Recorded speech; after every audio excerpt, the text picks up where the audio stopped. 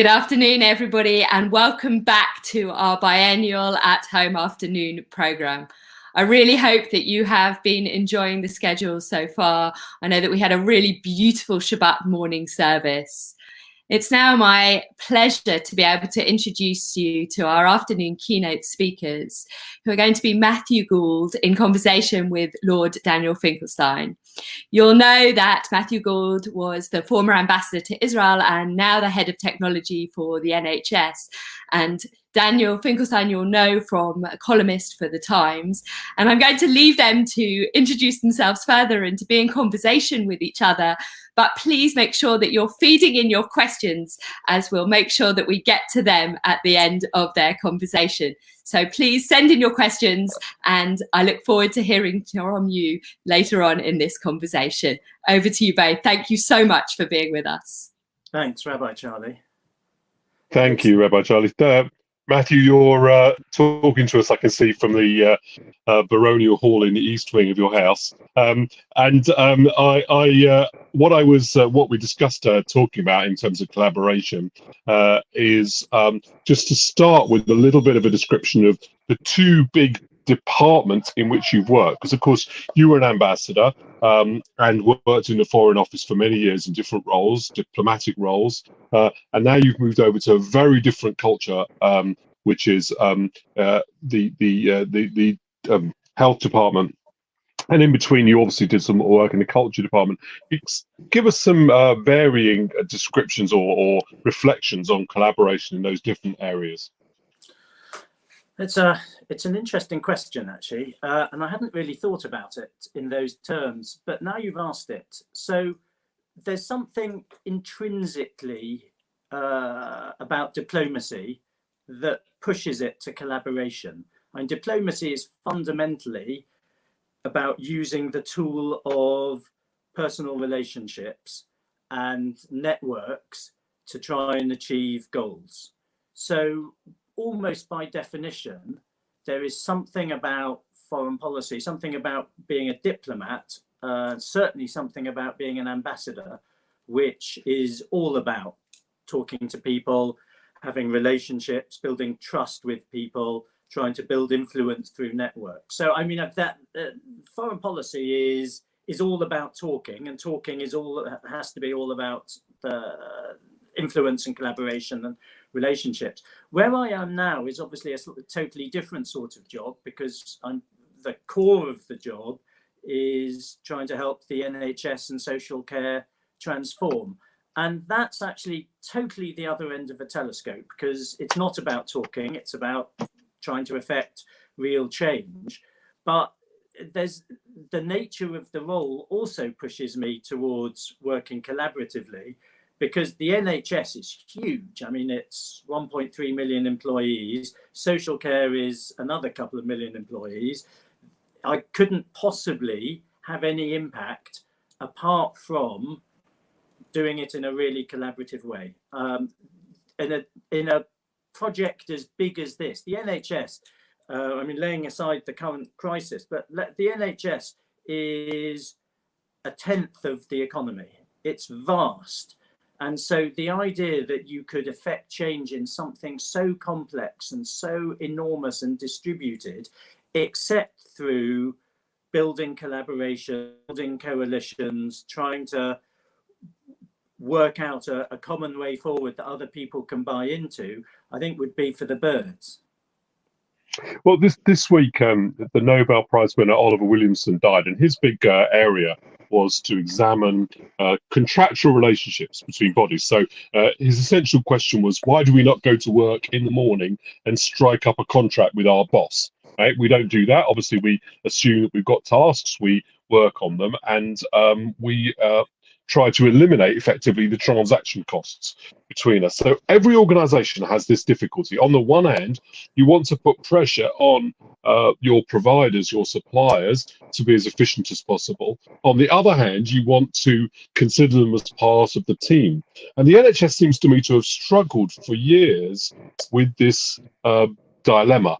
To what extent is the GP a purchaser, or to what extent are they a supplier? To what extent are institutions supposed to be competing with each other, and to what extent are they supposed to be working with each other? Have you come to any conclusions about whether the NHS has lent too much towards diverse supply and away from the advantages of central organisation, or the other way round, which is what some people argue?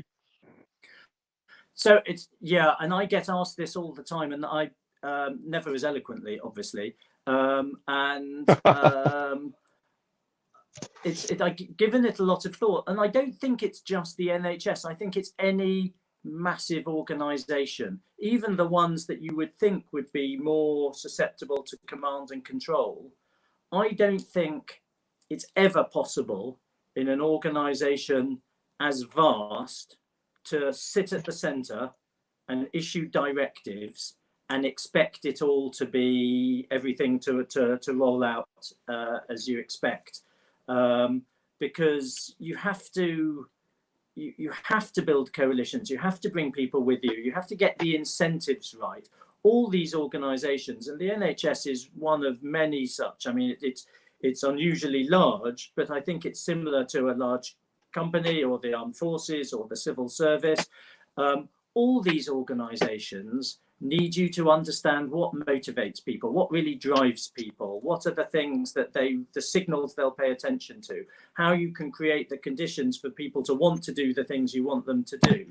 And so I think I spent my first few months in the NHS trying to work out this new organisation. I mean, I spent my career going from country to country trying to understand different political setups and the distribution of power and how power works in different places and political systems. Suddenly come to the NHS, and it was trying to work out, okay, so what's the key to understanding the NHS? And I think my biggest realization is there isn't a key. It's a really subtle, complex system.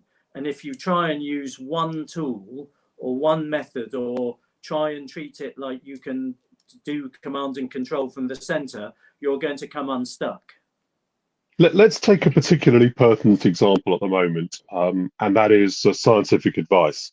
On the one hand, you want your scientific advice to be independent, because if your scientific advice isn't independent, it might not really be scientific. On the other hand, you want to collaborate with your scientific advisors. The more you collaborate with them, the less independent they are. The more independent they are, the less collaborative your team is. It's difficult for you because you're in office and working there to say whether you think we've got the balance right, and I don't expect you to do that, but because that wouldn't be fair. But just give me some reflections on the use of scientific advice by government and the issue of collaboration versus independence. So let me step away from scientific advice in the current context, because I think that's a sort of sensitive subject, and I'm not sure it'd be right for me to comment. But in previous jobs, I've taken a lot of scientific advice. When in my previous job, when I was Director General for digital policy for the government, we had a chief scientific advisor in the department. We had a scientific advisory committee. And I mean, you're absolutely right. There is a balance there. You, on one hand, you get a richer, better sort of discussion if they're to some degree in the team, rather than sort of behind a door or over a wall chucking their advice over. You understand each other's perspectives. If you're engaged in constantly talking, the scientist understands the policy drivers, and the policy people start to get a better feel for how the scientists are thinking and where they're coming from. But clearly, there's a balance there, because, as you say, on the one hand, the closer the relationship, the richer the dialogue. On the other hand, if they're part of a team, then it's slightly different from being a fully independent source of scientific advice. And I know, I mean, it's similar questions come up for regulators. Regulation often actually works much better when a regulator doesn't sit away from the people they're regulating, and sort of from a distance makes judgments, but rather talks to the companies in their sector, works out with them what are appropriate courses of action, gives them advice as they're working out what they want to do. But the challenge for a regulator in that situation is doing that while still being an independent regulator. So look, I think it's a very common dilemma, is how you find that, the right amount of collaboration so that you keep a measure of independence and you have the closeness to understand each other. One of the things that impresses me with the British civil servants, because as you know, both my siblings are civil servants, is the emphasis placed on leadership and training for leadership, the seriousness with which that's taken. And I contrast it with the media industry, where people just rise up. If they're good journalists, they rise up to another level. That's also true in politics. But in the civil service, an awful lot of thought is given to the question of leadership. So I know that, because from our conversations, that you've thought about it a lot. Where is the right balance between the advantages of a democratic organization, where you get this wisdom of crowds, right? Even the most wrong person is contributing collaboratively to the correct average answer. On the one hand, that's one model. And the other is that it's just chaotic. You have to lead from the front. People, to some extent, have to swallow what they think and follow what the leader thinks. Which of those two is more the model that you've been trained in, or at least that you prefer yourself? So let me say two things by way of introduction before answering the question. First of all, just to say, I work with both your siblings, your brother and your sister, and they are both fabulous. I mean, I don't know quite what led to 3 such eminent siblings, but whatever it was has really worked. Secondly, the civil service has changed. So I think now it places a great deal of value on leadership, on inclusivity, on values. That wasn't the Foreign Office I joined 30 years ago, almost 30 years ago. And I remember in my first year in the Foreign Office, I had to go and see somebody who was the grade I am now, called Sir Timothy Dalton. And he was a very decent individual, but I was petrified. I mean, I was awake the entire night before going to see him the next day, because he was so grand in an enormous office, and the gap between us in the hierarchy was felt very keenly. That's changed. I don't suppose anyone loses a night's sleep before a conversation with me now, and that's great, and that's much better, because I think one of the things that the thing I would say to actually answer your question, the thing that I really like about the civil service approach to leadership is it accepts that not everyone can, no individual can bring to the table every single attribute of leadership. There's a brilliant paper I read called, I think it was called The Incomplete Leader. And it basically pointed out that no single individual can be charismatic and strategic and on top of the details and brilliant with words and brilliant with numbers and brilliant with people and all the things you need in a leader. So I think for me, a really powerful understanding was a moment of understanding was to realize I don't need to beat myself up that I don't have every attribute of leadership. Actually, what I need to do is just recognize that and build around me in a team the things that I lack. So I know there's a bunch of stuff I'm not good at.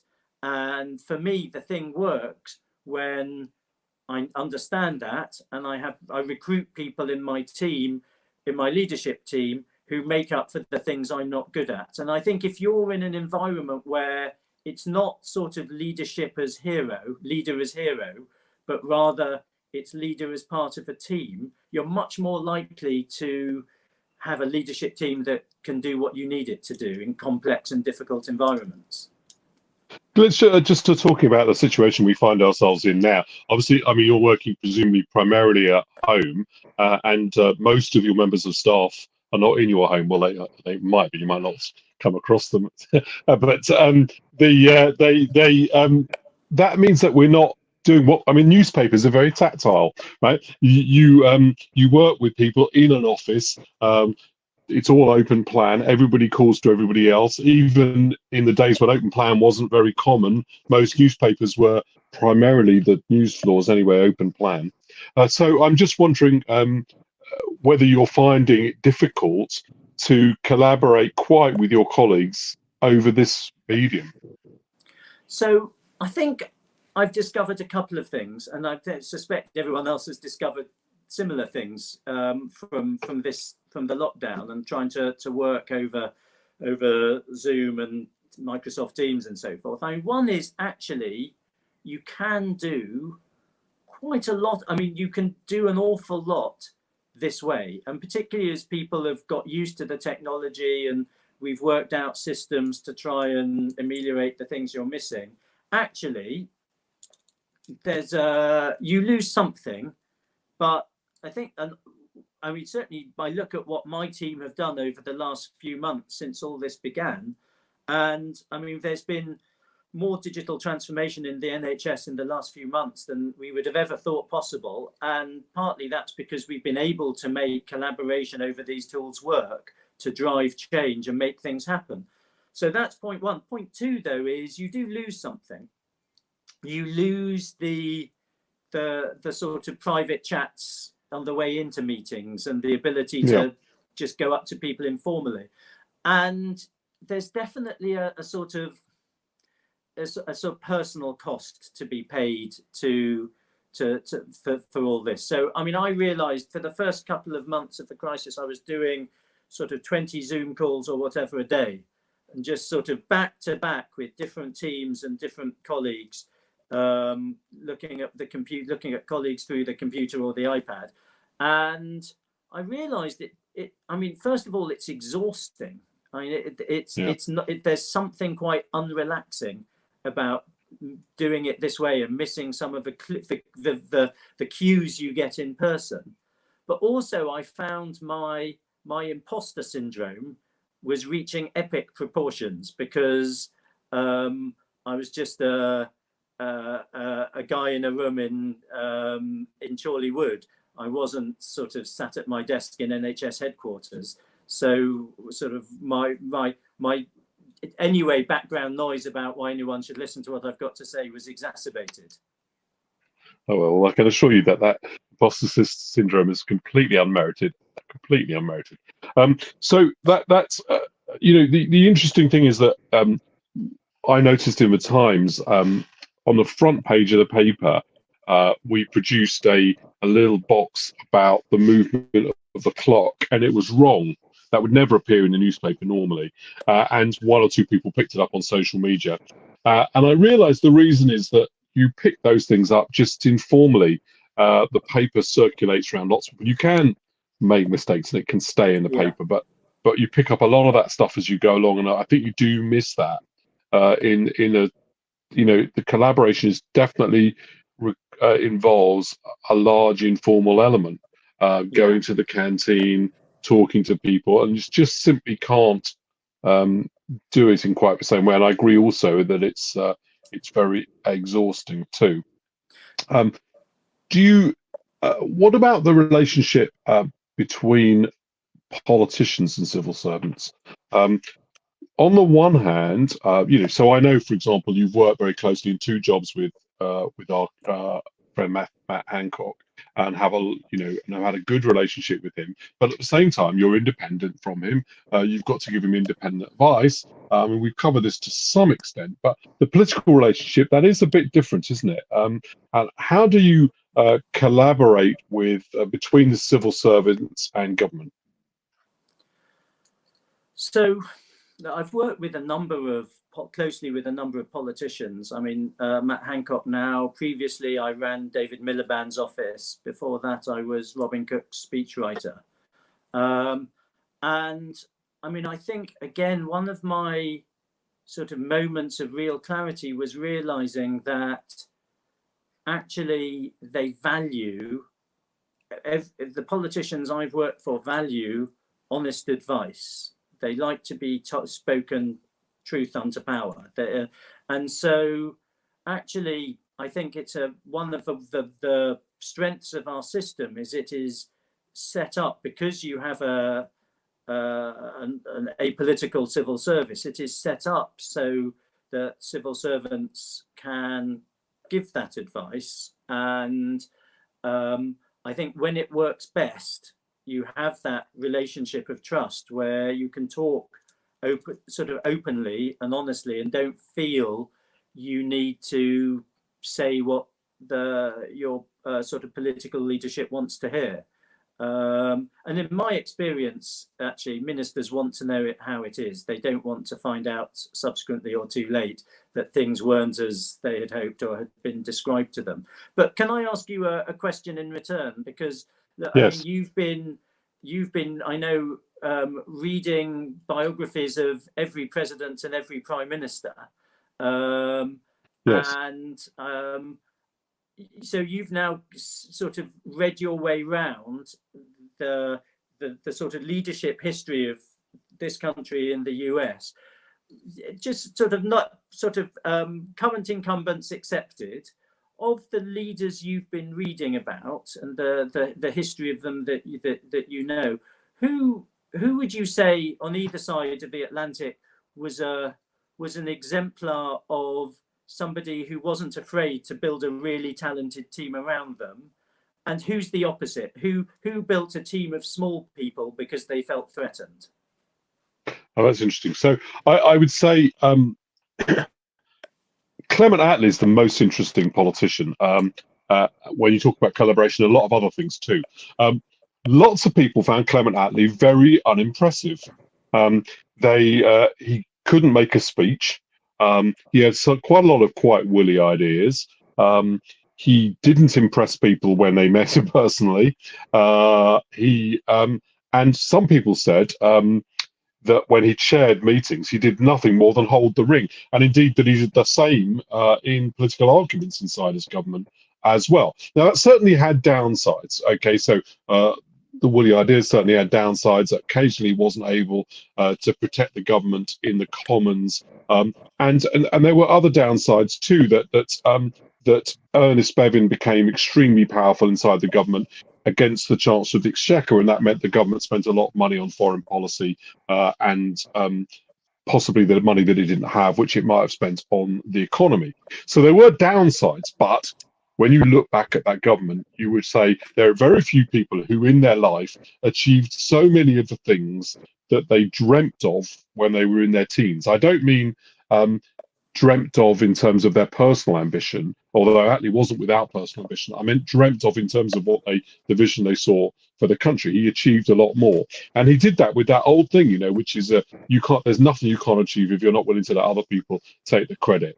And I think Attlee is the most interesting thing. No matter I do regard him as a great man. I think that if he hadn't made the choices that he made in the 1930s, actually, Britain, he was that decision by Attlee to support a coalition of democracies against a coalition of left-wing parties, which was what was being urged on him, was probably the most important political decision made by anybody in the interwar period, more important still than Churchill.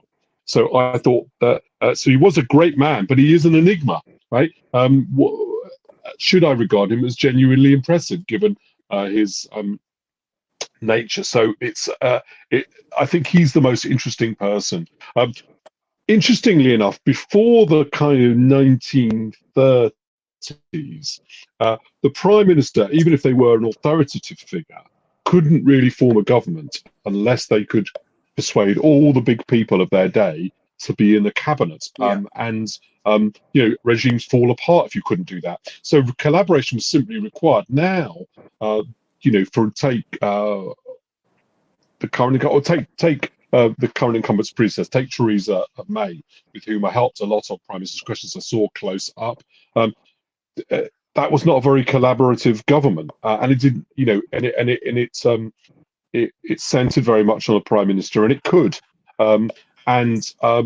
We have a system that's much more dependent on number 10 than it was, and I don't think that's necessarily a good thing. The problem is that all the senior cabinet ministers have to accept the kind of line to take without having a role really in setting it, and that ends up giving a lot of power to Downing Street advisors, because so much of it comes straight out of Downing Street. Whether that's a necessary result of our political system, I don't know, but it's certainly striking. So I would say we have a less collaborative political system. And if you were looking for the opposite to the way that that Attlee operated, Margaret Thatcher was probably the opposite. She used to give her view at the beginning of committee meetings rather than at the end. And what about American presidents? I mean, who wasn't afraid to have giants in their cabinet, and who created a cabinet of small people? Well, famously, Lincoln obviously brought together his rivals, and again, Lincoln was one of those people who wasn't regarded as impressive as we do now. The Times covered one of Lincoln's speeches with the words the occasion was almost spoilt by the words of the poor president. And that was how we reported the Gettysburg Address, Matthew. And that is because Lincoln was regarded as sort of a slightly folksy guy who told stories in place of making proper speeches, and he was sort of thought a bit backwoodsmanish, not indeed the kind of political leader. But what he did was that he got a lot of other people whom he respected to join his government, and that is.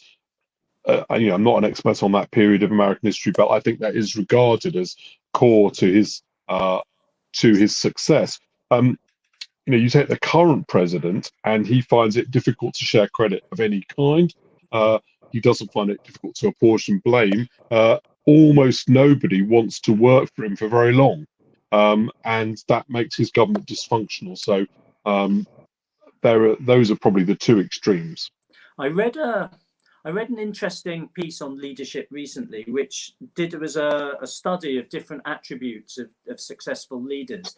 And I want to test the conclusion with you, see if it sounds right. But it struck home for me, which is, it said with one exception, there are no common characteristics to successful leaders. You can have charismatic leaders, you can have uncharismatic leaders.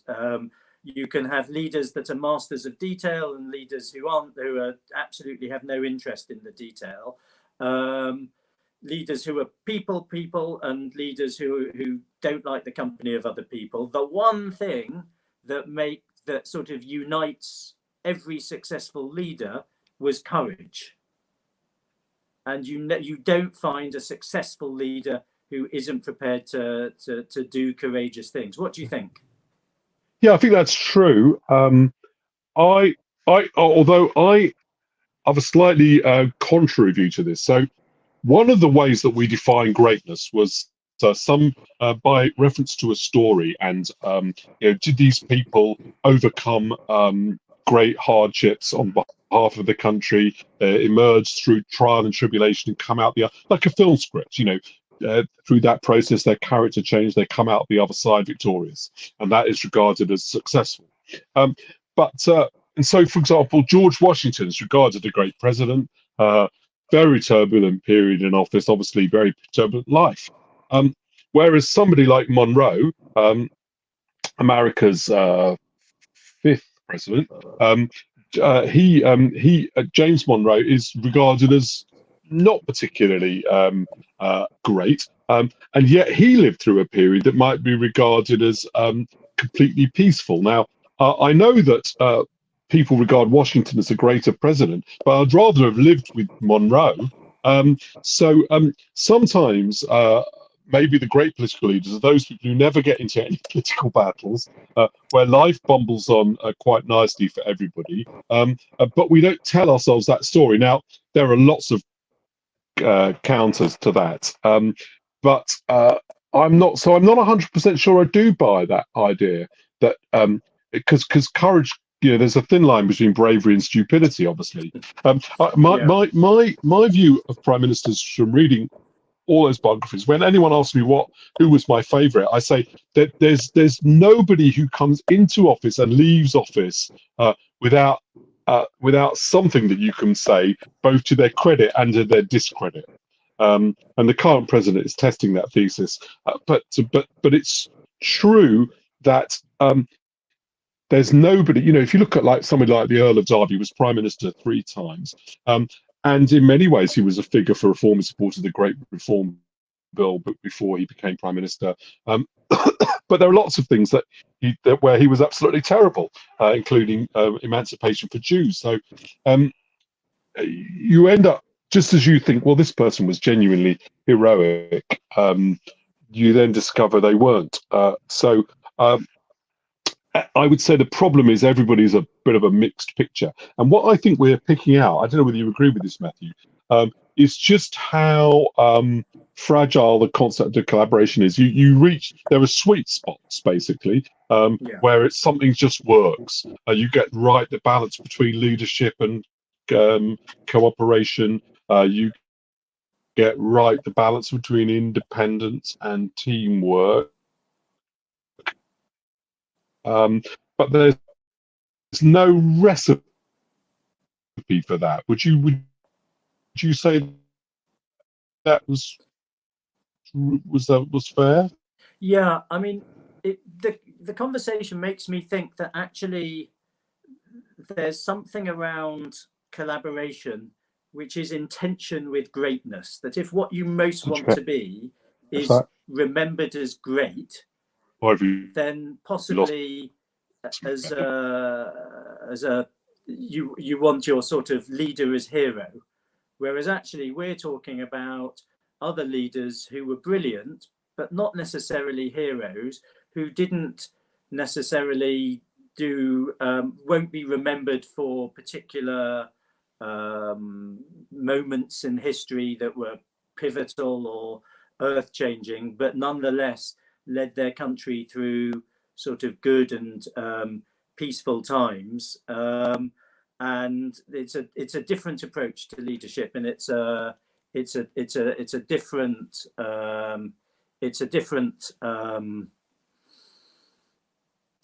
sort of value, I guess. I mean, I think of sort of President Clinton, for example. I mean, led America through some sort of relatively peaceful, prosperous, decent years. I don't think will necessarily be remembered as one of America's great presidents, but actually there's a lot to be said for that sort of leadership. Yeah, he was very collaborative. There was a cartoon when Clinton was president, with him with his feet on the desk and talking to his advisors, going, "What I'd do if I was president."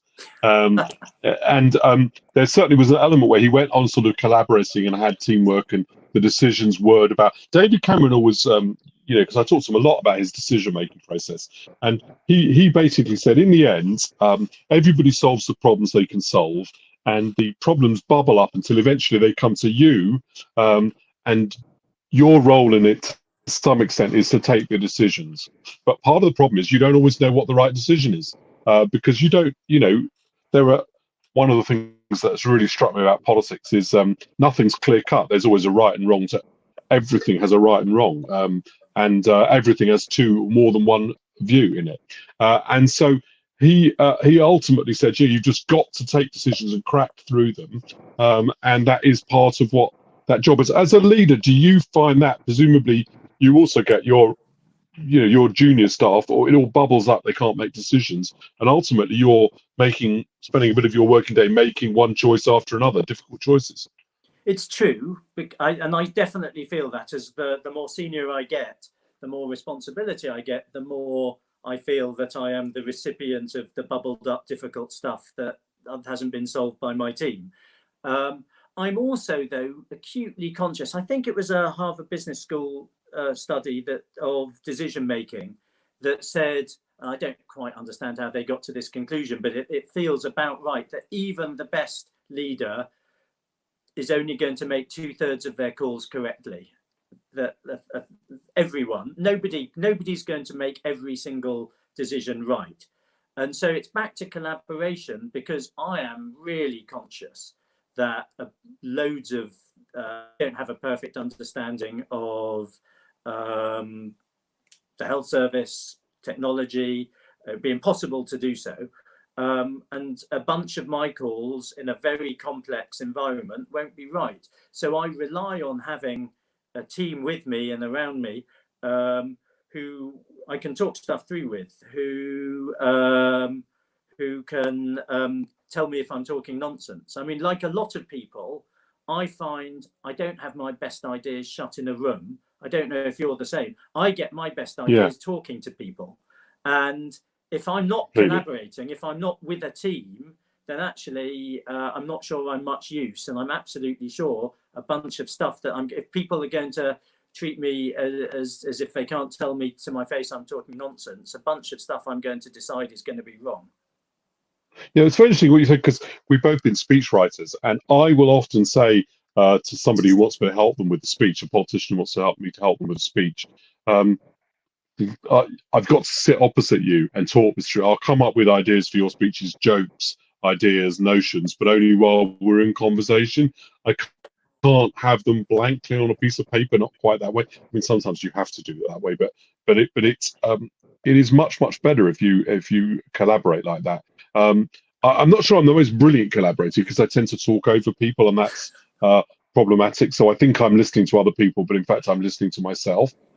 So I guess that's true. But on the other hand, the other thing that happens is you get your standards get pulled up. So I know that a key thing for me in my career, I did speech writing with William Hague, and the other person who was doing it was George Osborne, who's totally, those people who don't know him just know him as a politician, but you and I have both worked with him and known him. I know you've known him for many years. He's a totally brilliant intellectually, and just very witty and clever. And so doing it with him just really pulls up your standards. We were talking before, Matthew, about the Beatles, and one of my favourite quotes is George Harrison, who was asked about writing something, and Here Comes the Sun, two of the greatest ever pop songs. And in fact, Here Comes the Sun is the most popular Beatles song on streaming media, was written by George Harrison.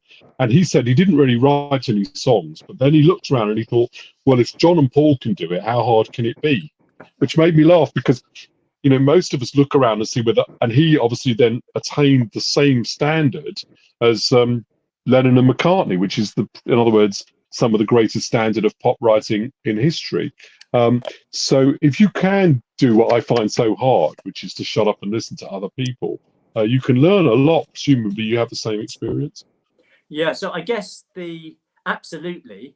And I guess the lesson from your story is, if only you and I were in the Beatles, we could have written brilliant pop songs as well.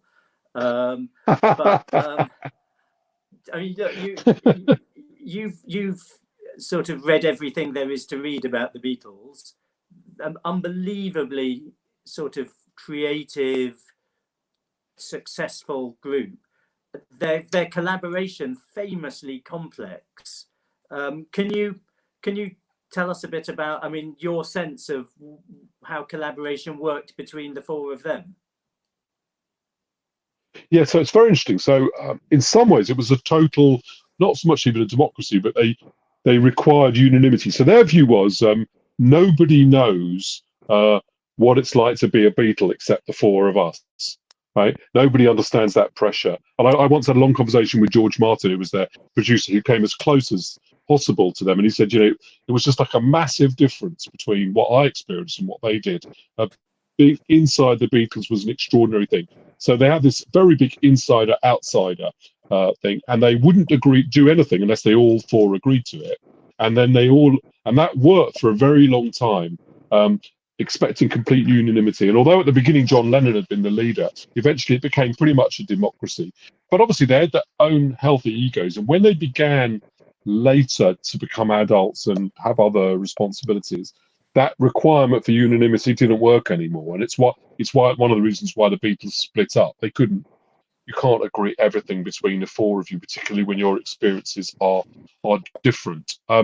But I think a lot of it was luck. They just got these talents together. But if you can get real combination of talent and then blend them with a number of people, that is an amazing experience. And you can really elevate your work by copying each other, but also by cooperating and by teamwork to something very special. But you have to be quite lucky in your teammates. So can I know Charlie's back and is going to break us up, but I just want to ask you one more question, because can you think of a musical group of that sort of caliber that didn't end up breaking up acrimoniously? Well, I suppose the Rolling Stones didn't. Yeah. Mick Jagger and Keith Richards have got a very fractious relationship now. Funny enough, I can't really say this online, but Keith Richards said something rude about Mick Jagger's sexual prowess in his book, in his biography. Mick Jagger was totally furious, and the result is their relationship's been not very good since. But they still are basically quite materialistic, the Rolling Stones, and quite businesslike. And Mick Jagger was like an accountancy student at the LSE, and that's how he runs the Rolling Stones. So they've managed to stick together despite that. So I would say they've sort of kept together despite the fact that their relationship's a bit acrimonious. But it's interesting, isn't it? You're quite right. Those collaborations do tend to break down. And maybe it is because the demand of group democracy and the intensity of that collaboration is just too much. And actually, you do need a bit of space between you. And so I suppose that, passing that back to Rabbi Charlie at this point, I suppose you're right. There are limits to collaboration. It can be stifling and it can break down if you don't, I suppose, have a bit of space for everyone to be independent individually. Yeah. Thank you both. It's been fascinating watching and listening to you be in conversation, and we've had an awful lot of comments come in, and questions, and I'd like to try and put some of them to you. One thing I'd comment on is that people seem to have been really struck by how open you've been about the difficulties of collaboration. And I think a lot of people were very struck, Matthew, when you talked about imposter syndrome, and it seems to have struck a lot of chords with people, and the sense that there is a need to be, in order to collaborate, one has to almost be very confident in oneself, and that level of confidence that sits alongside, or needs to sit alongside, effective collaboration. And one of the people has asked whether actually is collaboration, is that strive to be collaborative, something that's inherently human, or does it go against our natures? That's either of you. Shall I first? Yeah, I think it is inherently human. So you have to ask yourself this question: why do we cooperate with people who don't share our genes? So Matthew and I are very close to each other, and I learn a huge amount from talking to him. I get a great pleasure out of it, and we're close friends, but we don't share the same genes. So why would we do that? Well, the answer is because we've evolved to understand that we put something in, we get something out. Collaboration is a great evolutionary tool. And I think it's deep in our sense. So one of the things I always argue politically, people think that fairness is equality, and there is an element of equality in it, but actually, really, it's reciprocity. I put in, therefore I get out. Providing our relationship is reciprocal, it can be collaborative. We're prone to the view, which is why collaboration can break down. It's an illusion, but that we're putting in more and the other person's getting out more. But if you can overcome that delusion and realize that's nonsense, you can make collaboration last and be incredibly valuable. Yeah, I agree with that. And my sense, on a sort of slightly different level, is it's a very rare person who doesn't want to be part of a wider group, who doesn't crave the company of others, who doesn't feel that they can be productive as part of a team. And quite often I found those who sometimes say they don't, and actually say they're happier on their own, actually that masks a sadness or a dislocation.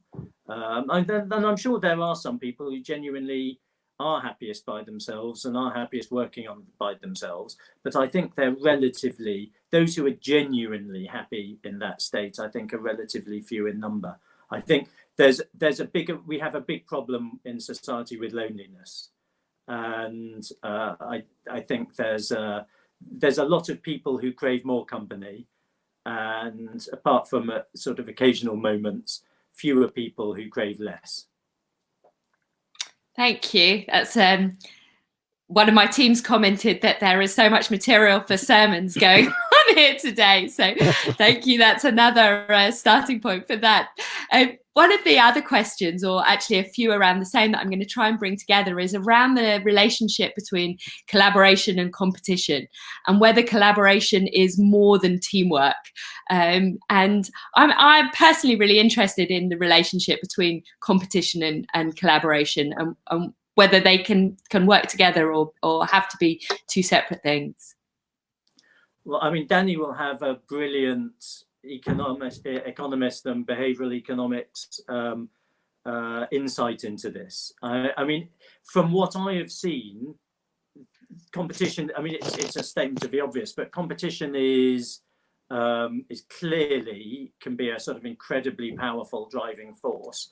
And some of the best sort of formal frameworks I've seen for creating new ideas, new products and things like that, manage to keep in tension both collaboration and competition. And it's quite hard to do. But I mean, previous jobs, I've brought in some people to run a process, 2-day process for my team, which was essentially a competitive brainstorm about a particularly thorny bit of foreign policy.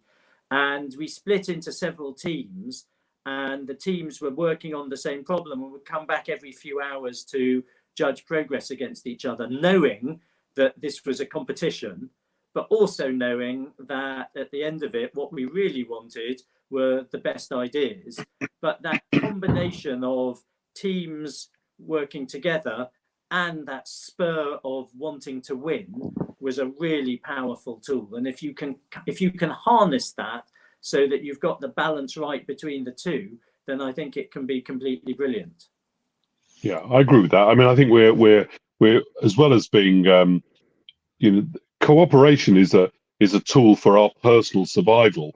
But I'm afraid that our battle to replicate our genes is really the root of everything, and therefore we're always trying to impress other people and to show what we can do. But what's interesting about my experience of collaboration is let's take preparing for prime minister's questions. There's a lot of you want the aim is for the prime minister themselves to make a great performance and put the argument across, and then the team as one, and you feel a great sense of bond with all the people that you've worked with. And I felt that bond with people I otherwise haven't got much in common with, but I worked with them on that.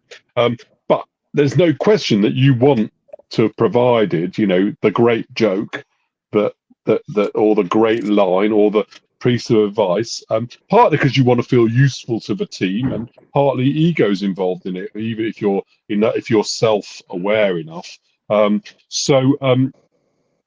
So I think competition, we were talking about the Beatles, John Lennon and Paul McCartney basically were always trying to top each other. And from the very earliest days, Paul was trying to impress John Lennon. That was how the Beatles got together. And they were very cooperative, but Paul particularly has always been very competitive. Thank you. I would be really neglectful if I didn't come back, and Daniel, you kind of led me into it slightly by talking about replicating of genes, which is to mention that both of you have, one way or another, had a very strong relationship with LJY, with our youth movement, Ulksnick as was. And there is a really different level of cooperation and collaborative working that comes out or is modelled by our youth movement. And I just wondered, and also, I mean, Daniel's son bar mitzvahed in this time of COVID in a virtual synagogue in a very different way. And I just wonder whether, just as we bring this session to an end, whether there's any comments that you could make about specific liberal Judaism and collaborative working, either in the context of for your children or for yourselves, or in your own synagogue working. Oh yeah, so you know, a peer group pressure and peer group cooperation is a crucial part of personality formation. So I think I have brought up my children in cooperation with LJY.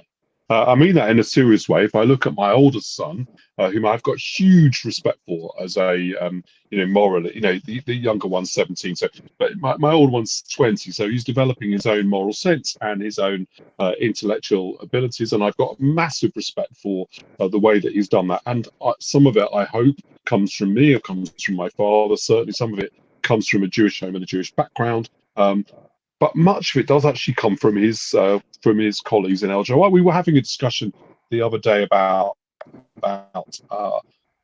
older men and younger women, and I realised that Sam had given a huge amount of moral thought to that question, and it's clearly had been a topic of conversation among his LJY contemporaries.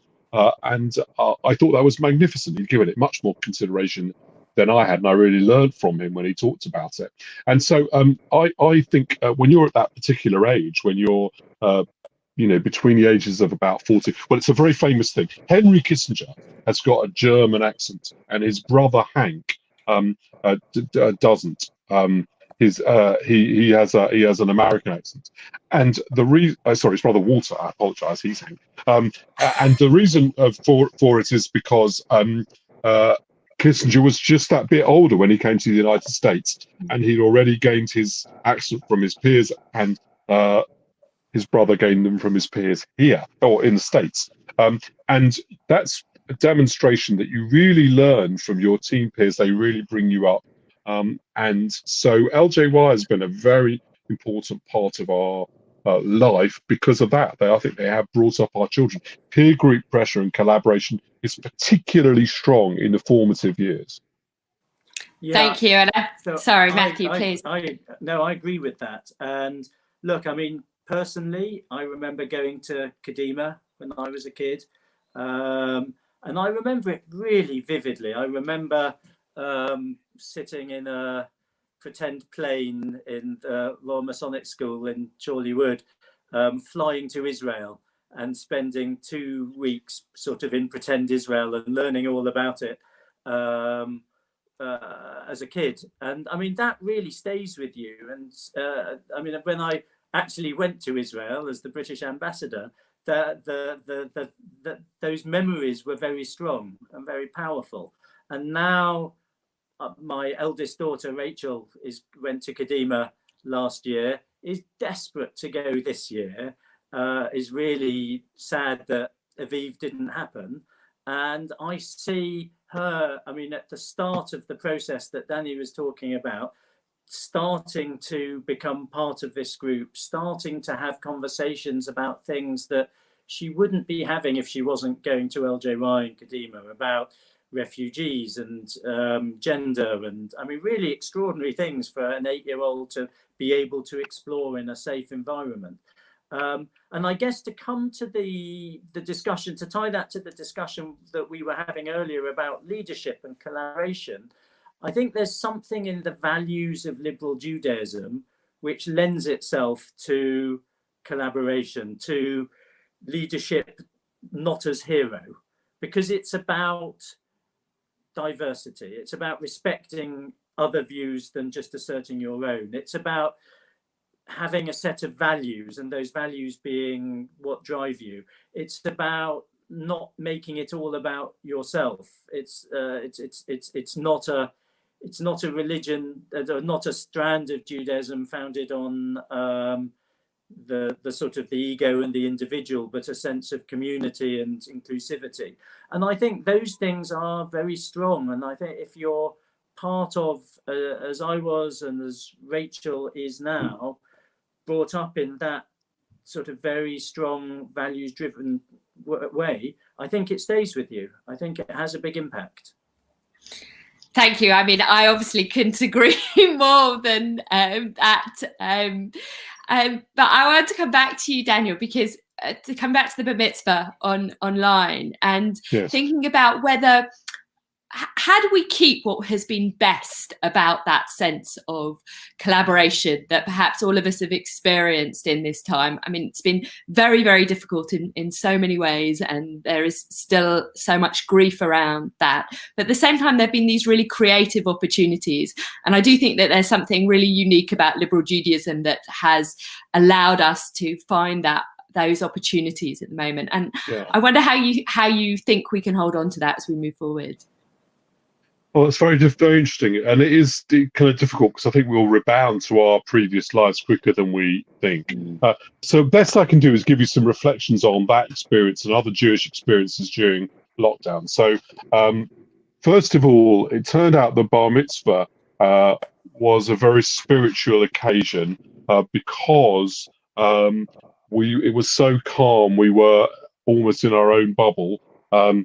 Whilst we still had the ability to link up with everybody else, and it demonstrated the importance of a sort of sense of tranquility actually in Jewish celebration, which I don't know quite how one retains, but I did think it turned out to be an incredibly nice way to do his bar mitzvah. On the other hand, we haven't had a party, and that is a shame for him, right? And hopefully we'll have one, but it could still be quite a long way off. We're fortunate because he's relaxed about that, but it could be very upsetting for some children. The other thing I've noticed is that on Shabbat, we always meet with my sister online. We're able to take in our relatives from this country, but also elsewhere in the world. That has been particularly nice. And also, it's been a particularly important way of separating the week from the weekend.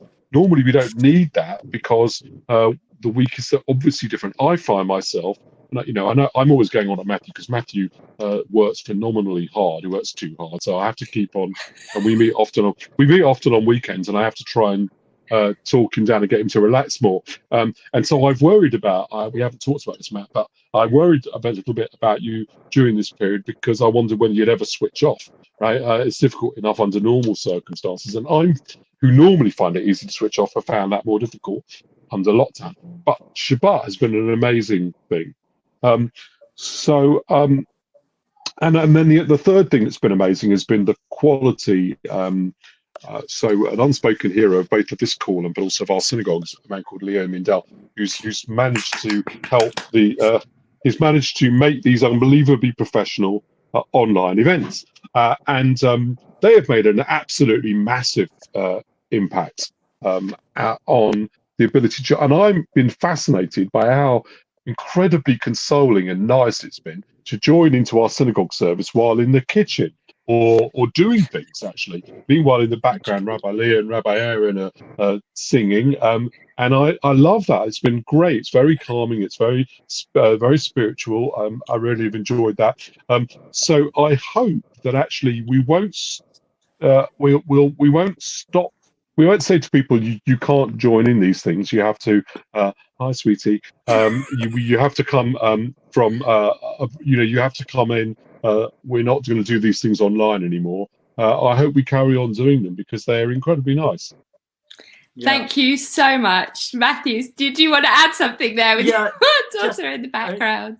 Final thought is, I think Danny is absolutely right that one of the downsides of this is it's been harder to separate home from work. And for those of us who are prone to work too hard, I think it's a danger. My stress levels are off the scale. I just want to say my favourite sort of Jewish moment of the whole thing, the whole crisis so far, though, was being part of one Zoom service, and all the way through, I could hear a pair of my elderly relatives giving a commentary on the rabbi, and luckily they were being really polite. But eventually I had to ask the rabbi to mute them because it was just getting too excruciating. I tell you what, my sister did comment, wouldn't it be magnificent if we had a mute all for option for all Seders. It was just incredible. I mean, you could actually hear the Haggadah being read. Thank you so much, both of you. I know not only from my own experience of listening to you two, but also from all the comments that are coming from not only from liberal Jews, but from around the country and beyond, to say thank you. It has been a fascinating conversation, given us a lot to think about, and also just the honesty that in your ceremonial hall, Matthew, that you are feeling many of the ways that many of us are feeling at home as well. And I know that we really have appreciated that.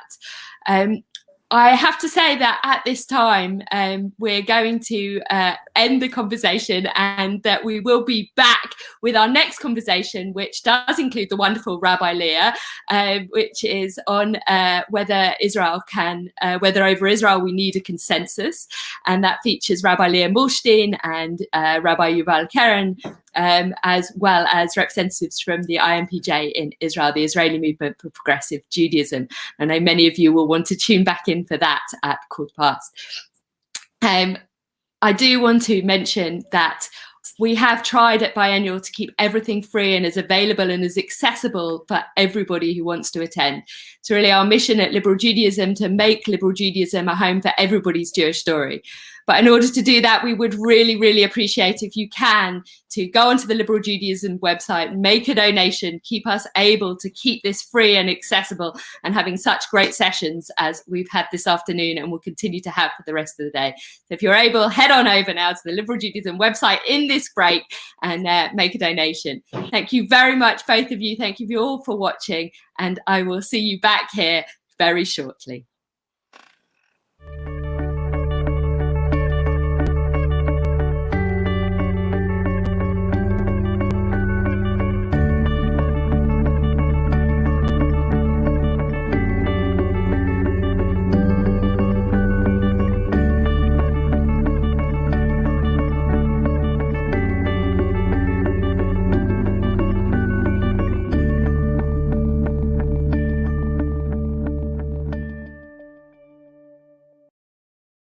Rosenberg, who was then administrative secretary of what was the ULPS. She said, "Would you be interested, Brenda, in helping start a synagogue locally?" I jumped at it. I knew Rosita very well because she'd been part of the Ner Tammuz youth group. So from there, we went to various meetings with other people from Streatham Synagogue and from St. John's Wood Synagogue, who all lived fairly locally and were all in the same position as ourselves, with children growing up and having to spend hours on a Sunday taking them to religion school. And so we held a meeting at a big assembly rooms in Surbiton.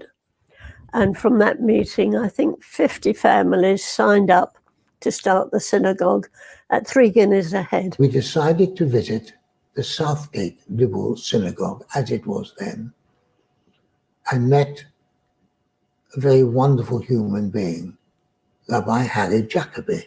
And we lived very much under the guidance of men like Harry and his lovely wife, Rose. It was a very nice, happy synagogue. He was really committed to liberal Judaism. He thought it contributed to the world. He thought that a really important part of what it was there for was to make a wider contribution. He was quite universalist in his outlook, although particularist too. And, he was a Zionist, but not a critical Zionist as well. And there again, that's where he valued progressive Judaism in Israel. This was very important to him, is that he thought it should never stay fixed. He always wanted to be changing, and he exemplified that because he was always changing his mind. Right to at our last rabbinic meeting, retreat, he said something that completely surprised me, because for years he'd been saying one thing and then he said something different. And he thought that's how progressive Judaism should be, always ready to change and adapt. He really encouraged young people to have creative services, and he became concerned at one point that young people were being too traditional. So he really was always, looking ahead, looking to the future, looking at what needed to be done differently in changing times. Shabbat, Shabbat Menucha, Menucha. Shabbat, Shabbat Menucha. Yom Zeh, Yom Zeh Yisrael. Ora v'simcha, Ora v'simcha. Shabbat Menucha. Yom Zeh Yisrael. This podcast series of oral histories is part of the exhibition Lily's Legacy, Voices and Visions of Liberal Judaism, a project supported by the National Lottery Heritage Fund.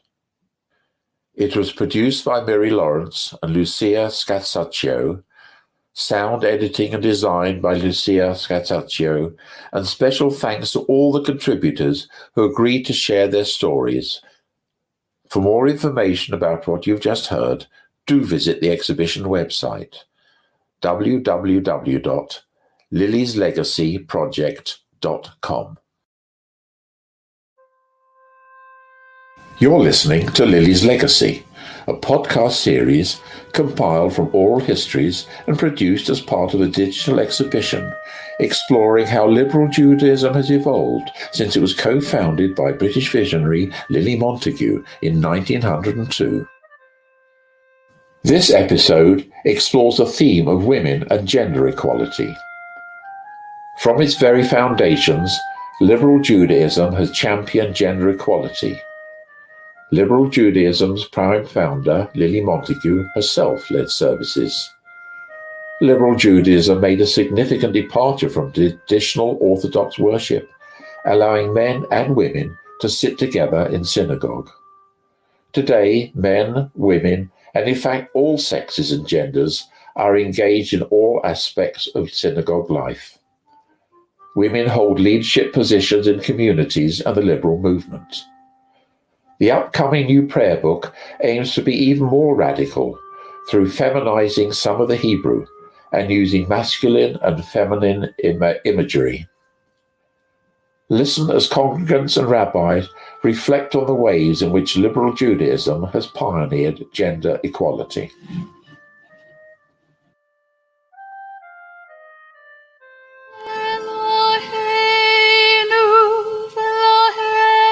I must say I like and always like the liberal and reform of bringing women up onto the bema.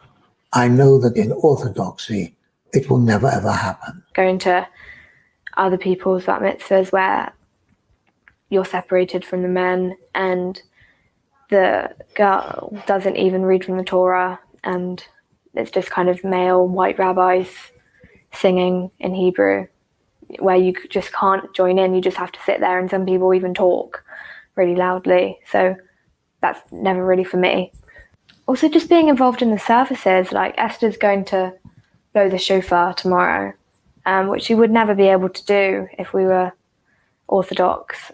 And I think it's just little things like that, being involved, being able to feel like you're part of a community instead of just tagging along. I think that's important to all of us. 40 years ago, not really any girls had a bat mitzvah, which is really, really sad and unfair, and it makes me angry. The boys had bar mitzvah, the girls had confirmation. No, after evacuated, when I came back, then I was confirmed by Dr. Mattock. He was a liberal, and he had an office at St. John's Wood, which is where it is now. I went up to see him, and he gave me a lecture, and that was it. Well, it was just the usual. Stood up, we said a few words in Hebrew, and we had a few words in English, and we read our portion, and then there were 3 or 4 of us. I wasn't just the only one. Then he said prayers over us, confirmed in the Jewish faith, and that was it. I was about 16 then. When I was 96, I did my bar mitzvah in the synagogue. I heard a lady do it in London, and I thought then, quite a long time, I could do that. Why don't they have a go? I talked with the rabbi, and she said, of course you must do it. they gave me the transliteration because I never learned Hebrew. That was due to the circumstances in Germany. And then in England, I never took the time. I knew prayers all right, but and I've never really bothered to learn it properly. But I did learn my bit from the Torah portion. And then 2 years ago, I finally did it in August. I was very proud that even at my age, I had finally managed, because I wanted to properly join the community who had been so brave in carrying on this sort of tradition, which I felt was a very good one and had lasted all through the centuries.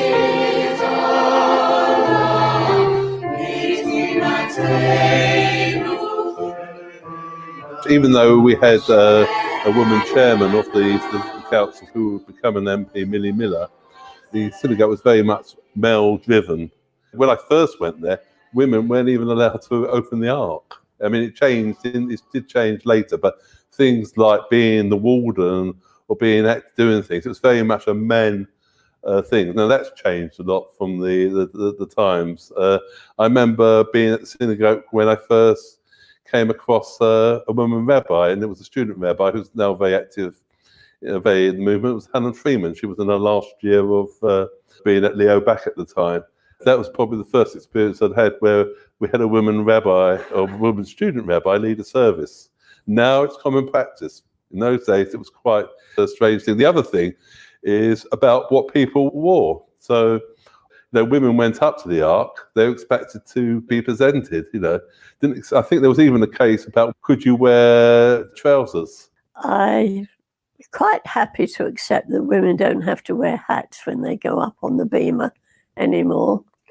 And I expect the rabbi to wear a tallit, whether it's a man or a woman. But I don't like to see female members of this congregation going up wearing a tallit, and they do. Women are allowed to wear talit, wear kippot, and a lot of the younger generation appreciate that. And that it will draw people to keep within Judaism, because all the rituals and the segregation of a lot of the Orthodox, or I can only talk for myself, a lot of the Orthodox synagogues, not for me.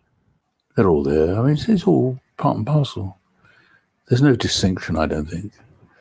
And I don't know in our synagogue where it seems to me time after time after time you go to synagogue on a Shabbat morning and the bima is full of women.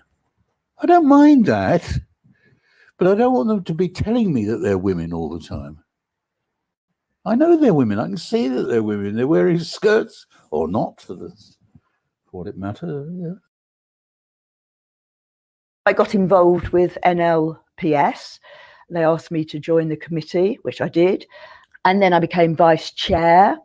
It was at the time as well when Marcia Plum became the rabbi, and she was into spirituality, and we had a spirituality session sometimes on a Saturday, and there was half an empty bookcase in the Jewish Women's Network. These were all kind of big things that were happening. So I got all involved with all of that. What I'm really into at the moment is telling the stories of people whose stories don't usually get told. So this Passover I ran like a women's Seder at my house, and there was a big focus of Miriam in the Seder. That is like becoming more of a tradition. For the Moshe House, for example, we had to write a mock calendar of what events we would run.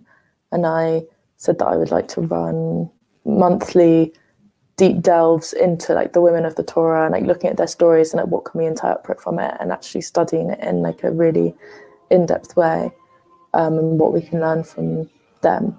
Bringing people together, it makes me really happy in a space that makes everyone feel welcome and special and included. And like spiritual singing, that kind of stuff, I find that really kind of inspirational and motivational. I think it is a special movement to be part of for the values that it holds, and like being able to trace, you know, for example, the inclusion of women to the beginning of the movement. I just don't think I've engaged with it that much, actually, if I'm honest. And I would like to more.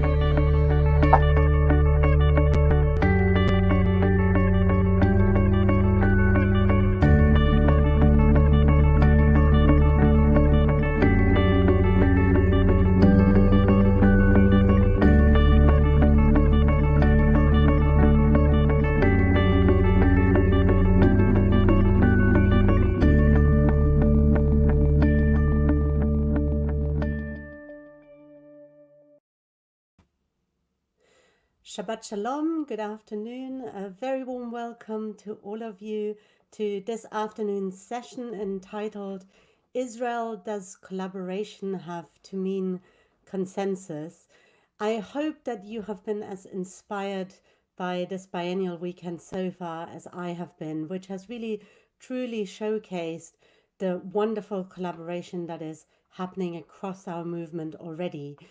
But as we are celebrating collaboration, we also wanted to look at some areas where sometimes maybe we feel challenged in our collaboration, or where we feel challenged because maybe this is an area where we don't necessarily all agree with each other on every single point.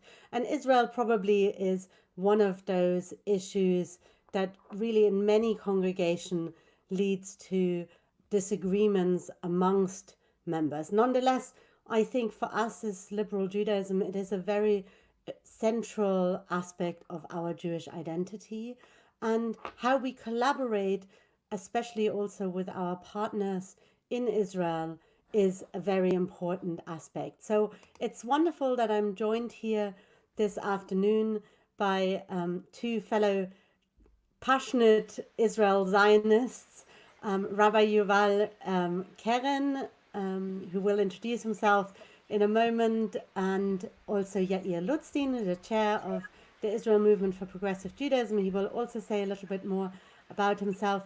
I'm Rabbi Leah Muhlstein, for those who don't know me, one of the rabbis at Northwood and Pinner Liberal Synagogue, and probably here today as on this panel because of my role as the international chair of Artzeinu, which is the political organization that tries to bring together the political voice of progressive, liberal, reform Jews from around the world and represent this voice in the national institutions of the State of Israel. So I've got my Israel flag up in the background to just fit the decor to the topic. So does collaboration have to mean consensus when it comes to Israel? I'm going to start by turning to our guest, Yair Lutzstein, to introduce himself briefly and maybe just start with a few thoughts on the title of our conversation. Hi, good afternoon. It's a real pleasure to be here with you. And I'll just say a couple of words about myself. I made Aliyah from Toronto in Canada in 1979. I had a long military career. I'm a lawyer by training. I served in the military as a lawyer, reached the rank of colonel, and after leaving the military, my last position in the military was legal advisor to the IDF in Judea and Samaria, or the West Bank. Previously to that, I was tasked with putting soldiers on trial on a team of prosecutors. I led a team of prosecutors, and before that, I was the IDF legal advisor to the Gaza Strip. So I've had some interesting jobs dealing with provocative questions. And after leaving the military, I joined the reform movement in Israel in my synagogue in Jerusalem. One thing led to the other, and I'm now the chair of the IMPJ, dealing with many issues relating to matters that are sometimes also questionable and whether issues that are sometimes debatable. And I think that one of the issues that I understand is on the table today vis-a-vis Israel is the question of whether Jews in the diaspora or abroad, or however we want to call them, should make comments about annexation. And I can say about the thoughts being that our new government has made a statement saying that they want to advance the issue or the matter of annexation of parts of the West Bank, of Judea and Samaria. And I know that many people in the liberal and progressive Jewish communities around the world have problems with that. And I can say that for now, the Israeli reform movement has not made a statement, and it has not yet made a statement on that fact, and I'm not sure that we will. It's a question that is very, very debatable here in Israel. There's no consensus, certainly within my board and amongst many Israeli Reform Jews. According to the latest polls, a plurality of Israelis actually support annexation, and for now, we are not taking a position in that, but I'm happy to speak afterwards, after we hear Yuval and Leah, about places and issues that we have decided to take positions on, and I think that's important as well. To you, Yuval. Sorry. Yeah. I'm Yuval Keren, the rabbi of Southgate Progressive Synagogue. I can say that I spent half my life in Israel. That's first half of my life, and the second half in the UK. Spending half my life in Israel, I grew up in the Israeli education system up to, in fact, higher education. Spent time in the Israeli army, as most people do in Israel. And I was a farmer there for quite a few happy years. And then I came to this country, and here I have chosen a very different path to become a rabbi, a liberal rabbi. And I would say this is really the makeup of my two identities, one as an Israeli citizen and very much involved in what is happening in Israel, and it's very close to my heart. And the other one is serving the British Jewish community. And therefore, I find that traveling in between these worlds, it's a fascinating world, but sometimes could be quite difficult because I judge things from both these points, often from an Israeli point. In fact, one of the things I say to myself, it's very difficult for me to comment or to pass judgment on what is happening in Israel, because I know very well, having lived the reality for 25 years, I know very well that it's very easy to judge things from here. Things that you can see from there, you can't always see from here. So I am a great advocate for Israel, but like a good Israeli, I don't always agree with everything that happens in Israel. And having sort of born just 3 months before the 67 war, in fact, we just yesterday celebrated the Yom Yerushalayim, and it's very much, it's the event that changed Israel, and changed Israel a huge amount, from maybe a small country surviving for its life to a superpower, maybe a little bit too forceful at times. And this is something I'm struggling with. And I've been struggling with all my life, all my 53 years since the 67 war. Thank you very much, Yuval. So Yair, you addressed already one of the big elephants at the moment in the room around the Israel conversation, which is the question of annexation. What will it mean for the Palestinians living in those areas? And you spoke about the fact that there isn't consensus on your board, and that therefore you are not taking, at the moment you haven't taken a position, and you probably are not likely to be taking a position. I think I see this a lot in the work that I do with Artseinu, because I'm the international chair, so I represent progressive Jews from around the world. And while in certain areas of the world, specifically in North America, or actually specifically in the United States, often the progressive Jewish community is seen as being very left-leaning. If we look around the world elsewhere, for example, to the Australians, then our community is not so much divided by left-wing versus right-wing, but actually people affiliate with a progressive community because of their religious identity, not necessarily because of their position on questions on the Israel-Palestine conflict, for example. So I think we definitely see that consensus is difficult. Now, there's an interesting question within our own movements or vis-a-vis other movements then. If we know we do not have consensus on issues, does that mean we can't say anything? And I think for me that's also problematic. I think there is a time sometimes when we need to say, we need to learn to be able to make statements and be respectful of the minority opinion nonetheless. But if we always say, no, if there is no consensus, we cannot make a statement, then it leaves us out of the conversation. And in a certain sense, it also prevents us from being able to collaborate. I don't know, Yuval, what do you think? I mean, for example, Rabbi Laura Janak Klausner, the senior rabbi of the Reform Movement, published an op-ed in the, I can't remember now, I think it was the Jewish Chronicle, making a very clear statement about her views. The liberal movement hasn't done that at the moment. What do you think? Why is that? Has LJ not made that statement? Is that because we're shying away from it? Because we're not ready? What do you think? Well, I can't really answer for liberal Judaism. I can speculate, but I can't answer for. The part of the problem that we have, and maybe it's the same reason why the IMPJ, the Israeli Movement for Progressive Judaism, did not make a clear statement, is because in our community, there are different people who join liberal Judaism for all sorts of reasons. Some of them might be political, others that could be religious.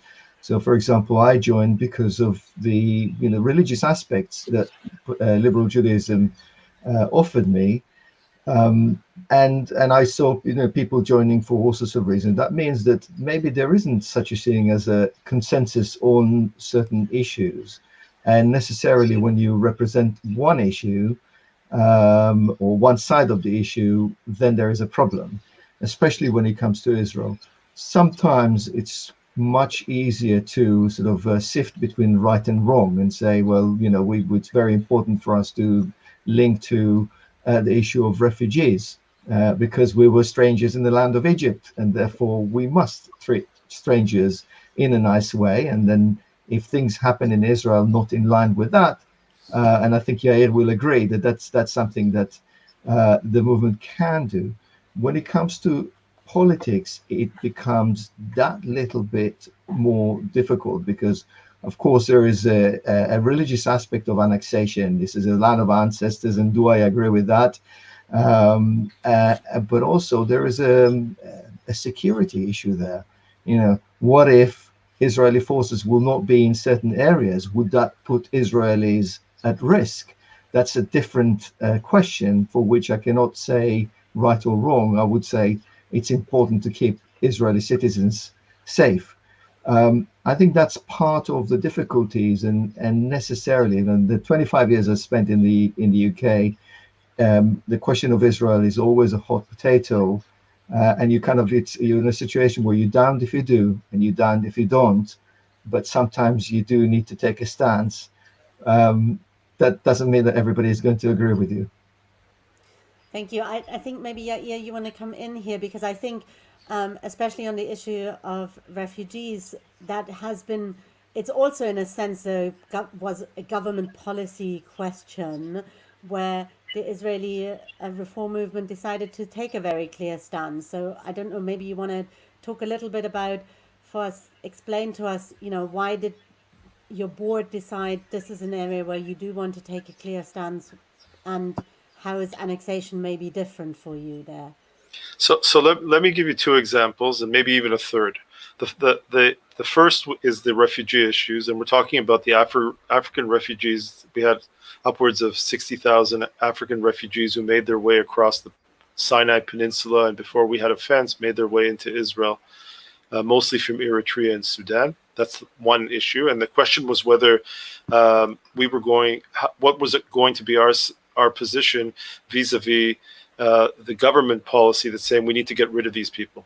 We need to get them out, and we need to find all means. And the government has taken some very, very, in my humble opinion, ugly measures to try to force people out and make their lives uncomfortable. And we, as the reform movement in Israel, the Israeli movement for progressive reform and progressive Judaism, took a stance saying that is not our type of Judaism. The other issue was the nation-state law.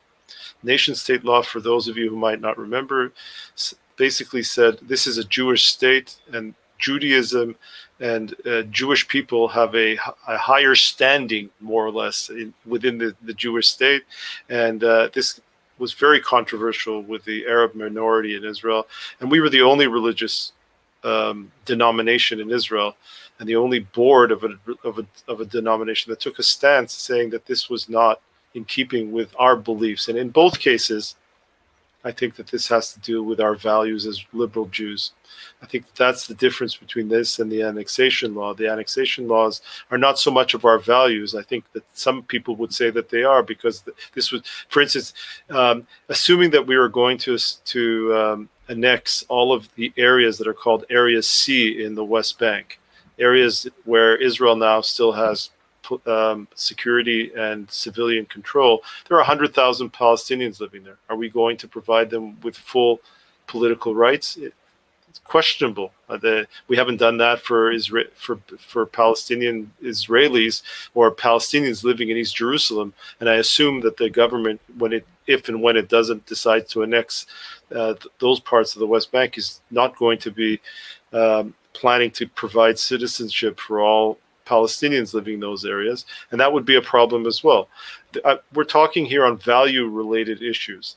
I want to add one last example, and it's connected to Yom Yerushalayim, Jerusalem Day, that we celebrated. And I say celebrated because all of us, all Israelis, were very, very are very proud of having Jerusalem as our national capital, of course.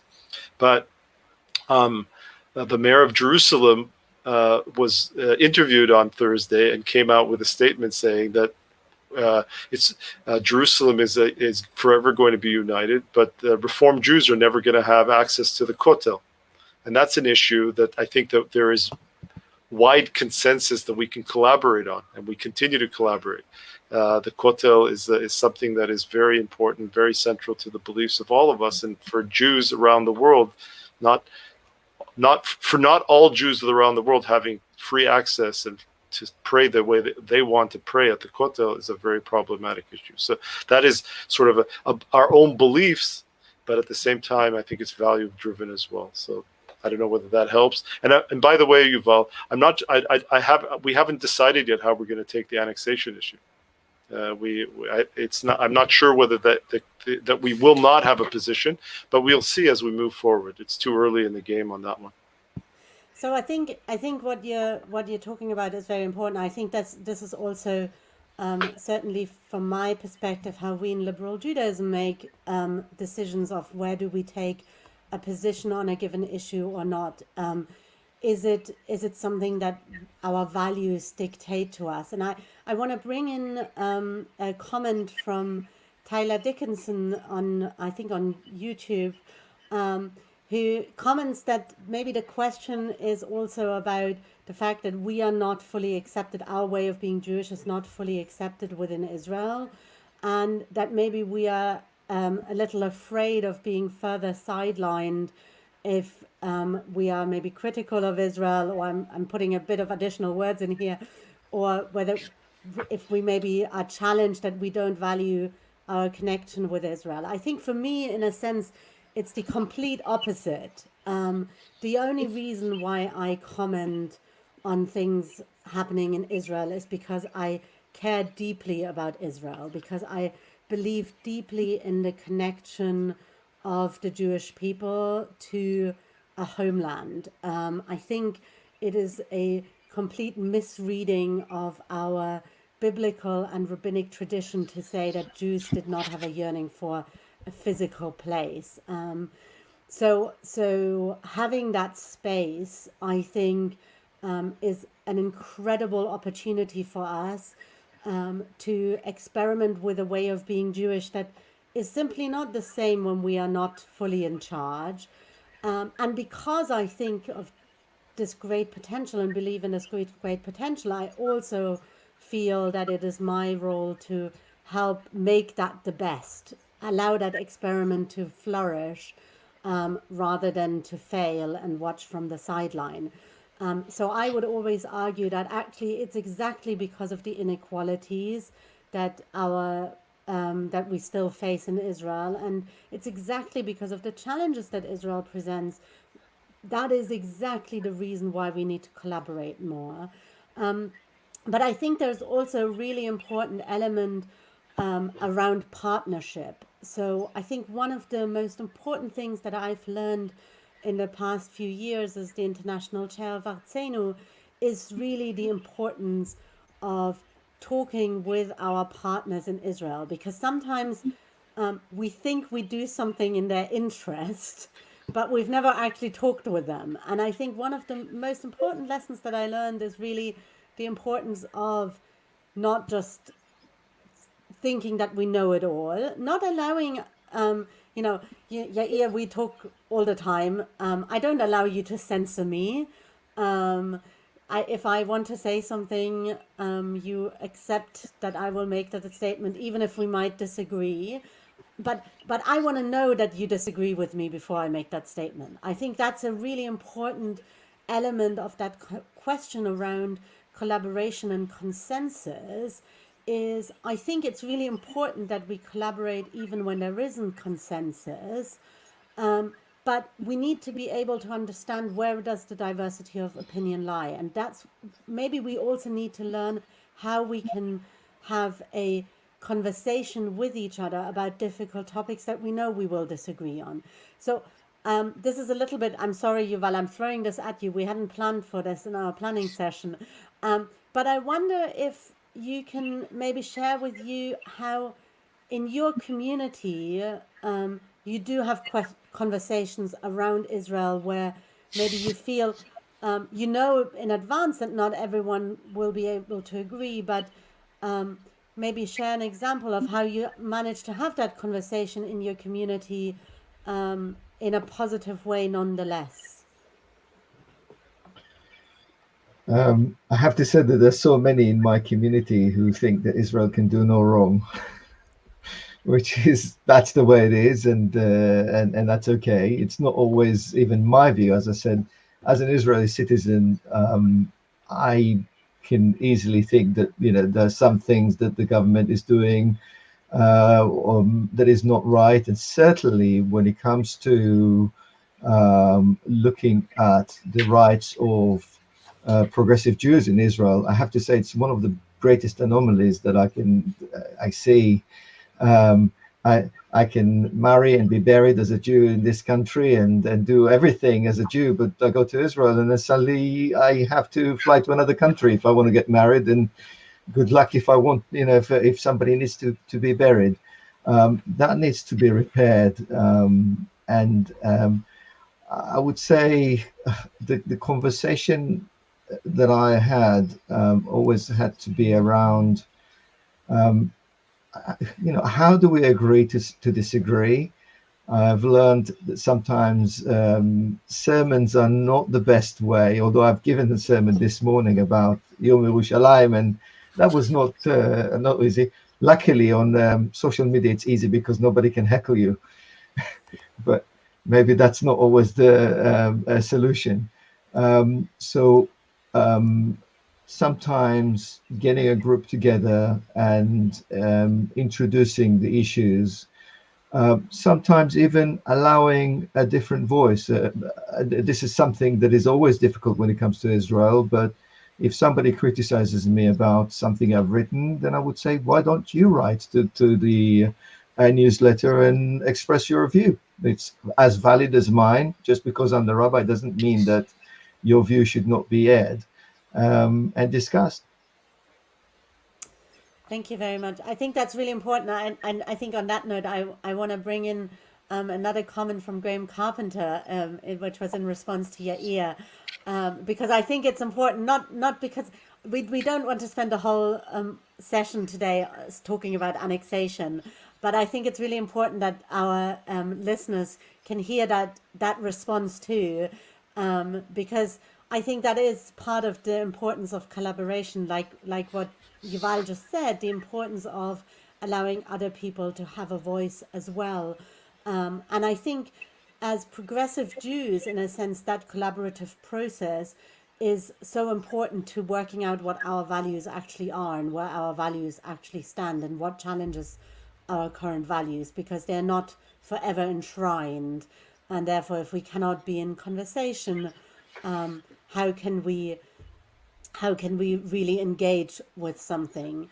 I think I want us to, because I think it's really important that we think a little bit about the collaboration aspect as well. So I want us to transition to a slightly different conversation for a moment. We might come back to this again with the comments from viewers, but to think about a little bit this notion of Kol Yisrael Aravim Ze Bazeh, all of Israel are responsible for one another, and think a little bit about that relationship that we maybe have or should have or could strengthen between the liberal movement in the UK and our Israeli reform partners. Now, I want to give us an opportunity to see a little bit of a glimpse of what our sister movement in Israel has been doing during these challenging times.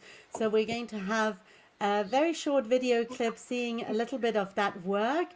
And then we'll talk a little bit about what do we have in common. Is there things that we can learn from each other? So over to the video.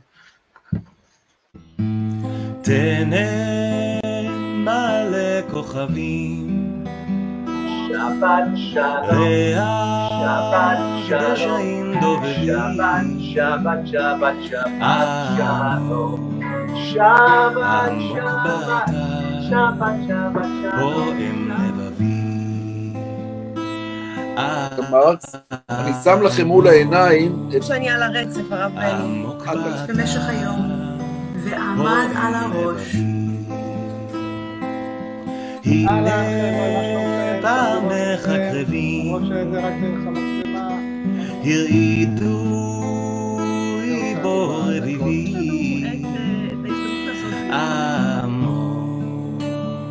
עמוק באתר, פועם לבבי. הנה אתם רואים אותה בתמונה, נחתו בחלקן גם על ראשם. עמוק באתר, בתור ברכה, הנה איזה יופי. שהיא הייתה ילדה קטנה לפני הרבה שעמדה לאבותינו, והיא שעמדה לאמותינו ולנו, שלא אחד בלבד עמד עלינו לכלותנו, עמד עלינו לכלותנו, והקדוש ברוך הוא Se alguma coisa boa tiver que sair disso, vai ser... אנו מכריזים בזאת על הקמת מדינה יהודית בארץ ישראל. היא מדינת ישראל.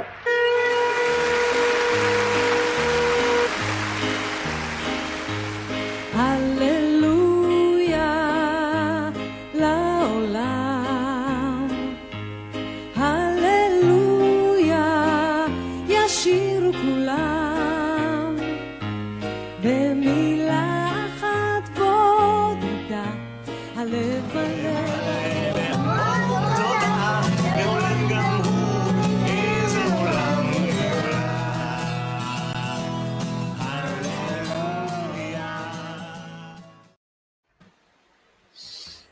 Wonderful little video, and I think lots of examples already of collaboration in there, collaboration between communities in Israel, also international collaboration. So luckily I didn't wear the same top as in the video. So I'm not sure whether I did or didn't. So that people think I have more than one outfit. But so we see there that just like for us in liberal Judaism, this crisis, this international pandemic has actually provided us with lots of wonderful opportunities to try new things, to collaborate in new ways. But it has also come with challenges. So I was just wondering, Yair, could you tell us a little bit about, this was the happy side of things. There's often a dark side of things. Maybe you could share a little bit about the challenges that this crisis has brought for our sister movement in Israel. Well, I know that just like in the UK, we have taken a major hit from a financial point of view.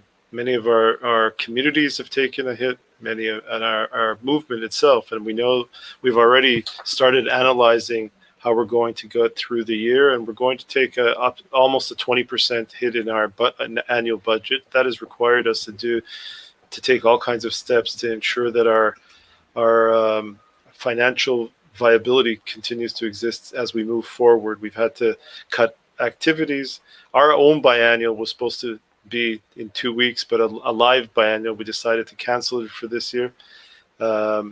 We're questionable as to whether we're going to have our summer camp, which is Chavaya, which is meant to start in the middle of July, and whether we're going to transition and move it into August, and whether we can have it at all. We're a couple of weeks ahead of you, or several weeks ahead of you in Israel vis-a-vis the pandemic itself, and we're now moving towards new stages where our communities are opening a bit. But we've taken a major cut, and one of our major challenges is how we deal with our employees. The IMPJ employs 120 people, and we did not place any people in furlough. We've had issues dealing with the representatives of our employees, rabbis who are directly employed by the movement in Israel, as opposed to in many other places where the rabbis are all employed by the communities themselves. Half of our community's rabbis are employed directly by the movement because of the financial situation. Many of our communities are nascent, and as a result, our community coordinators and rabbis are directly employed. And what is the fact that we are taking an economic hit mean vis-a-vis the salaries we can pay those people at the time? And we've made some very difficult decisions as we've moved forward. We've cut salaries for our employees. We've decided for the next 6 weeks or so that not only are we cutting salaries, but we're cutting the positions, in the sense that people are going to only be working for up to 80% of the times, and some of our employees are only working 4 days a week. Those are major steps for us, and they're very, very difficult for leaders to take, whether it's the professional leaders or the lay leaders who are responsible and oversee some of the things. We're at a stage where things are very difficult, and we understand that many of our communities are also suffering through this period. And so the silver lining, of course, is that and it's an important piece that I want to speak, is something of what you saw in that clip. Most of our communities were not present in a writ large in the virtual world, and we are now present. We are now moving forward, and many of our communities have done a fabulous job of transitioning into that. And it's something that we've learned, and this is an important thing when we talk about collaboration. We've learned that, first of all, that this has created huge collaboration between the communities, but it's also created a wonderful collaboration between the communities and the central movement. So many of the activities are done on a national level. For instance, on Yom Yerushalayim, we had a program that was run by 6 of our communities together, and we're going to have a Tikkun Leil Shavuot run across the country through the movement, with 8 or 9 communities working together, each one with having separate rooms, so to speak, where people can go and learn, study sessions throughout the night. This is a wonderful silver lining of this. One of the issues that we're going to deal with, and I have a feeling that you will also, and we can learn from each other on that, is how we move forward. My own community, I prayed this morning in my community in Kol and Shema in Jerusalem, where half the community is now returning to our sanctuary. We had 40 people in the sanctuary, while many people are still uncomfortable leaving their homes or just feel that they need a little bit more time. And so we're continuing having video that we're zooming our services in as well. And so we're going to have to move forward and see it. And the hope, of course, that there's not a second wave of this disease in Israel, which is being handled quite well, I must say. And by the way, I feel responsibility. Graham Carpenter is likes to challenge me with difficult questions, and I can't leave We'll this. get back to that. We'll get back to that. Give me a second. Sorry, Yair. I apologize. I'm not gonna go there right now, but I'm not gonna let it go. It's a very challenging time for us. And yeah, so I'm gonna come back. I want to just give Yuval a chance to come in on this topic, and then we're coming back because Yuval also wanted to respond to Graham's question, and Sue Bard is asking also us to come back to the question. So I'm not leaving it completely. Don't worry. But I want to ask Yuval briefly, sort of in response to what Yair just spoke about and what we just saw. This crisis actually has provided such an opportunity for our sister movement in Israel to reach more and more people, and at the same time they are financially challenged, which will limit growth. And all these examples of the work that they're doing are reaching people that would have never ever before set foot or stepped through the doors of a Reform synagogue, but they are exposed to it now virtually. Yuval, is this the time now for us as liberal Judaism to say we need to double down on our effort to support our sister movement in Israel, and to say this could be the moment to turn the tide? And unfortunately, one of the things it takes is not just for us to make nice statements, but to put money where our mouth is. Maybe it's time for the movement to support us. I'll explain. I think that that pandemic, the situation, the challenge of the situation is as follows. It's a global pandemic. It is affecting the Jewish world. In fact, much more than it affects Israel. That more Jews died in France of the pandemic than in the whole of Israel. And of course, there are quite a few less in this country as well, 500 people or more. I don't know what the latest count. The impact on each and every community has been immense. And of course, apart from the health impact, there is a financial impact that I think we are yet to see. We are not quite there, but we will eventually. Now, that, of course, because the pandemic affects sort of regionally, and it seems to have affected the Middle East generally. This is not just Israel, but the whole of the Middle East is not affected as much as, say, Europe. The response to it in every country is different. And the challenges, including the financial challenges, the economic challenges, are different. And here I find ourselves going sort of, on the one hand, we're thinking, Kol Yisrael Aravim, we're all guarantees, we all need to support one another. On the other hand, we are at a lockdown, we have to stay in our homes, and we can't even provide matzot for our next door neighbor, because who knows that these matzot might cause them to be ill. So therefore, it's very difficult for me to see how, in the long term, we need to cooperate. I think we do need to support one another. I can tell you one or two areas where I feel and think that there is a great scope. I've watched a lovely video this morning. I've shared it with my community as well, of female cantors. There were more than 30 female cantors singing together Yerushalayim Shel Zahav. It was fantastic, and I really regret that there was nobody from the UK. I wish there was somebody from Germany. And I think that this is one of the areas where we can support, cooperate, and do more. And if we keep in touch, then we will find the opportunities to help one another, because I'm not sure how the Jewish community in the UK is going to come out of this crisis. Hopefully not too bad, but I don't know at the moment.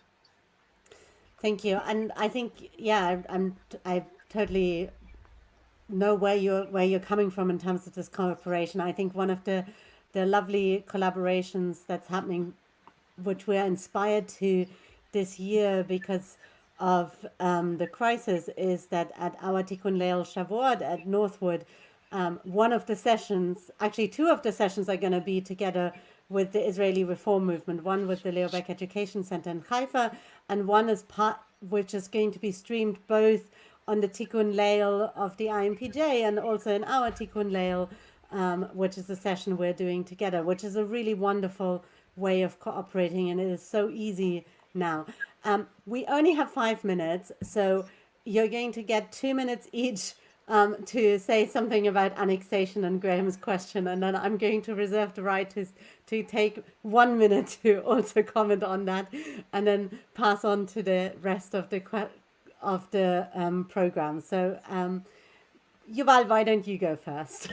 This is just a clarification, and I'm sure Yair will agree with me that the issue of the annexation, the reason why it is not just grabbing Palestinian land, it's because we're talking about something that was on the cards for a long time as a part of the Israeli-Palestinian peace process, where there was going to be an exchange of land from both sides. That peace process is not happening, and what the Israeli government is doing is actually taking the one side of the equation and implementing it. Of course, they're doing it without the partner being there and agreeing to it. And the other question is how far and how deep this annexation is going to be.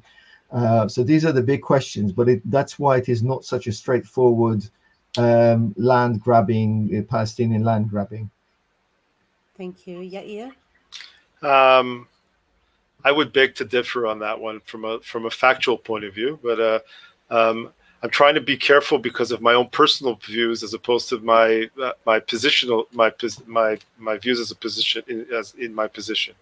I think that if we're going to affect Palestinians per se, if we're going to take over Palestinian lands owned privately by Palestinians and make them Israeli lands, that's an issue that's difficult.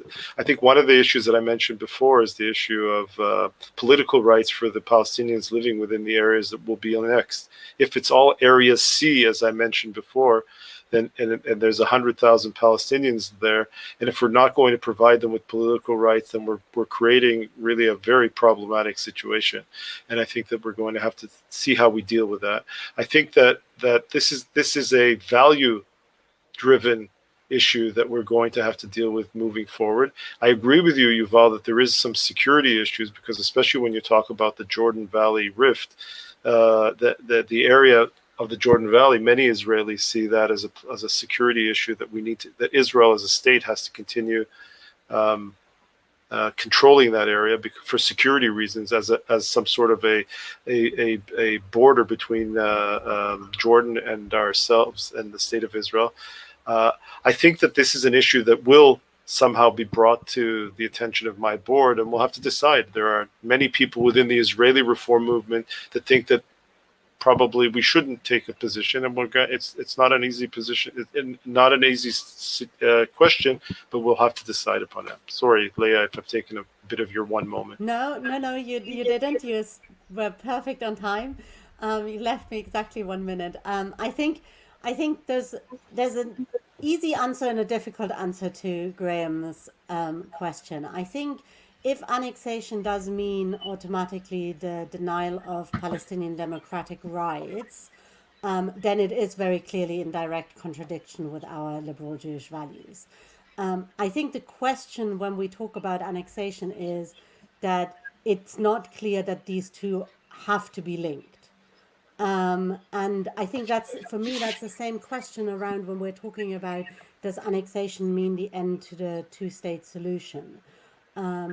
I think there's a value question, there's a longer-term political question of what does that mean? What are mechanisms that would still allow us to to reach that position. I think in this conversation, there's always the challenge of we each have our own views on topics, and then oftentimes, whether we are rabbis or we hold positions, we have to balance that we want to be able to speak on topics that we know there isn't consensus, or where we are potentially even wanting to go against the consensus. And I think sometimes where that moves away from the values is, which we can apply very much to our personal opinions, is that actually being value pure and just losing doesn't save anyone.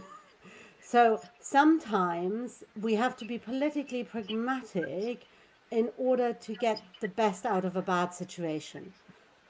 So while I can say very simply, I think there is a simple answer from a values perspective, what does that mean for us in terms of how we should act politically to achieve change might be different, because it's not going to be a black and white, because we want to be like Yochanan ben Zakkai, who decided not to burn down with Jerusalem and the temple, but instead be pragmatic, negotiate with the leadership and start up in Yavne again. That was not the ideal case scenario, but it was the best, and it was what allowed Judaism to survive. So I think when we come to Israel, sometimes we need to try and also separate that and not forget that, yes, our values are really crucial, but this is real. It's not an idea.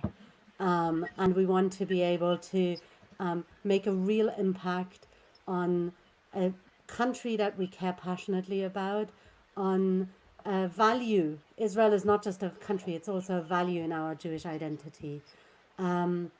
So I hope this has been an interesting conversation for everyone to listen. We are over our time, which I normally don't ever do, so I apologize to everyone backstage. We're going to hand back to Lily's Legacy now, and at 3:45 our next session will start with multi-generational collaboration, looking at multi-generational collaboration, and I hope that you will enjoy the rest of this wonderful biennial weekend, and all the very best. Shabbat Shalom. Shabbat Shalom ולהתראות. And thank you to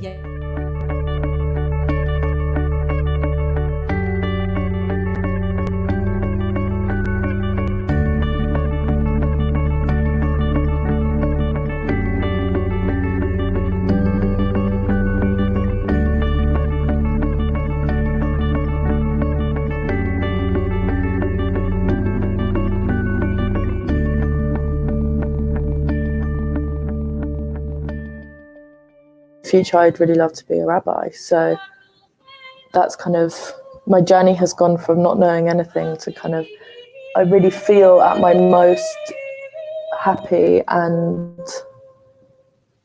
it's not really a feeling I can really explain, but my most kind of elated when I'm sort of talking about Judaism or reading Jewish texts or studying and Torah, like that kind of thing.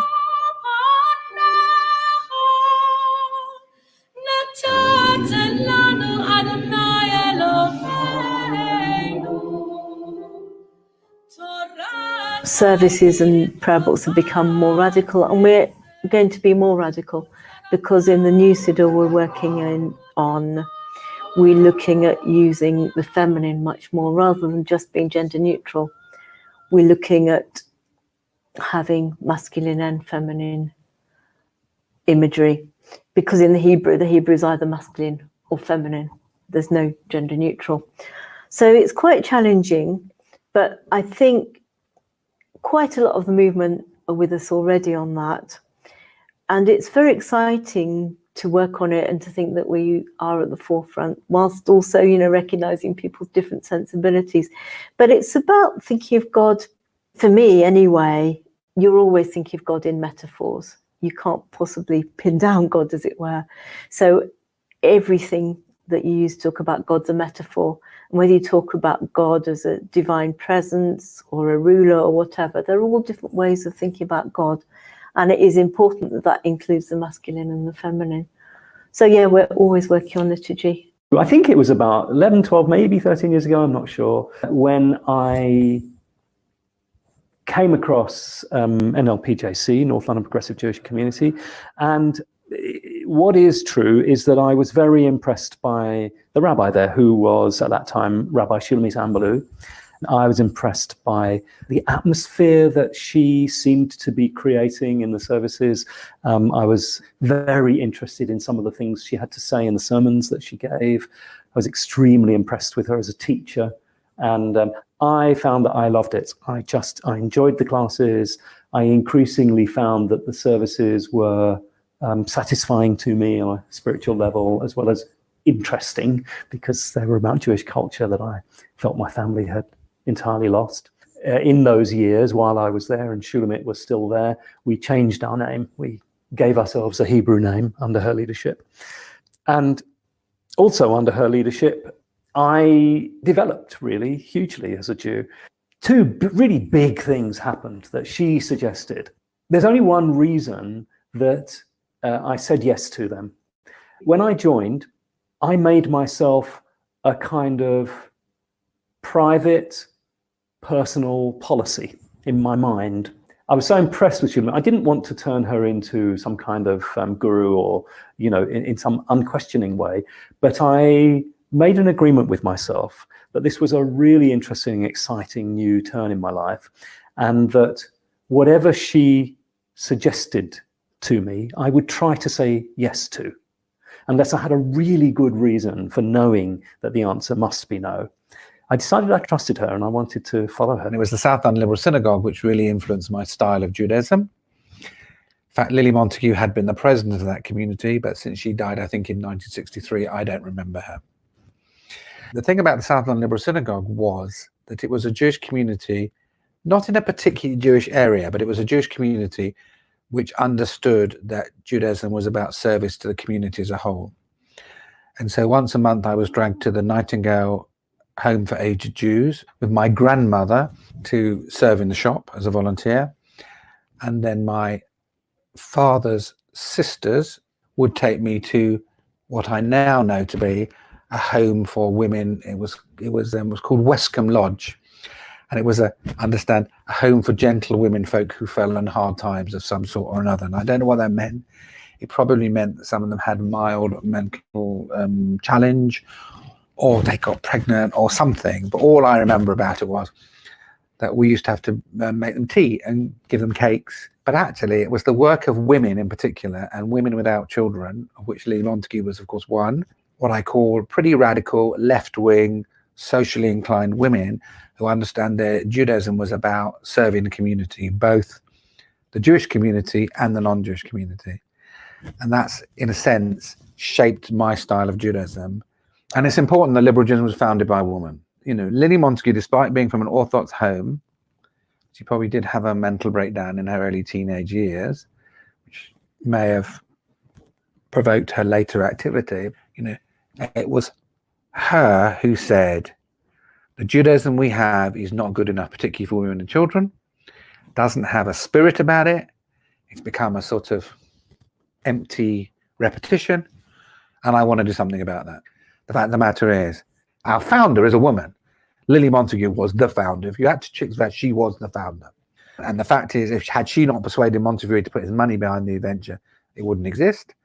And together they then selected Matic as their third M. And on the question of a woman taking the service, when you think how in the early 1900s that the founders of liberal Judaism, all of them, were happy to accept that. It says something about the strength of her personality and her religiosity. When Jackie Chabot became the first rabbi, I was thrilled, absolutely thrilled. People sniffed. I said, well, what's wrong with a woman being able to read the Torah and understand them? And I said, probably even more equipped than the man is. I said, in pastoral care. I was very pleased. And then they all came along. When I started at Birmingham, I didn't feel there was any prejudice. I discovered later that one or two people I knew quite well had actually been really upset, but I just got on with with it anyway and didn't worry too much. I had one person walk out of a sermon once I gave about this idea of different images for God, and there's a lovely sermon I quoted from by somebody, it's still one of my favourites, about God as an old woman looking out at her children on Yom Kippur, and one congregant walked out, but most people didn't.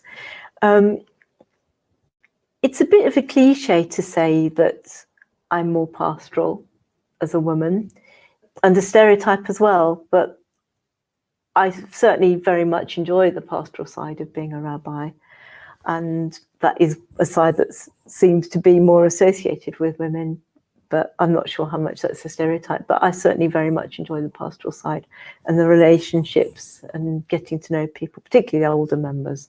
It's one of the things I love most about the rabbinate. I think every woman rabbi will tell you that you meet people all the time from outside Judaism and they say, oh, I didn't know there were women rabbis. So we're just used to people saying that now. I'm not sure when that will end, really. For example, I'm the only woman on the Birmingham Faith Leaders group because generally the other faiths don't recognise women leaders. I mean, there was the minister, a Christian minister for a while on the Faith Leaders group, but there was a 3-year term and then she left and haven't been any women since. And it's difficult, you know, if you go to mosque, sometimes I'm made a kind of honorary man and sit with the men and the women are all behind a screen, and that feels all wrong as well. So it's very difficult in the interfaith setting, I think, often. Whether that can be an influence, I'd like to think so. I think, you know, you can offer other women in other faiths the possibility that women can be leaders. So I do hope it does have some sort of influence. So I think it's important to acknowledge that that our movement, first of all, was founded by Lily Montagu, that Lily Montagu was a woman, a Victorian woman, it's true, who, it is said, had deep spiritual aspirations, was an excellent organizer, but was committed to founding a Judaism which I think its values are as relevant today as they were then, namely that people be treated equally.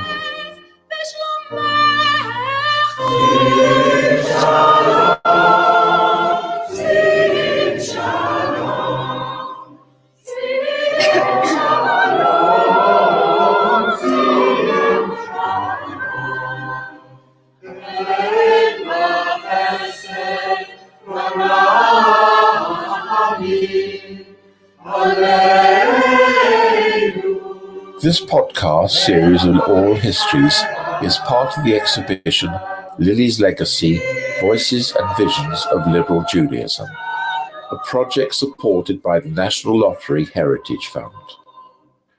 It was produced by Mary Lawrence and Lucia Scatzaccio, sound editing and design by Lucia Scatzaccio, and special thanks to all the contributors who agreed to share their stories. For more information about what you've just heard, do visit the exhibition website, www.lilieslegacyproject.com.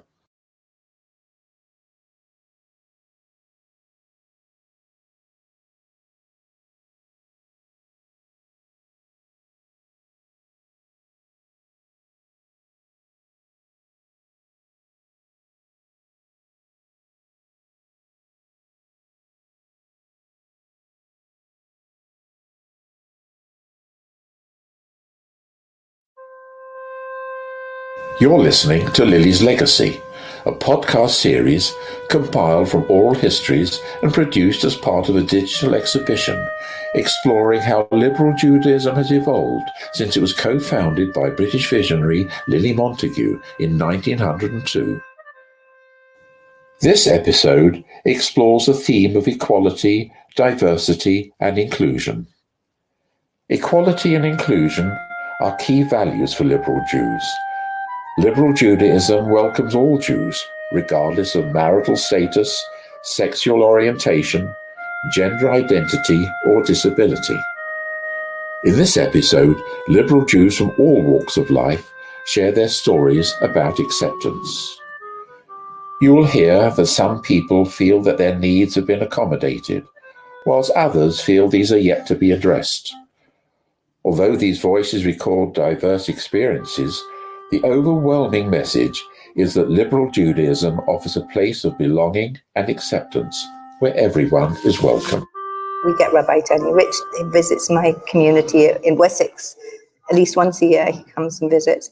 And he will challenge us about the way that we are inclusive. And there's a delight in the fact that we have, as liberal Judaism, both nationally influenced politics in order for gay people to have marriage on an equal footing. In our local life, that we consider the needs of perhaps elderly or disabled people within our own communities, that we think about how our structures are set up to exclude or include people. We also have some kinder transport people still alive in our community. So refugees these days are possibly going to be Syrian refugees.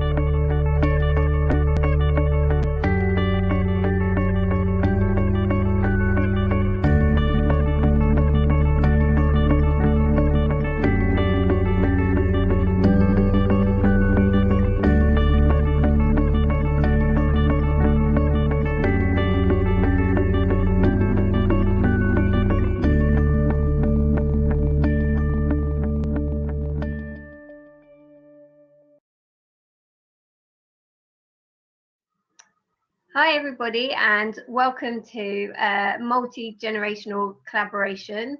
I'm Becca Fetterman, and I'm joined today by Zoe Jacobs from FPS.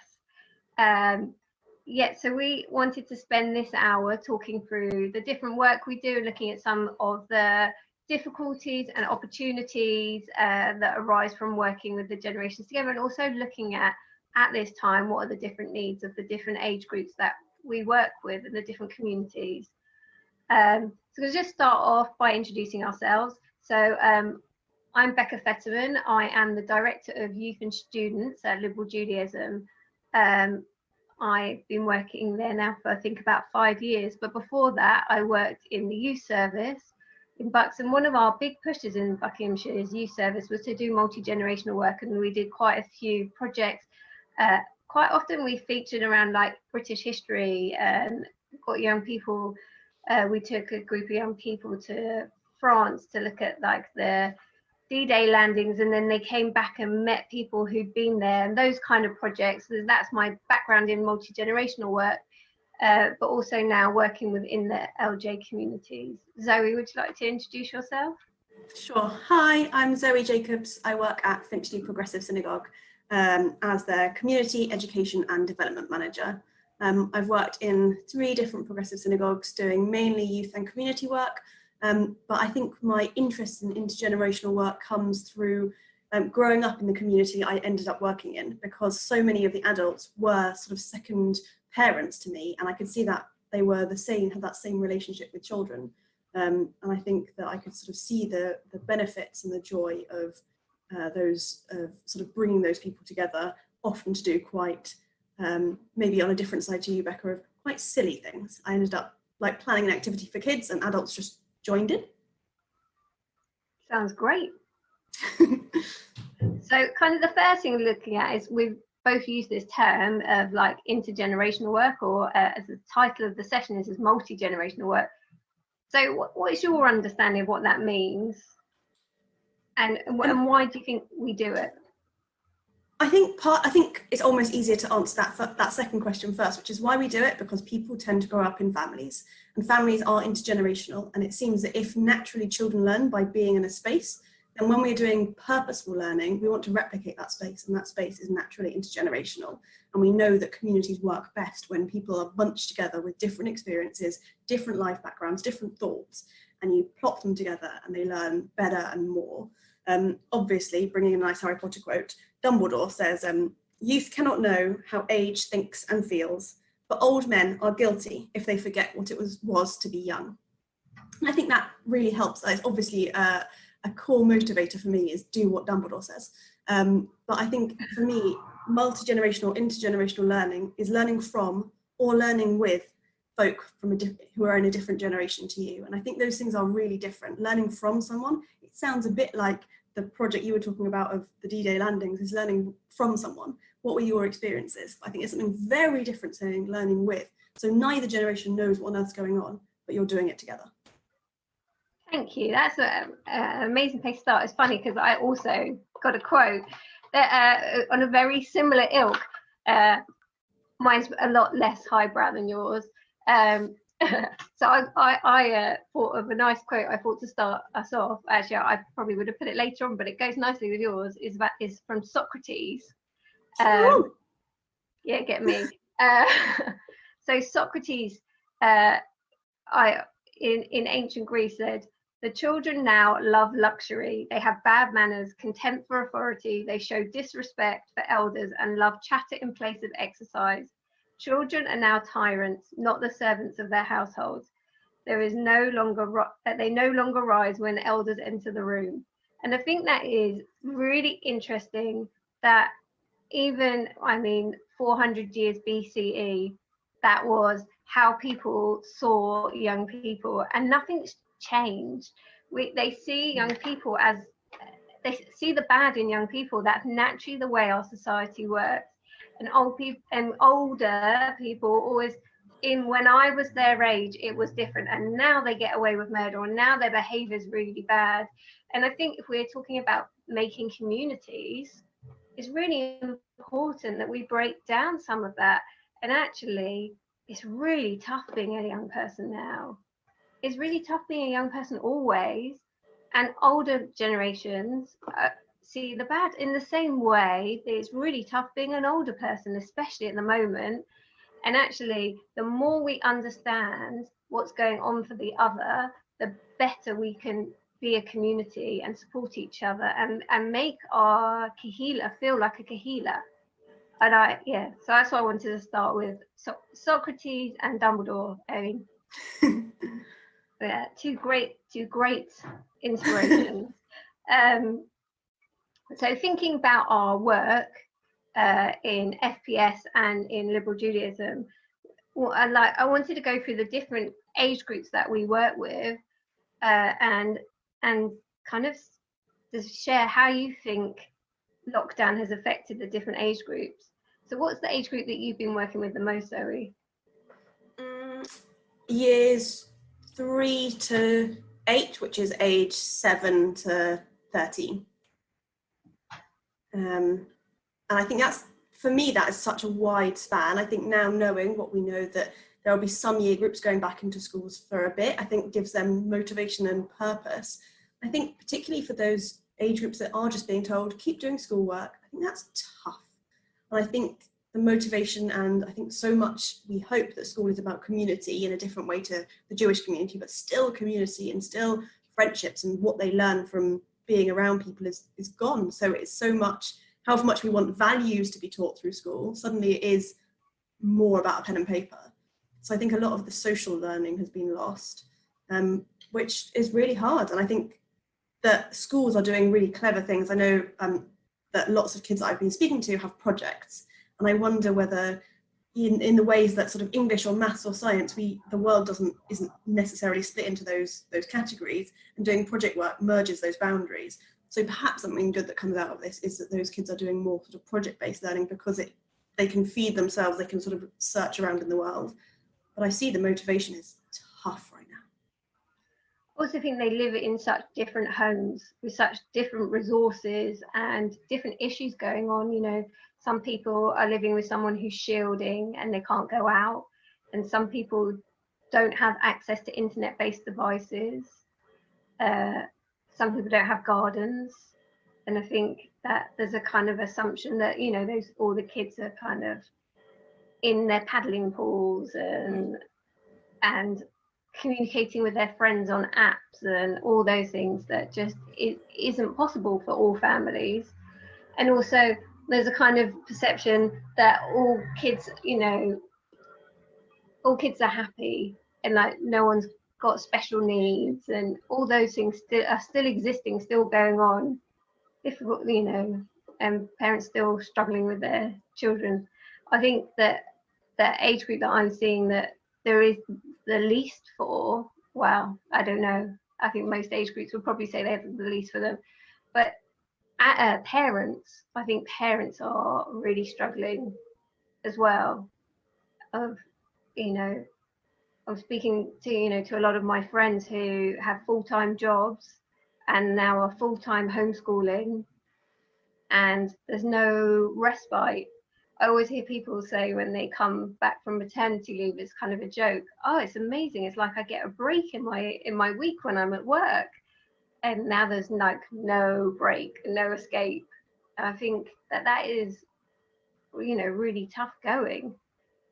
I wonder whether also, I haven't seen that. I've heard it from the people that I know who are parents, but within the community, that is not a message I'm getting. And I wonder, because I'm not a parent, because there's some feeling of being judged by that experience. And by saying, I need some help, I wonder if they're not willing to come to me, but it might be that they go to Rabbi Rebecca, who does have children, who can sympathize in a way. But we open space for parents and nothing. I think it's the Facebook effect. Everybody puts on Facebook the amazing thing that their kid did. Look at my kids, they made dinner. I mean, my kids have not made me dinner over lockdown, but or look at the cake that my kid baked, or the amazing artwork, but not, oh my God, my kid had a 2-hour tantrum because they didn't want to do their English. Or my kid has refused to get dressed for a week and has just lived in pajamas and refuses to go on Zoom lessons because they can't stand it. People don't post that. And so I think that actually there isn't a culture of sharing those kind of things within the parents, and therefore it's kind of kept quiet. Yeah, I think also school aims to become an equalizer for children. So going back to what you were saying about some children just don't have the resources, whether that's to physical or spatial or their mental health or the world they live in. School is an equalizer, but I also wonder if it's an equalizer for parents as well, that whatever they're doing in the time their children are at school, they can balance themselves, and suddenly they're just not getting that space. Yeah, absolutely.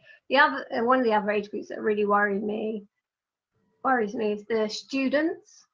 There's like a lot of students and gap year students that I think is the worst, and A levels year 13 who have literally, at that age, they're all at the age that most parents are a bit alien. I know, Zoe, you're always been very close to your parents, but I remember from when I was at university, when I went home, it was weird. Yeah. That you're an adult out there, and then you come back and you're a child, and all these young adults are being forced into their childhood homes to be children, but have nothing to do. Someone described it to me as when you go home, it's like going to your primary school and you try and sit on the seats and they're too small, and it feels like that you're an adult in what you consider a home for a bedroom for a child. It doesn't fit anymore, but it's also really comforting because it's familiar, and so it jars. And I think you're right. It's and that purpose, giving yourself, okay, but I've got to do these, puts it in sort of in the back of your mind, but just living in that space with less escape. And I also think some of them are still having to continue on with their university work, but without any of the social side of it. And they're just at home writing essays or doing exams. And I think that's incredibly difficult and incredibly tough. You've got all the stress, plus you're in a stressful environment because you're not in your own space. And at that age, and teenagers, they just need their friends and their peers. And the ones that are in relationships, regardless how serious they are, they can't really see their partners because they don't live with them on the whole. It makes life very difficult, and it infantizes them. I think also, for me, they've had the biggest shift, maybe slightly earlier, so 15, 16-year-olds. At the start, they were joyful. I thought that they were going to be in this really difficult space, a bit like what you were saying. And obviously we stereotype them, but there's this concept that teenagers would quite like to be on their phones all day, in their bedrooms, with nothing to do, with no one bothering them. And for about the first 3 weeks of lockdown, it was heaven. They were just like, it's great. My parents let me be on my smartphone however long I want to. I don't have anything to do. I'm just in my room. And I think they've had the biggest turnaround of this being of their conception of heaven arriving on earth, and then realizing actually it's not that great. And I think that's hard to realize, to cope with just the reality of it, but also to realize what you think is cool is actually really tough. Yeah, and I've been speaking to quite a few parents of preschoolers and toddlers, and I think that's hard work. You know, the parents of babies are having quite a nice time, they're getting quality time, but the toddlers who need to run around and have lots of energy and are used to going to classes and meeting lots of other kids, and the kids have all this energy, and they have to, when they take them out, keep them away from people, and they don't understand what's going on, and they, you know, they're sociable beings, but they have no concept of what is coronavirus, and that, you know, you can see Granny and Grandpa, but they have to be 2 meters away and you can't hug them. Like, there's no understanding of that. And I think the parents of those kids are exhausted. I think that is hard work. Yeah, I think I've seen so many people who have gardens and say, actually, with early years, if you've got a garden, it steps you up. And to know that there are people who have no space other than their indoors, with children that what they need to do in a way that lots of other ages don't is run. Just run and play and climb. And houses are built for that kind of activity. And I have a friend who has a baby whose baby has lived in lockdown. That child knows no other concept, and obviously that child doesn't really know anything.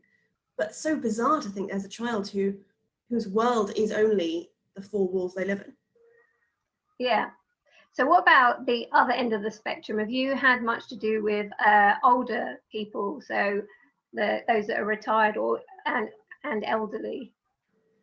Yeah, and I think some folk I feel who are newly retired, I feel like are coping sort of well, and they have the structures they've built up. They've gone, right, I can relax. I was really looking forward to retirement. It's now like retirement, like super retirement. I really can't do anything. And they've picked up the projects they were wanting to do. But I think there's a flip side. My parents are in that category. They are loving this. Yeah, and I think that's I think sometimes when everything's getting overwhelming, to join in on someone's joy, I think is really important, to like embody their experience and be like, wow, I'm so glad it's amazing for you, even with its like challenges. But I do think there are other folk, particularly those who are on their own, or who are particularly sociable, who, you know, gain their energy from being around people. And I think it's interesting hearing the experience of introverts and extroverts in this space. But those who do want to go out and socialize and find their social spaces further afield, it's tough. And I think technology is such a challenge for some of those folk, and not painting all with the same brush, because some people find technology so much easier. But some of the folk find it stressful. The idea that I can speak to my daughter or my friend, but I'm going to have to go through, like, jump through a hoop that makes me anxious. That's really tough in a way that I think we are happy to just nip onto the computer. Absolutely. Excuse me. Okay, I think it's very interesting, because I think that the multi-generational work and talking about people, like, I don't think we could start the conversation without talking about what's going on for people now. But it's very interesting how that just takes over. But I think with no clear end, it's really important that we talk about how this is affecting people during lockdown, because those needs aren't going away. So my next question is really, how is this situation affecting, in your opinion, any kind of intergenerational work, or just intergenerational community, like intergenerational links within the community that you work with? I think I remember learning in a very different space. I did a degree in linguistics, and we looked at how dictionaries are made. And when you have a dictionary, you flip, I mean, if one has a physical dictionary, you can flip to a page and you have a random entry and you learn bizarre words. And once dictionaries were electronically done, you don't have any randomness. You search for a word you want to know. Or you go, okay, well, I want a bit of random, I'll search a letter. But you cannot truly find a random thing. And I think that has been taken out again. When our community has gone online, you can't bump into people. You don't have the, oh, sorry, I found a child on the floor. Let me play with them until I find where their parent is. You don't have that.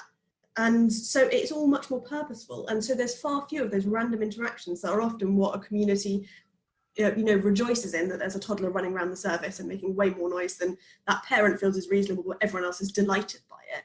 We don't have those random interactions. And I think that's a real loss. I think some grandparents are getting involved in a very different way. I know some families where both parents are working have pretty much transferred homeschooling to the grandparents. And I can imagine that's quite overwhelming for grandparents, but some of them are loving it. They really are doing intergenerational learning from, if not learning with, because their grandparents are learning and experiencing their grandchild's world. And, you know, I'm sure there is some learning from in both directions of, you know, Granny, no, this is how you turn Zoom on. And then Granny will explain how some bit of maths works. So I think for some grandparents, there is that intergenerational thing that I guess was much less direct previously. But I think that there are fewer stories being shared because I feel like sometimes Corona takes over everything. And so what you can actually talk about is, so did you do anything yesterday? No, me neither. And that's not actually a joyful interaction. That is just really honestly sharing your experience of right now. And I know there's been lots of discussion as to whether our experiences are the same or different. And I think we've concluded very different based on the technology and the resources you have. But to some extent, bits of it are the same. And everyone just being like, yeah, it's rubbish. Yeah, it's rubbish. Doesn't bring the joy of intergenerational differences. It just sits you both in the same place going, ugh. Yeah, I think, I don't know, for me, I can only think about this personally. I really love your analogy. And I think my kids love going to synagogue. Like, they really enjoy synagogue services. They will not go to a Zoom service.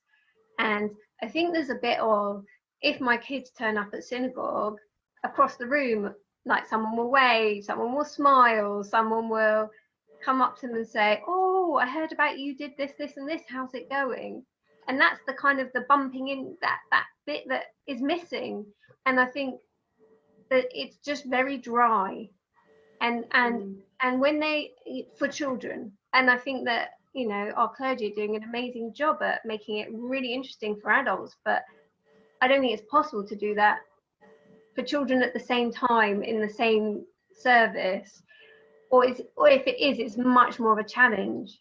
But I'd also say, you know, we've lost our support system. Like, grandparents were doing all our childcare and having our kids after school, and you know, my kids are happy to Zoom their grandparents a bit, or WhatsApp call them, but it's not the same, and they don't, you know, it's not the same, and they don't feel like they're getting quality time.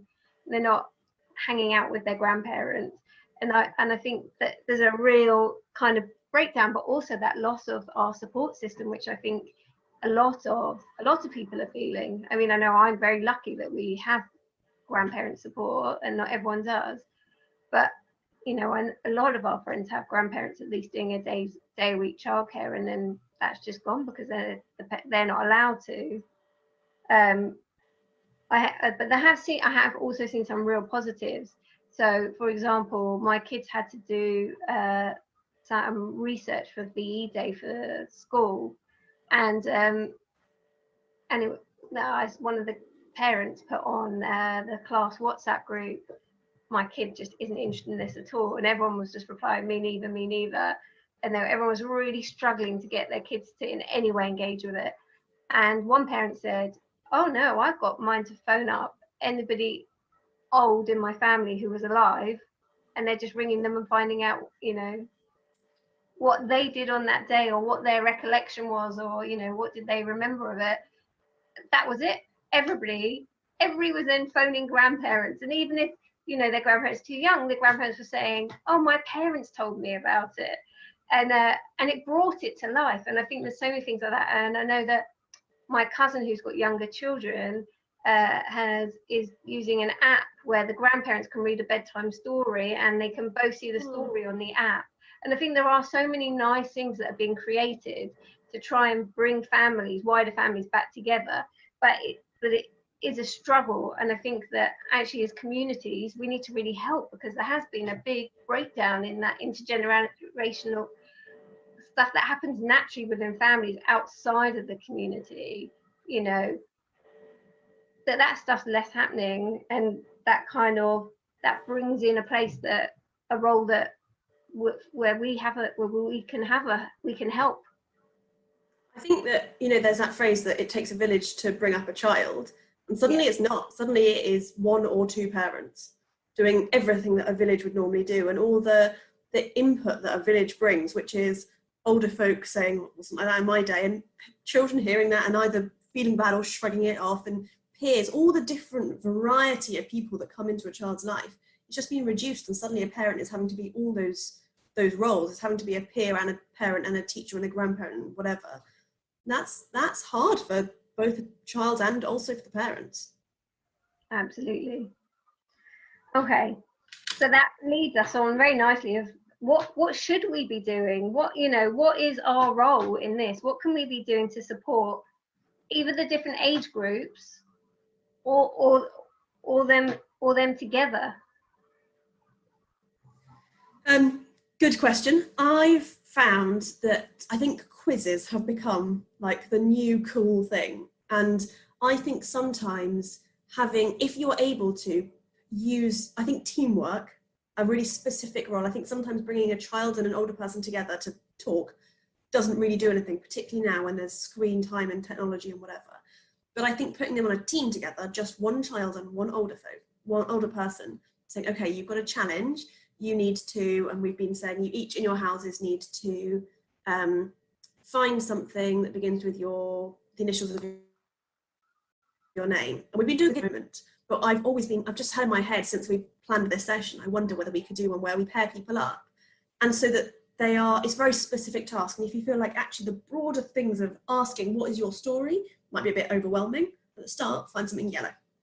Okay, now find something that is as big as tall as you, or whatever it is, gives them such specific tasks to enjoy in a small space that then builds a relationship that possibly, again, in life might be built over time and just seeing each other in a building where suddenly it's quite intense chatting to someone on Zoom. So I think building those very small steps is the first thing that I'd like to do. It's really interesting, like my family, I meant to say this earlier, my family have been Zooming so much. So I know that there was a whole conversation about Pesach, about, how awful it is that we're not doing our Seder nights and how we're missing out on it this year. And maybe we'll have a Seder night after lockdown or whatever. My Seder night this year was unbelievable. I had a fantastic Seder night. I saw more people than I ever see. I had an international Zoom with both sides, like with my family and my husband's family. Oh. I saw people from Israel, America, France, all on Zoom, and shared bits of Seder with all of them, and people all over the country. And for my meal, I just sat there with my family and my parents on Zoom. And, it was really special. But also I was going to say that since then, because we got the family together from all around the world, we've been doing twice a week, a half an hour challenge quiz type activity one midweek and one at the weekend, including Havdalah. And it's been really, really special that, that I'm actually getting much, much closer to people around the world, like my cousins in America who I haven't grown up with and their kids. And actually, in some ways, it's bringing our family together. And I think there are opportunities there if you find them. I've been thinking of an idea that's kind of been slowly formulating in my head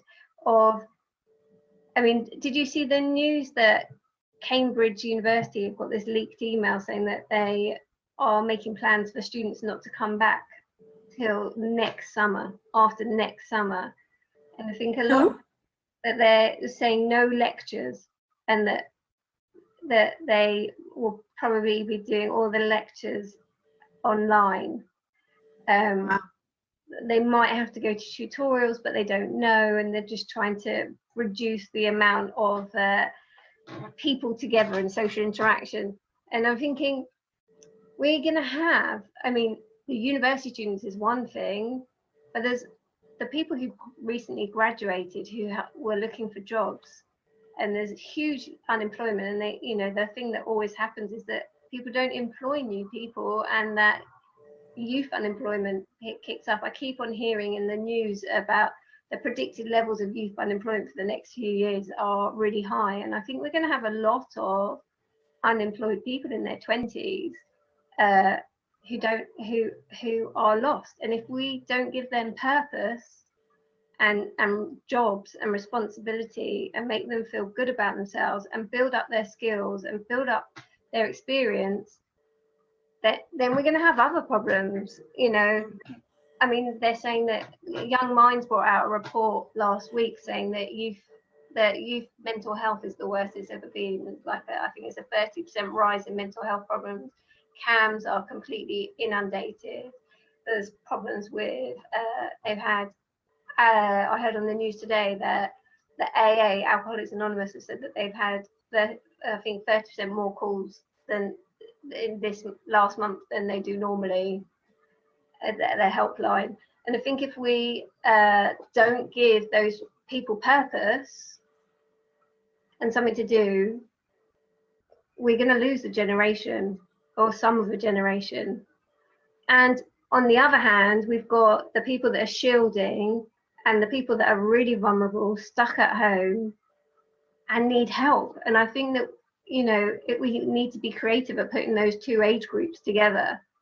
And actually, the young people have amazing skills to do incredible things, and they can make amazing projects, and, you know, interactive projects. They can also be going and befriending and doing all kinds of stuff.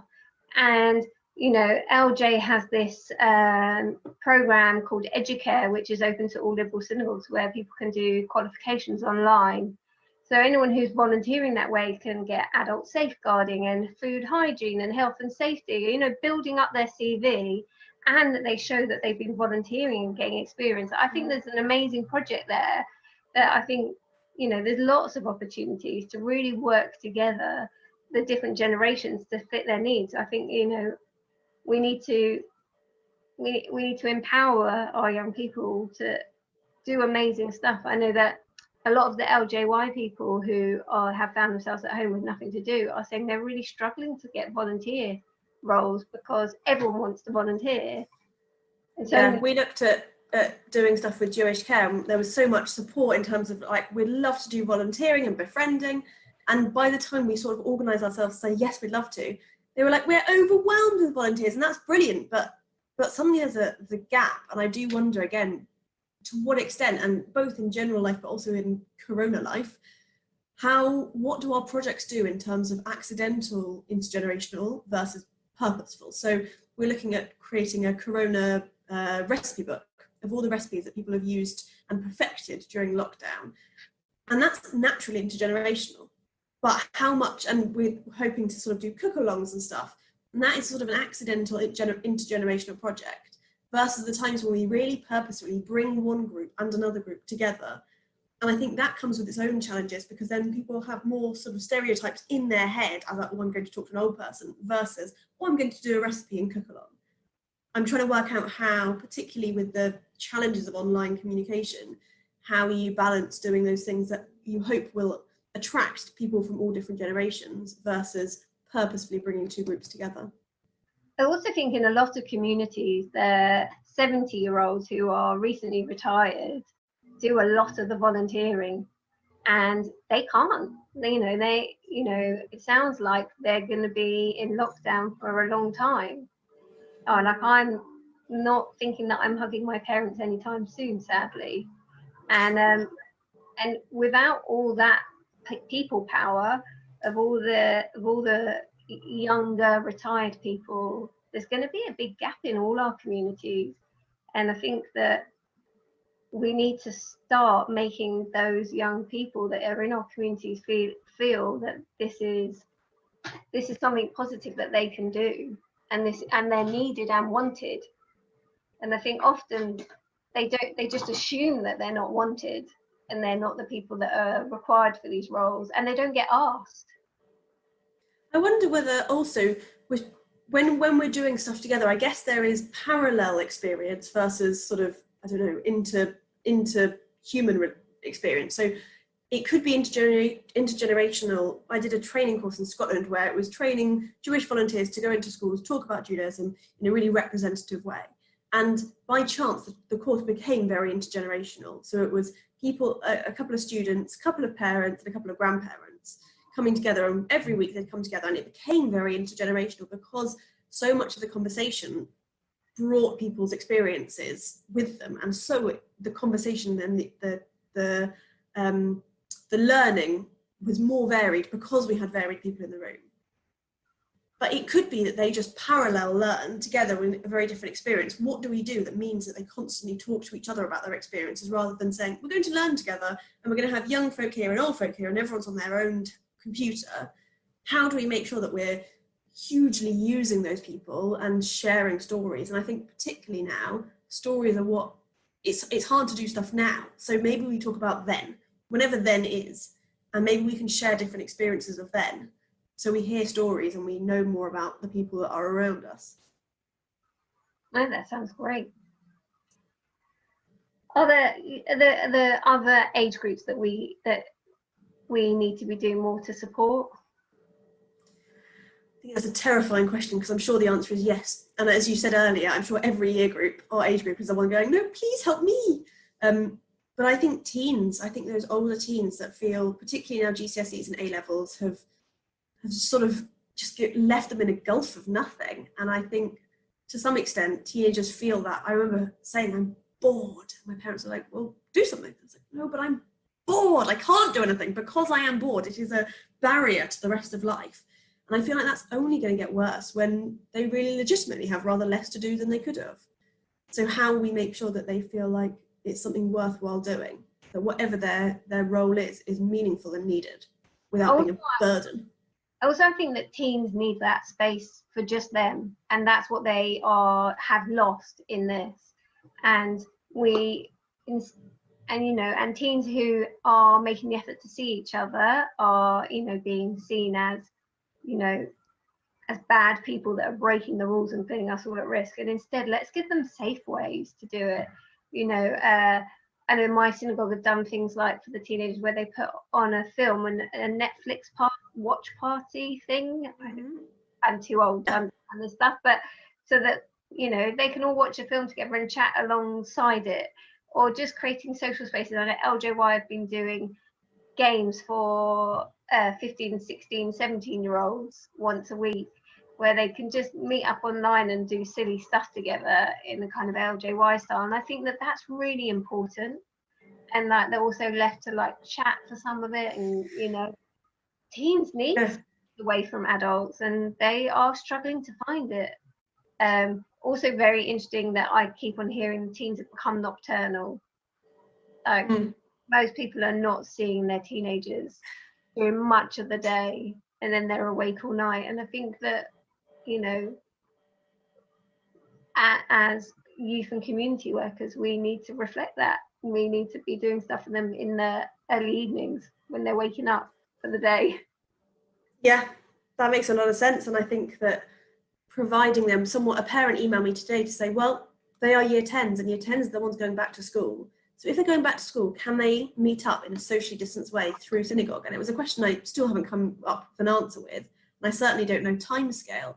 But I think, and it's so hard because we so don't know the future. And I think so much of I'm a planner. I'm like, right, here's my Excel spreadsheet. This is what next month's going to look like. And you can't do that right now.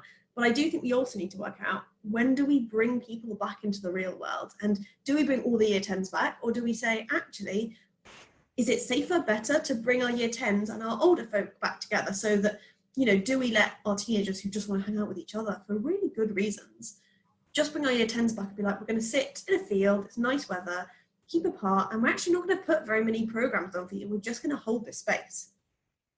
Is that actually what they need? And should that be, if we're going to slowly bring people back together, who gets priority and where and when?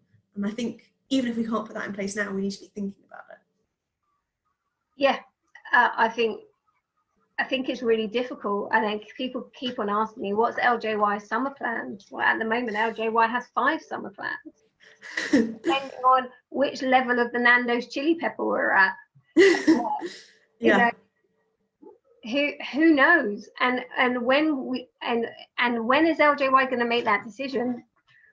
I mean, when the government tell us what's safe, but the government changing their minds quite a lot, and it's really difficult. And then, you know, when are we going to be able to run a weekend?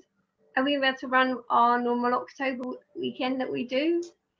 I mean, there are no answers out there. And then we need to, but you know, we like yourself, I'm a strategic forward planner. You know, how are we going to run our Hajjah course next year and make sure we have good Madrahim? I was going to say for a Viv. Are we able to run a Viv? Like, yeah, and it does get gets overwhelming, doesn't it? There are no certainties and and I think that is what makes it hardest for everyone. Parents are not seeing, oh, my kids in September will be back to full-time school and that's done. That's not a certainty. And kids are not saying that I can hang out with my friends at any time soon. Somebody posted, oh, I saw it on when I was logged on LJY's Facebook. So it was an LJY parent posted a list of things that people are allowed to do and a list of things that people aren't allowed to do. And some of the things they are allowed to do includes much more mingling than some of the things that they're not allowed to do. And that, does any of it make sense?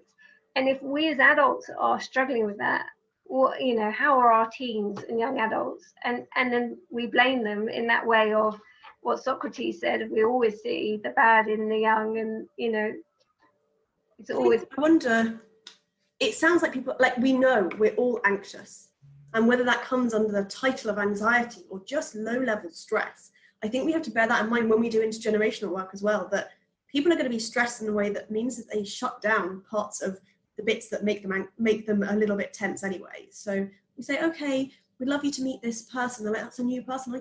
I'm just not incapable of bringing myself to a new person right now, and that's really legitimate because we're all suffering in this way, and the constant not knowing is scary. And I do wonder how we bring people together in a way that feels enriching and calming, rather than just providing more and more stimulation. And I also wonder, we're saying, oh, well, you know, we've had 3 months of not seeing your grandparents. That's irritating and difficult and sad, but then it will be over. And that's not the story we're telling. This might be 6 months or a year. And I think the impact of not having intergenerational stuff for 3 months is, you know, frustrating. I think for a year is a very different story. And we have to have, I am quite a project human. And I was thinking, oh, maybe we could film our older folk telling a 3-minute story about them and share that to our younger folk. That's great, that's a project, but it's not a year-long sustained relationship building, all popping into the building and seeing you there too. And I guess there is a longer question of how do we build that in a way that brings meaningful relationship that lasts this lockdown. So that's why I quite like the idea of my young adult volunteers befriending an old person, because they can't be shopping for more than one old person, because then they're going in and out of lots of people's houses. But if they, you know, get paired up and they do their shopping and they make them some food or take them for a walk if they are allowed out of the house. Yeah, that sounds lovely. And I guess it's a question of working out what people want. And I think sometimes, you know, I feel I don't want to go for a walk. I just don't want to. And then a flatmate will drag me out for a walk and I'll realise that's exactly what I needed. And I wonder again how we get past that initial barrier of going, I don't want to help anyone else because I'm stressed. And actually we know for so many people in so many different situations, helping someone else will reduce your own anxiety. But how do we get them to that place? There's also the other side. I think about parents. So my daughter is autistic and we are in a support group and through my synagogue of parents of autistic children, and we are still meeting now on Zoom and supporting each other and just listening to each other. And we have a WhatsApp group where we talk about our problems, and it's a lifeline for me, and it has made such a difference. And I'm thinking that I'm hearing more and more from other parents who don't have autistic children that they're really struggling. And actually maybe we need to create, you know, like parents groups, which are those supportive places where parents can say, oh, isn't this really tough, and share with each other how exhausted they are, or how homeschooling is a joke because their kids aren't really willing to do any of it, and actually give them a space to vent and offload. I think we're heading towards the summer, and if childcare can't happen over the summer, if there is no form of summer schemes, not that that is a decision that LJY has made yet, but if there can't be, then we've got all of these kids at home for 6 weeks with their parents working. I know it's a nightmare, and I think if those parents don't end up with places to vent, that feeds into the anxiety, mental health, alcohol issues. And I think, we need to give those parents some additional support. I wonder whether also using that middle generation, we know that we call them the lost generation so much in synagogue, so they're people in their 20s, bringing them up and saying, we have problems and you are our solution. You might be the person who can say, we're not going to run a summer camp, or we're not going to run the project that our synagogue normally does, but we'd love you to spend an hour doing art with our kids on a Monday for an hour online. And all the kids come and do it and they share it. And saying, actually, those people in their 20s could well run some sort of program over the summer in different ways. So I think you're right that is a generation that just need to feel so useful. And I think for so many of us, we feel useless, particularly stuck in the house. I think for me, it sounds like so much of intergenerational stuff now is using it as a method through which to feel positive, not that it's, I feel positive and look, I'm doing some intergenerational stuff as well. It's a means of getting through what is a really challenging time. Yeah. Okay. I think we need to move on and be much more positive. So okay. Lockdown is going to finish at some point. Yay! And we are all going to be able to go out and see each other and not have to do things like this on Zoom. And we will be together in the same place, which would be lovely. And when we do that, do you think that intergenerational work is still an effective and useful way of working? You really hope so. Yeah, of course. And I think that it will be such a bizarre world. And I think there'll be so many stories to share of our experiences. But I think also, as always, when we have rose-tinted specs, we'll come out of this and go, imagine that world beforehand. And I think so often stories are the basis of intergenerational stuff. So I think it will be stories that bring us together. But I'm trying to think, and I do think that learning with and learning from is such a good sort of axis to look at. And I'm trying to think, I always like projects where you're learning with someone. So whatever generation it is, and whether we often talk about sort of children and grandparents, but it can be parents and grandparents, whatever that generation is, learning something brand new together. And I often wonder, a skill is such a good thing to learn. So saying, okay, we're going to learn to paint, and actually have a painting class that is not sitting and saying, what was the war like? Tell me about the war, because I am ignorant on that. But saying, interesting, irrelevant of your age, we are doing something together and we're going to help each other. And painting is still quite personal, but I'm trying to think, are there things you go, we're going to learn a skill and it's a two-person skill and we're going to learn it together. And I think almost like a seesaw that often grandparents, you hope, weigh rather more than their toddler grandchildren.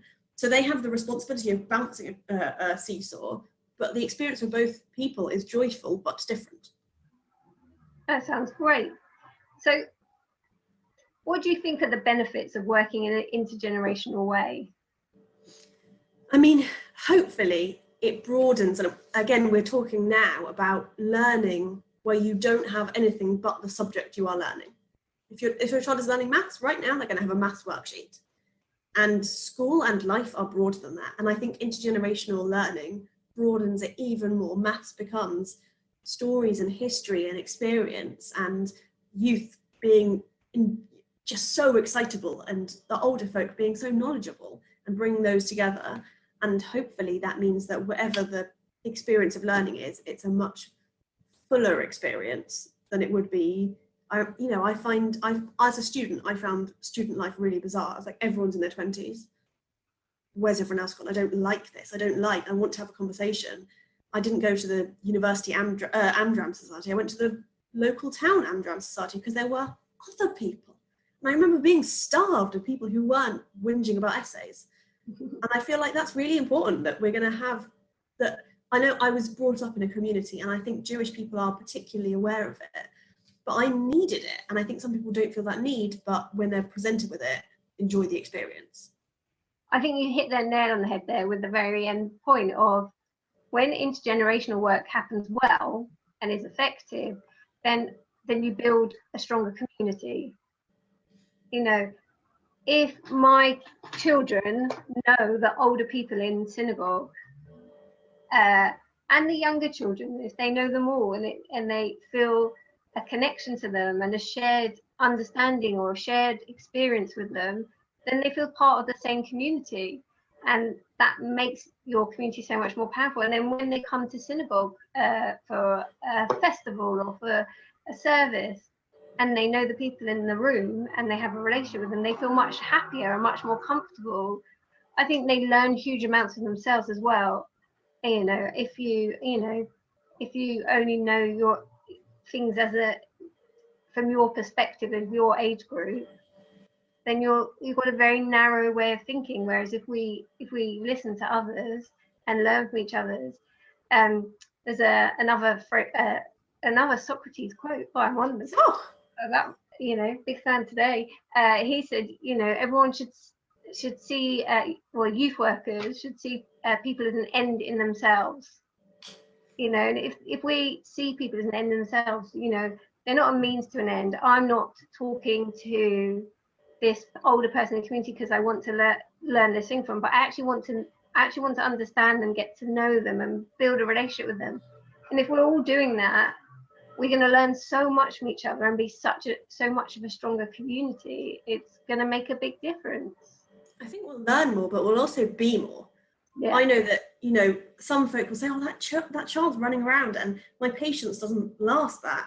And actually, if that person gets to know the child and sees that whatever, they'll feel joy from that child running around and experiencing it, not impatience. So we become better by having that relationship as well.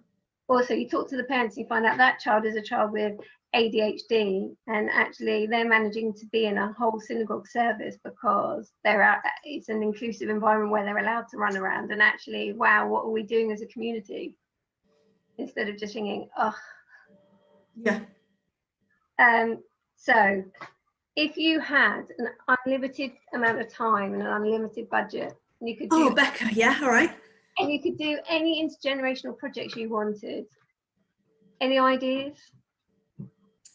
Okay, well, I'd think I'd have more than 2 generations joined together, because I think sometimes that's a bit intense. I think I'd have 4 generations.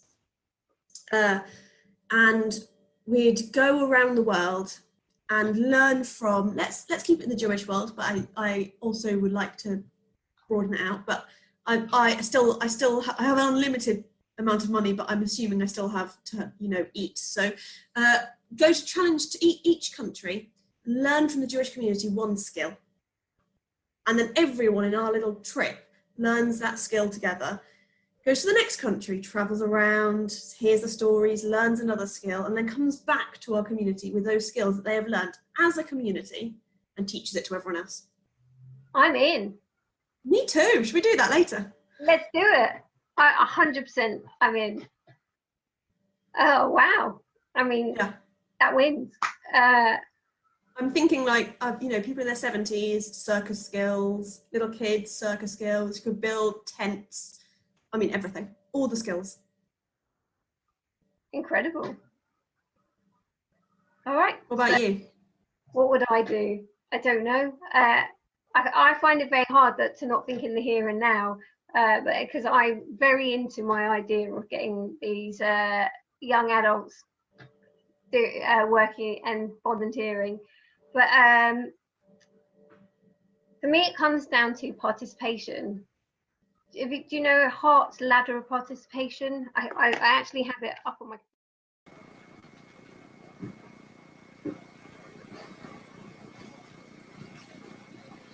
Oh, I'm hoping you're going to show me that Your ladder, Becca. Okay, well, I can't quite zoom into it, but what we were going to say was trying to think using this project, which obviously can't happen. We don't have the budget or the corona allowance to travel around the world. What were our ways that we could, what techniques or ideas from that crazy project can we bring into real life? And I think for me, there were 3 of them, that whatever generations are coming together, they're learning as equal partners.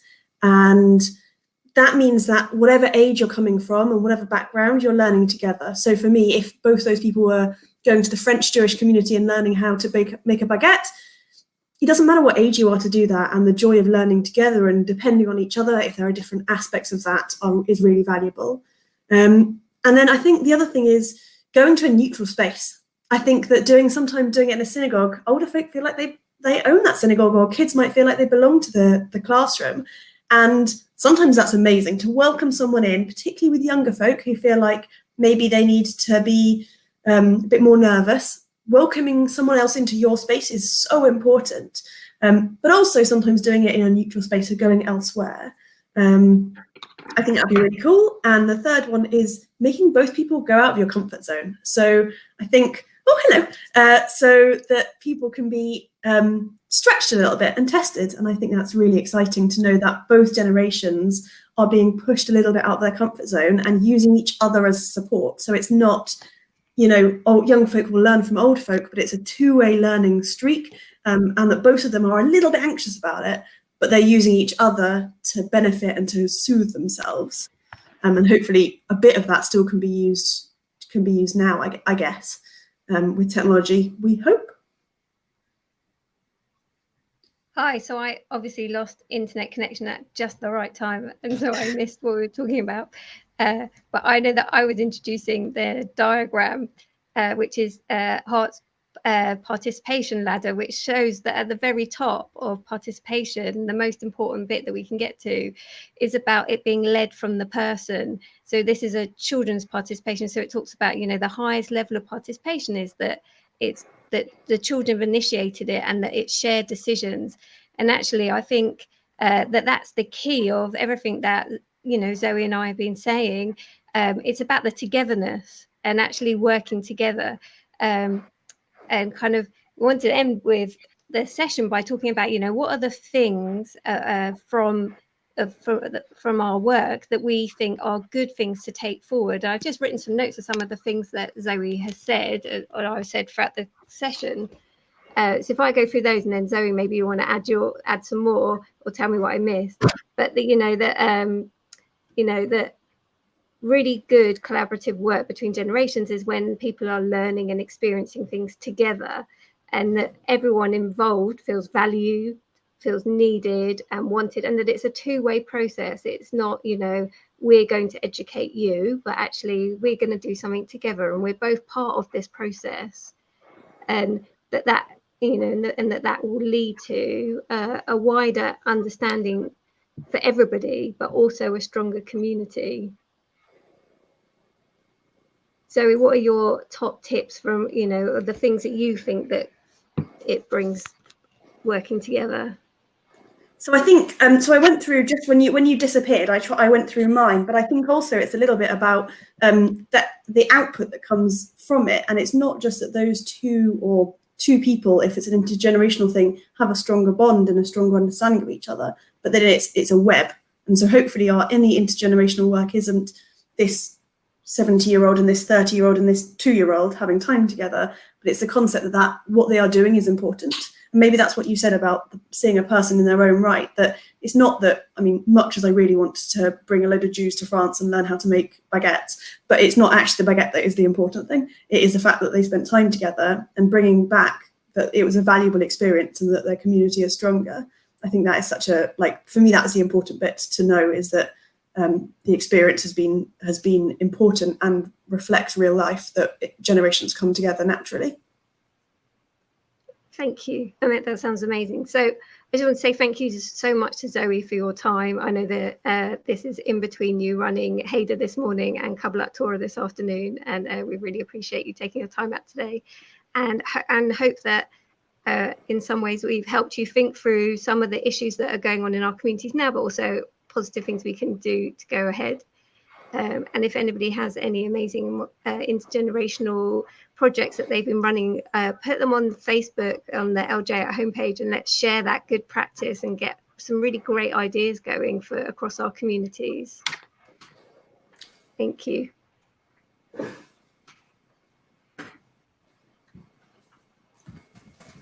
Thank you so much, both of you. I know that just been watching this stream of questions and comments coming in from via Facebook and via YouTube, that really you seem to have hit a nerve with so many people who maybe even who weren't thinking about this and now are suddenly thinking about this. And I wonder if you can just briefly tell people, if they want to speak to you, if they want to expand on this conversation, where can they find both of you?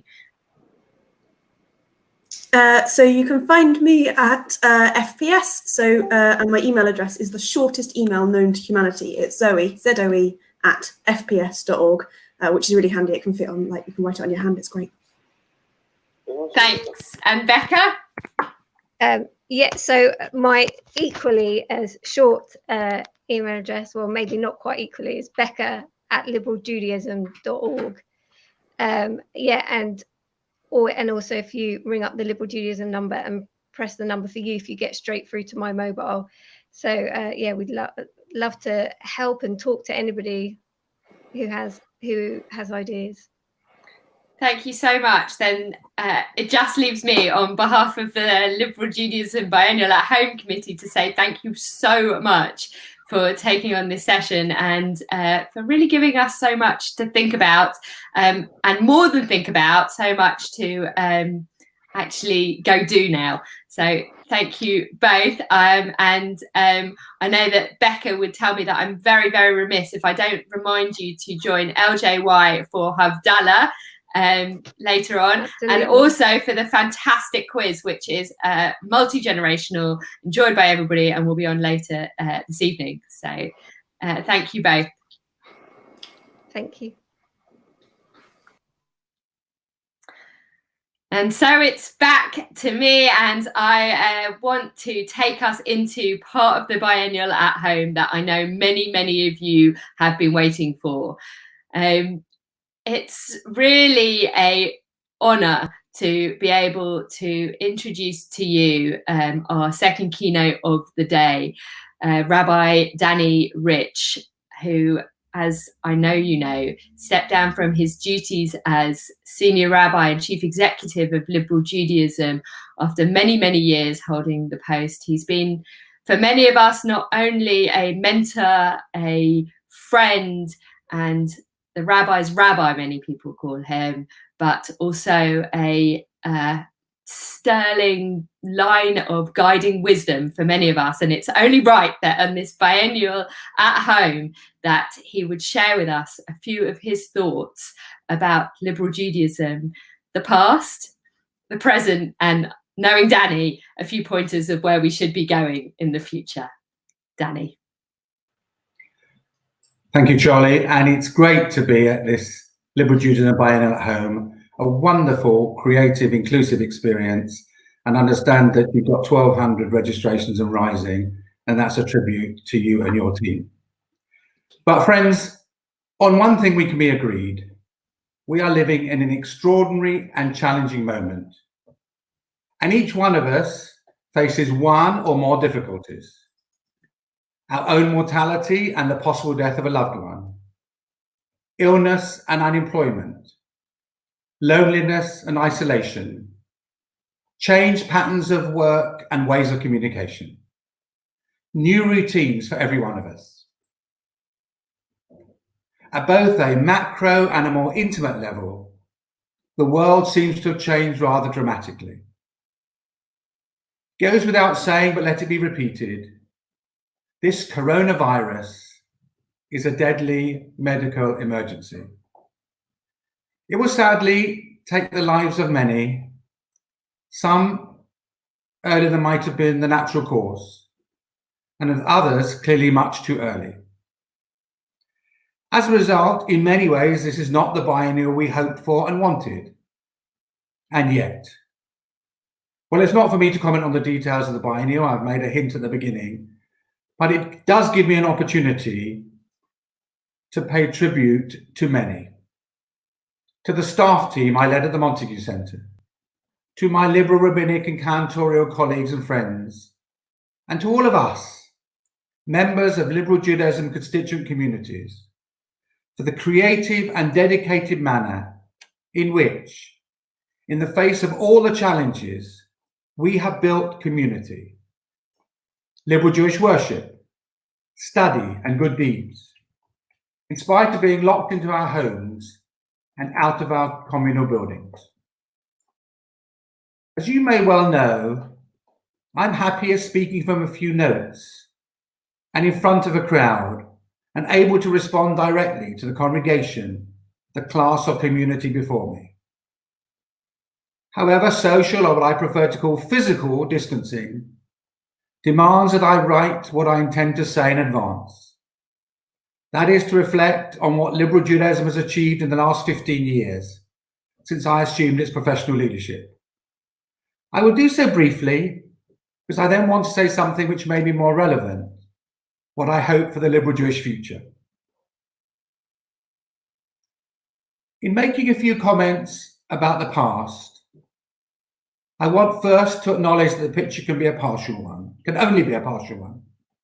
And second, I want to recognize that whatever was achieved was done through partnership, or to use the new term, collaboration, between the local and the centre, between paid staff and volunteers, between lay and rabbinic leadership.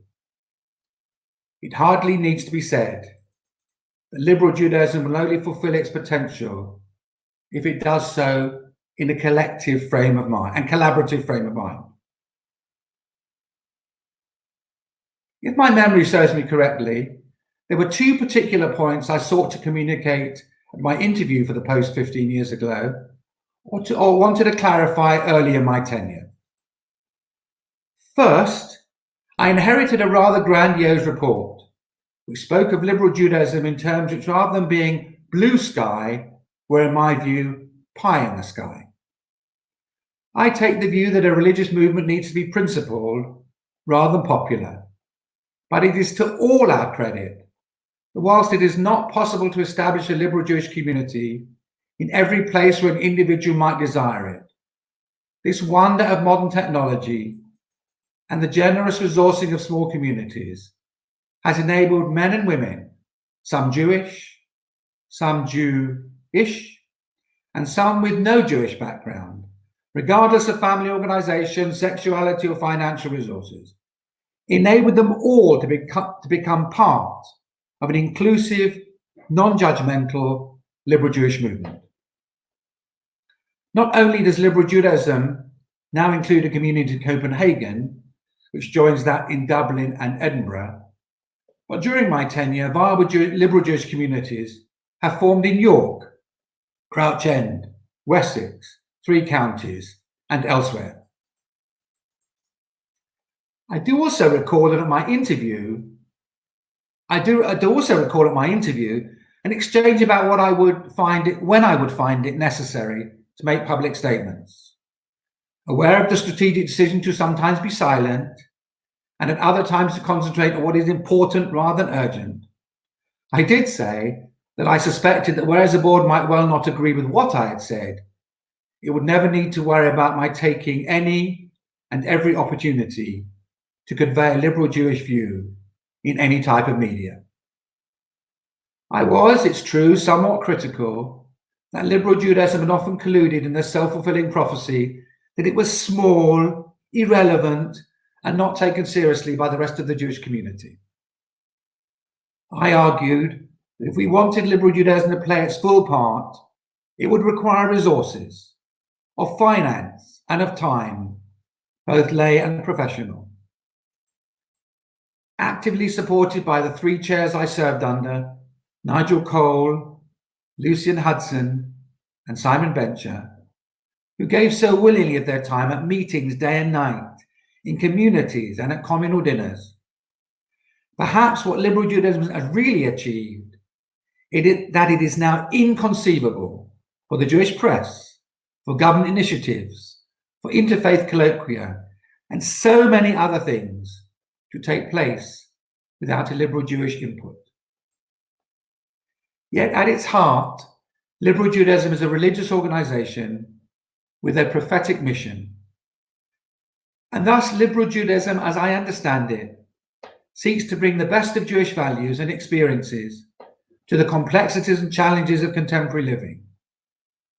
The genuine liberal Jewish voice adds its contribution and attempts to marshal its forces to enable Jews and others to respond to the challenges of modernity without seeking popularity or comfort, but focused on what is ethical, logical, and universal, but with a Jewish flavor. I could cite many examples of liberal Judaism's radical campaigning in the last 15 years, but two in particular evoke in me pride. In partnership with Citizens UK, liberal Judaism was the pioneering voice seeking to offer refuge in the United Kingdom to those fleeing the Syrian civil war. The simple symbol of my sukkah, erected outside the library in Windrush Square, Lambeth, and elsewhere, led indirectly to government initiatives, and particularly the community sponsorship scheme, such that hundreds of additional Syrian refugees have found a haven in the United Kingdom. This includes one Muslim family, Syrian Muslim family, now housed in a former caretaker's flat within the premises of a liberal synagogue in the south of England. Second, liberal Judaism has long advocated the dignity and equality of each individual, and it still seems thrillingly remarkable to me that I was the only religious Jew who gave evidence to the Select Committee of Parliament in favour of legislation which was to lead to equal marriage for people of the same gender in England and Wales. It is now, however, right and proper that I look to the future when we shall emerge from our current restrictive situation. We may have felt even more acutely over the last few years how one of the great strengths of Judaism is the ritual at home, Kabbalat Shabbat and Seder LaPesach being examples par excellence. We recognize too that a synagogue itself has no intrinsic, whatever the word is, sacredness. A synagogue is defined by its uses as Beit Tfilah, Beit Midrash, and Beit Knesset, a house of prayer, of learning, and of meeting. The modern miracle of Zoom, however, is that each of our homes can become Beit Tfilah, Midrash, and Knesset if we use them for such purposes. Zoom, however, requires a collective effort of at least two, a collaborative effort of at least two and maybe more. And so we established times for Zoom services, Zoom classes, and Zoom chats, at which our interaction with members of our congregation and our teachers creates sacred time over great distances of sacred space. The institution of Shabbat and the cycle of Jewish festivals, whether on Zoom or at our shuls, are not about the space in which they are marked, but about the time we choose to devote to them. There will be a time when life returns to some normality, and we shall then be able to gather again in our communal spaces. Yet perhaps we have learned by exceedingly high turnouts of virtual services that for some, the place where something happens may be less important than the time and the collective gathering. Now, as a subscribing Luddite and a strong advocate of community, I can be proud of my newfound abilities with Zoom. Yet, While I urge and hope that our communities will continue with the streaming of services and off-site opportunities, I crave for the time when I can be part of a physical and real minyan rather than its electronic virtual equivalent. This, however, is a relatively minor technical or ritual point. More importantly, this tragic pandemic does, in my view, call for a radical Jewish approach to the existential question of the meaning of life and death. I have long been an advocate of assisted dying, in support of legislation to enable people to die on their own terms, and gave live and written evidence to the Faulkner Commission to this effect.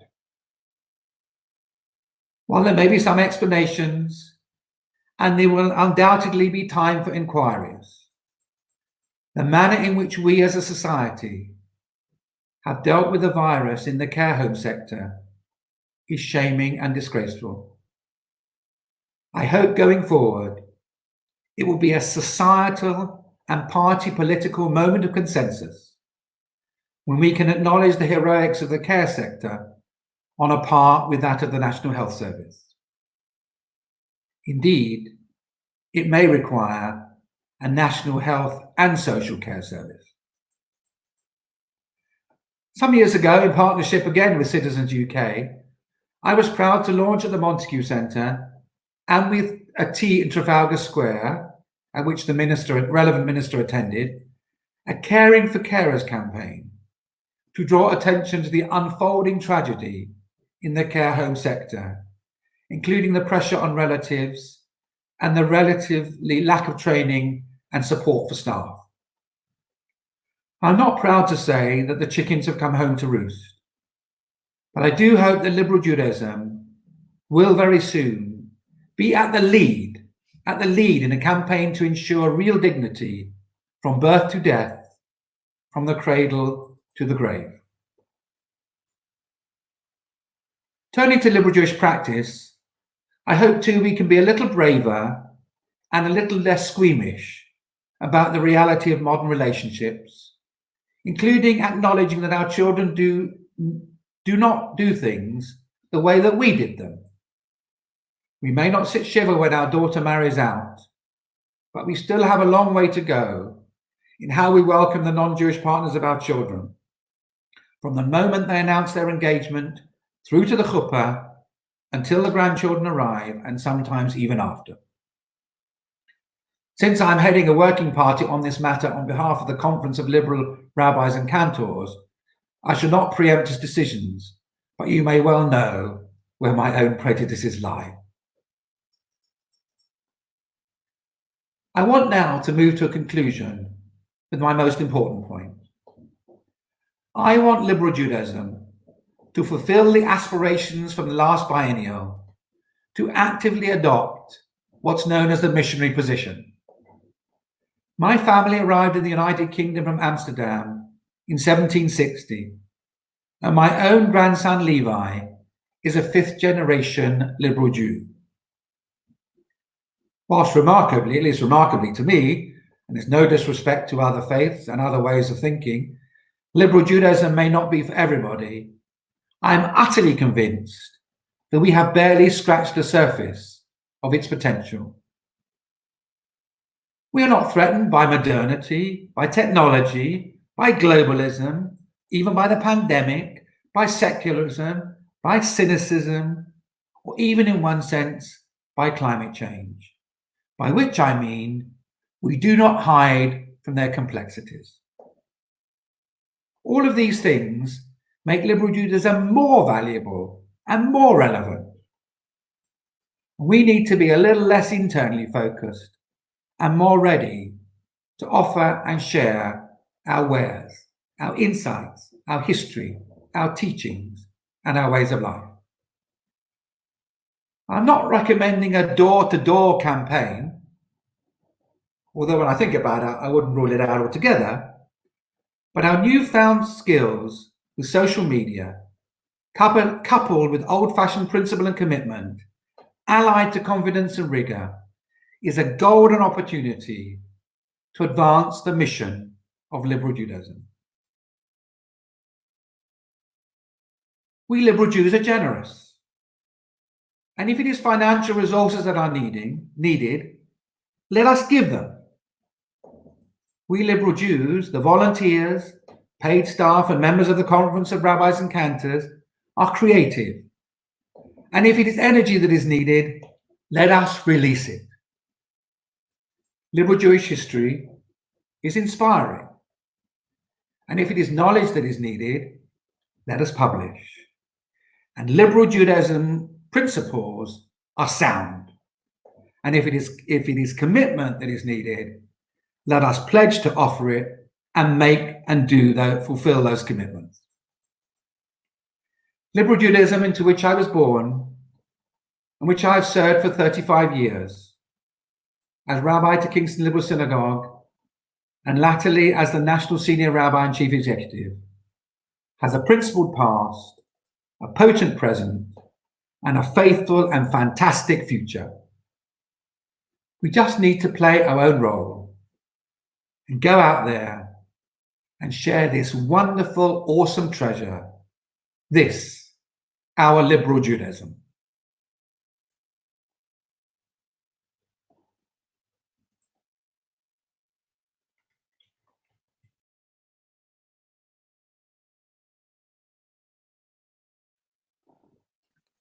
Thank you so much, Danny. It is always inspiring and challenging to hear you speak. And I know that there are many people out there who are going to feel like you have given them a mission to live up to, and that you are still so very much part of liberal Judaism.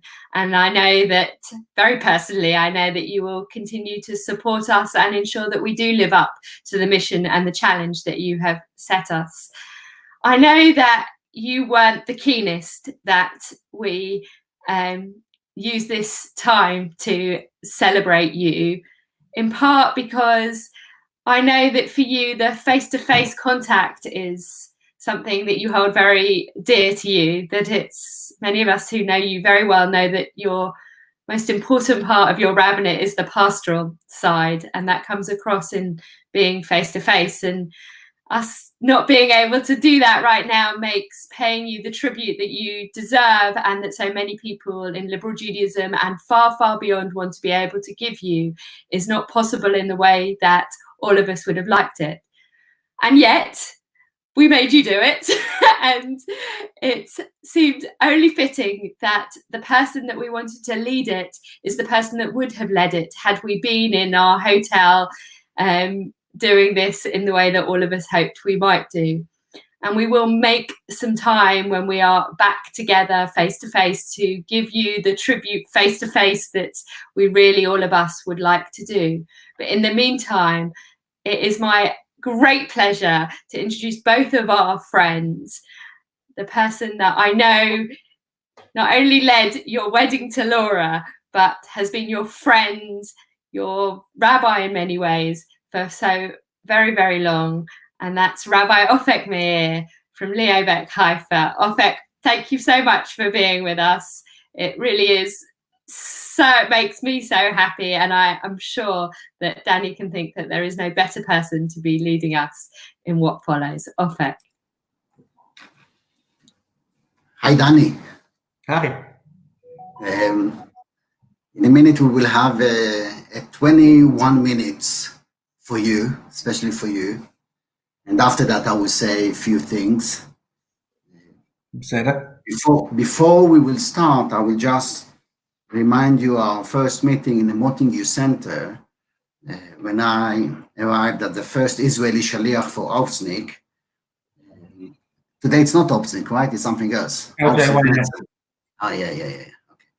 The Opsnik, and your day in the office was Monday, always, when you were the rabbi of Kingston and the head of the youth department.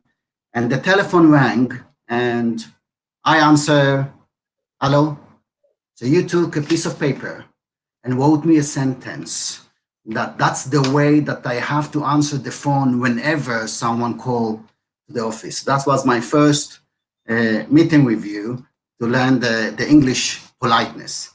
So let's go to your tribute, and then after that I will tell you and all the rest what I learned from you.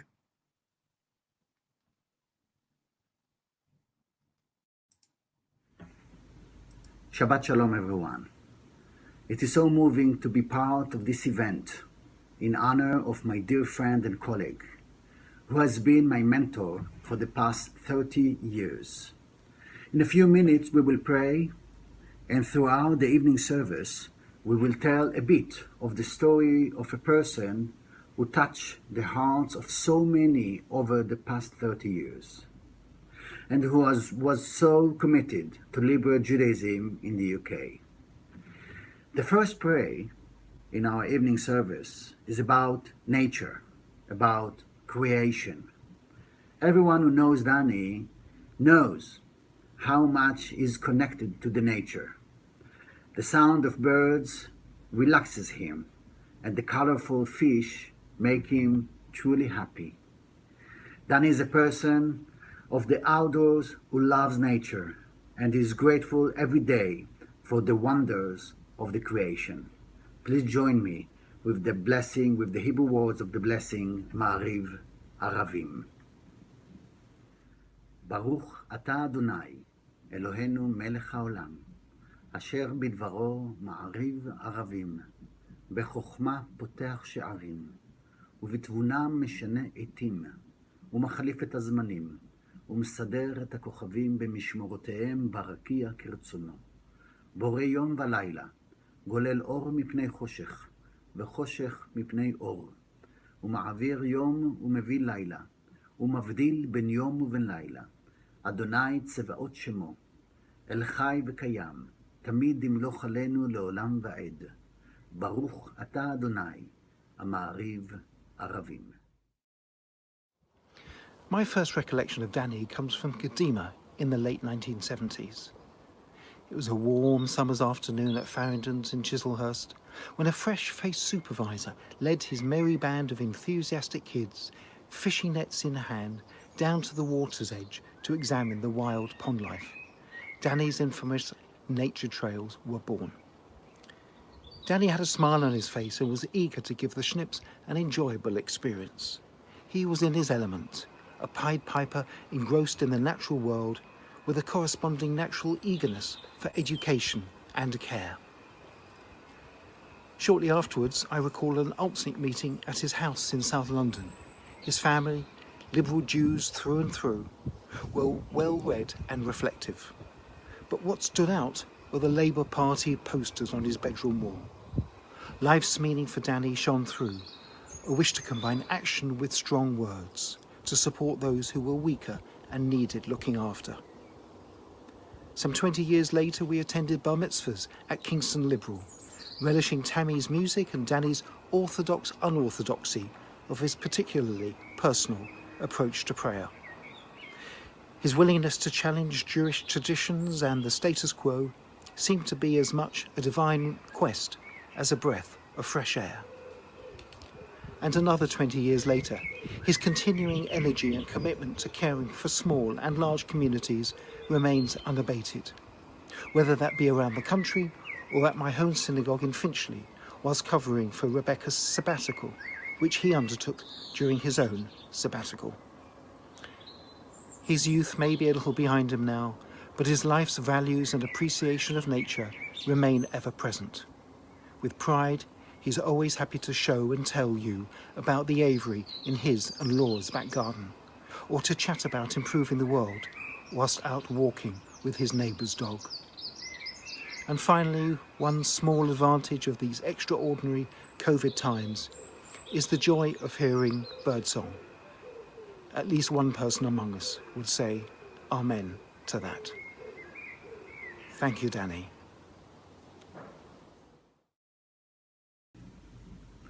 After the prayer about nature, we move on to the prayer about love of Israel and the love of Torah. Danny dedicated his entire life to the people of Israel. as a congregational rabbi and as a head of the movement. He visited many Jewish communities throughout the world, and his heart always was directed toward any place where there were Jews and Jewish communities. Please join me with the Ahavat Olam prayer.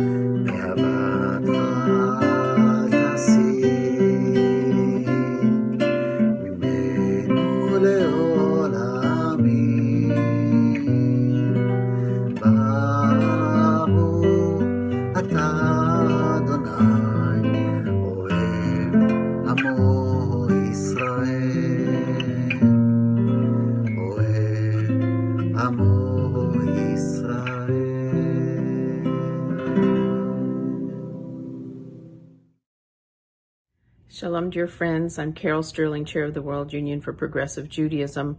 I'm sorry that we can't be together in person, as I'd like to offer my thanks and gratitude to Rabbi Danny Rich for his service and leadership over the last number of years. It's been my personal privilege and pleasure to work with Rabbi Rich, and as I've told him on numerous occasions, the one thing people always say about him is what a mensch he is. So, Rabbi, we wish you much luck as you continue the next chapter of your career, and want to thank you for everything that you've done and for your leadership and inspiration. Stay healthy, stay well, and love from the World Union. Shema Israel is considered to be the highest moment of spirituality and religiosity in our prayer service. A declaration of faith in God, the One.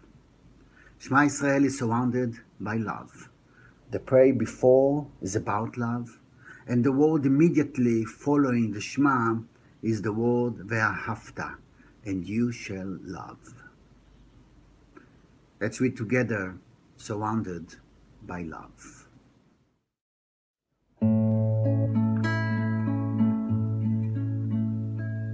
Shema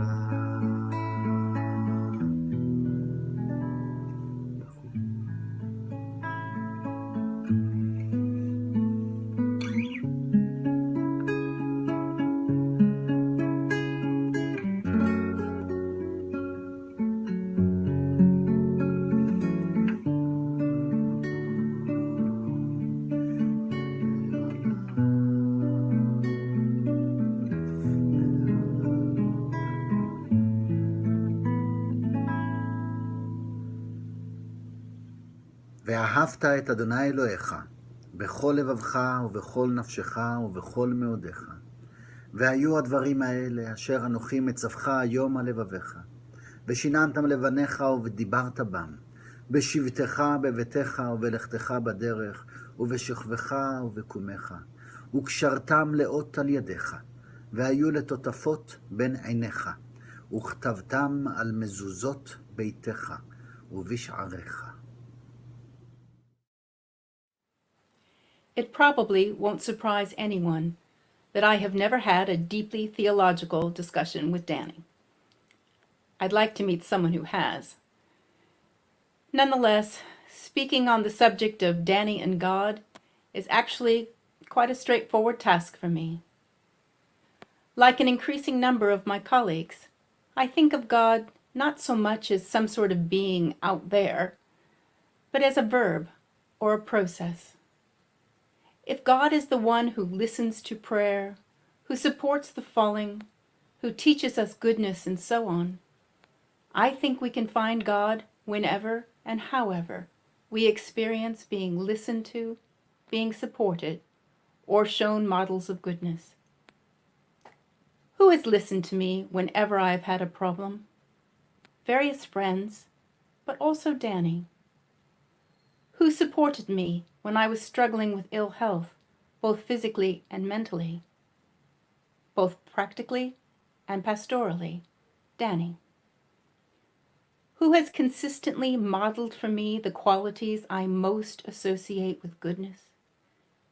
Danny, through his decency, forthrightness, and kindness.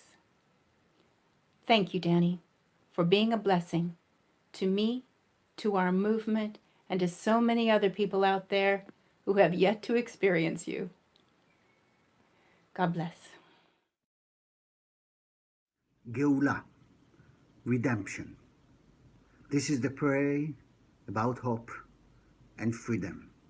From Danny we learned that freedom and hope and redemption are all part of tasks we undertake to do tikkun olam. מי כמוך באלים אדוני, מי כמוך נהדר בקודש, נורא תהילות אוסף אלה, נורא תהילות אוסף אלה. מי כמוך באלים אדוני, מי כמוך נהדר בקודש, נורא תהילות אוסף אלה, נורא תהילות אוסף אלה.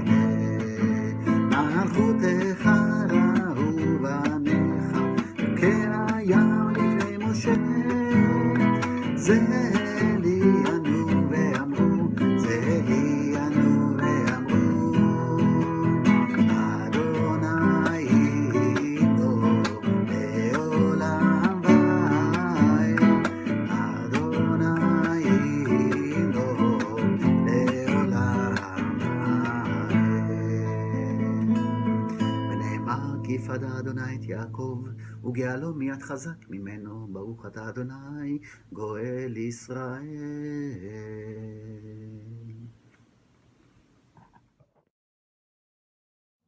I think I first met Danny many years ago when I was a Member of Parliament for Battersea and he was in South London. We got to know each other pretty well then, and we've stayed in touch on and off ever since. More recently, in my campaign for child refugees, I've of course often had meetings with the Jewish community, and Danny was there prominently helping the campaign and supporting it. It was always good to see him, to exchange notes, to have a good chat about things, but above all to welcome his support for a very important campaign. And I appreciate the work he did. I appreciate how much he was helpful. I appreciate that he organized and stimulated members of the Jewish community to be equally supportive of child refugees. Danny, you've been a great colleague, you've been a great friend, you've been a great campaigner. I can only wish you best of luck in your future endeavors. Please let's stay in touch and carry on with the good work. All the best. We have now reached the part of our service when we pray the Amidah.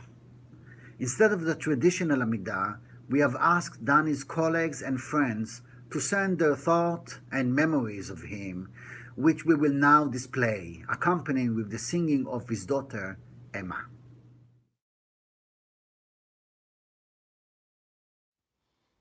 May we be blessed as we go on our way. May we be guided in peace. May we be blessed with health and joy. May this be our blessing. Amen. Amen. Amen. May this be our blessing. Amen. Amen. Amen. May this be our blessing. Amen. May we be sheltered by the wings of peace. May we be kept in safety and in love. May grace and compassion find their way to every soul. May this be our blessing. Amen. Amen. Amen. May this be our blessing. Amen. Amen. Amen. May this be our blessing. Amen.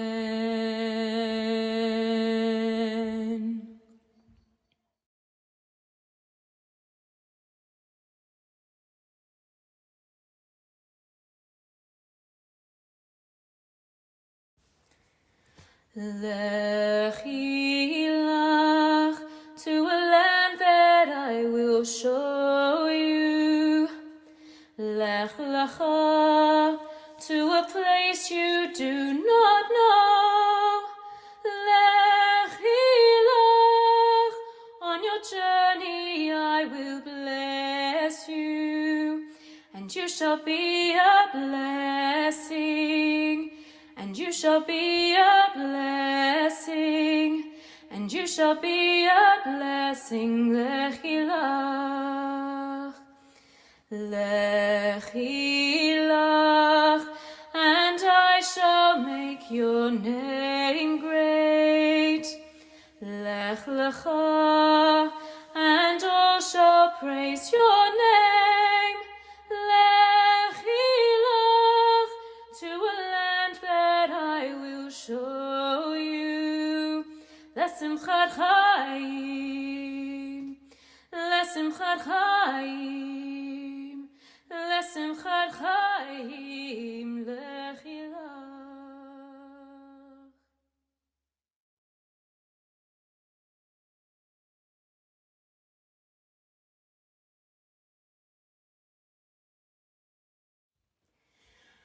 This is the promise that I have made with you, and you will go forth into freedom. You will be my people, and I will be your God. This is the promise I will keep with you, and you will go into the land of Abraham and Sarah. I have lifted up my hand and opened up the way, and you will live in freedom till the end of time. This is the promise I have made to you. This is the promise that I have made to you, and you will go forth into freedom. You will be my people, and I will be your God. This is the promise I will keep with you. This is the promise I will keep with you.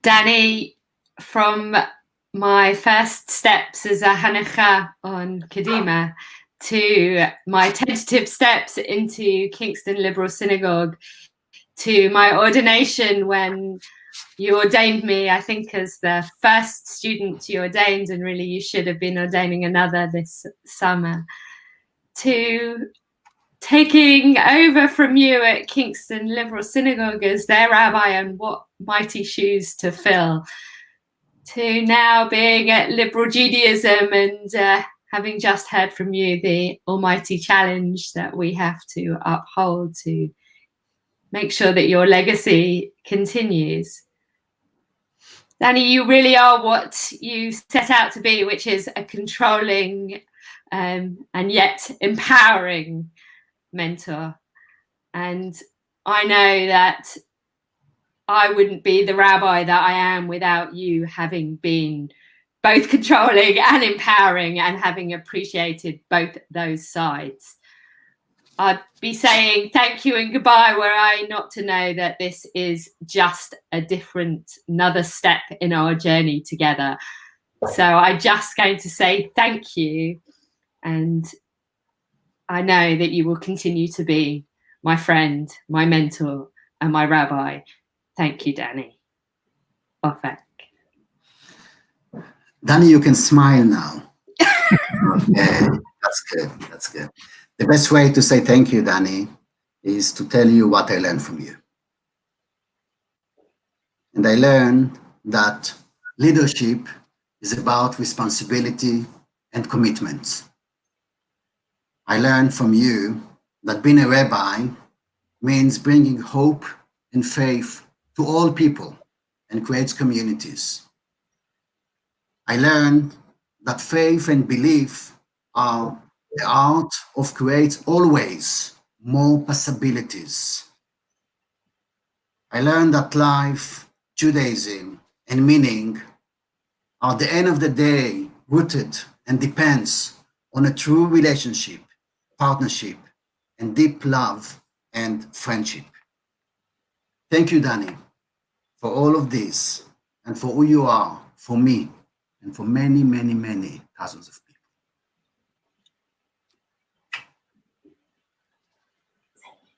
Thank you. Do you want me to respond? Yeah, we could give you a free moment. It's very hard for me to respond, of course, but to thank everybody who's been involved, to say that I've loved nearly every minute of it, that I'm proud of what personally I've done, supported by a very wide family, both local family and colleagues and friends and partners and people that I've worked with. And I am absolutely convinced that the confidence that I hoped I brought to our movement will enable us to move to the next space, which will be about collaboration and about cooperation. It will be different than the last 15 years, and that's fine too.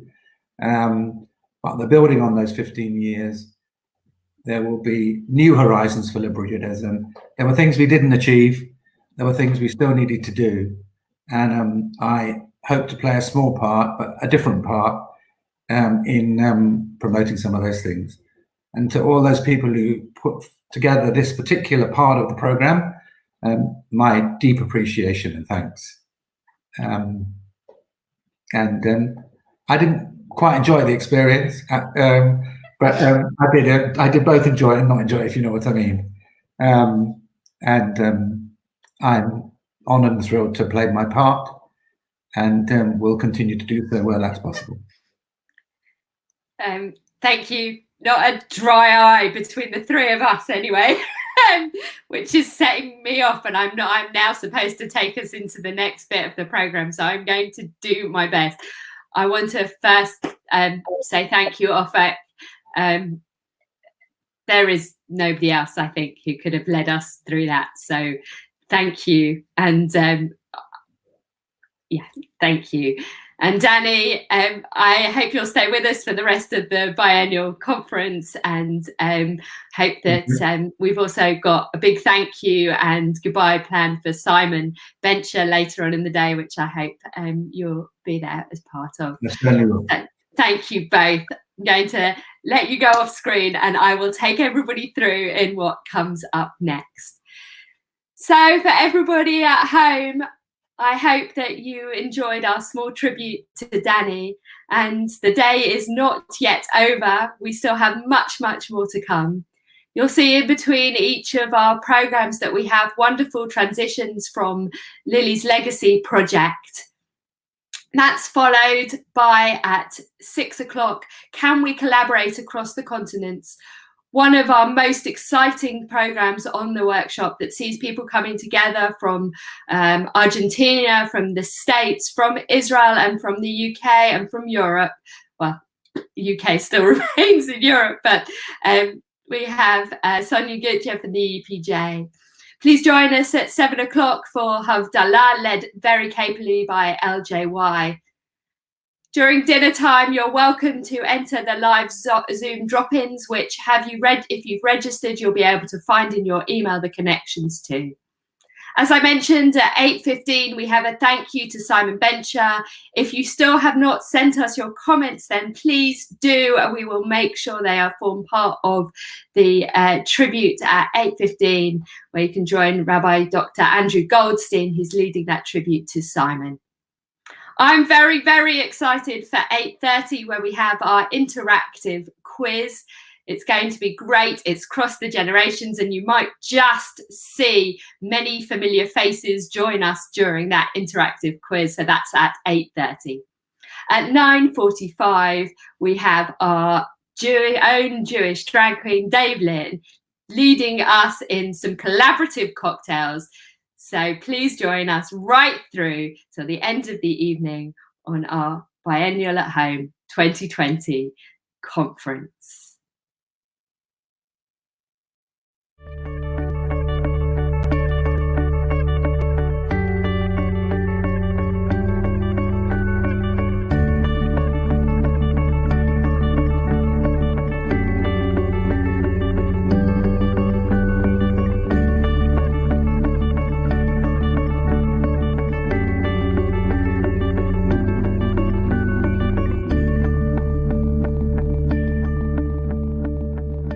Them due to come into our house, and that liberal Judaism has publicized what we've been trying to do, and several people from different communities and outside the Jewish community, totally Christian communities, have been involved in getting together.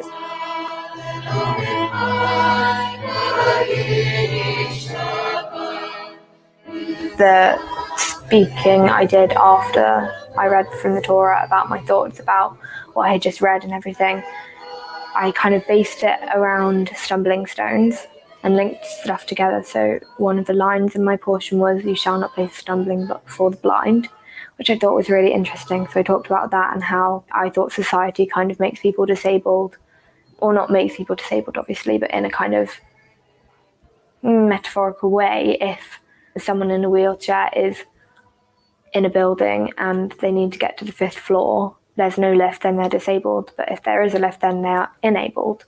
So it's stuff like that, I think. My identity as a gay man, as an autistic man, contributes to me finding it difficult to fit in to groups.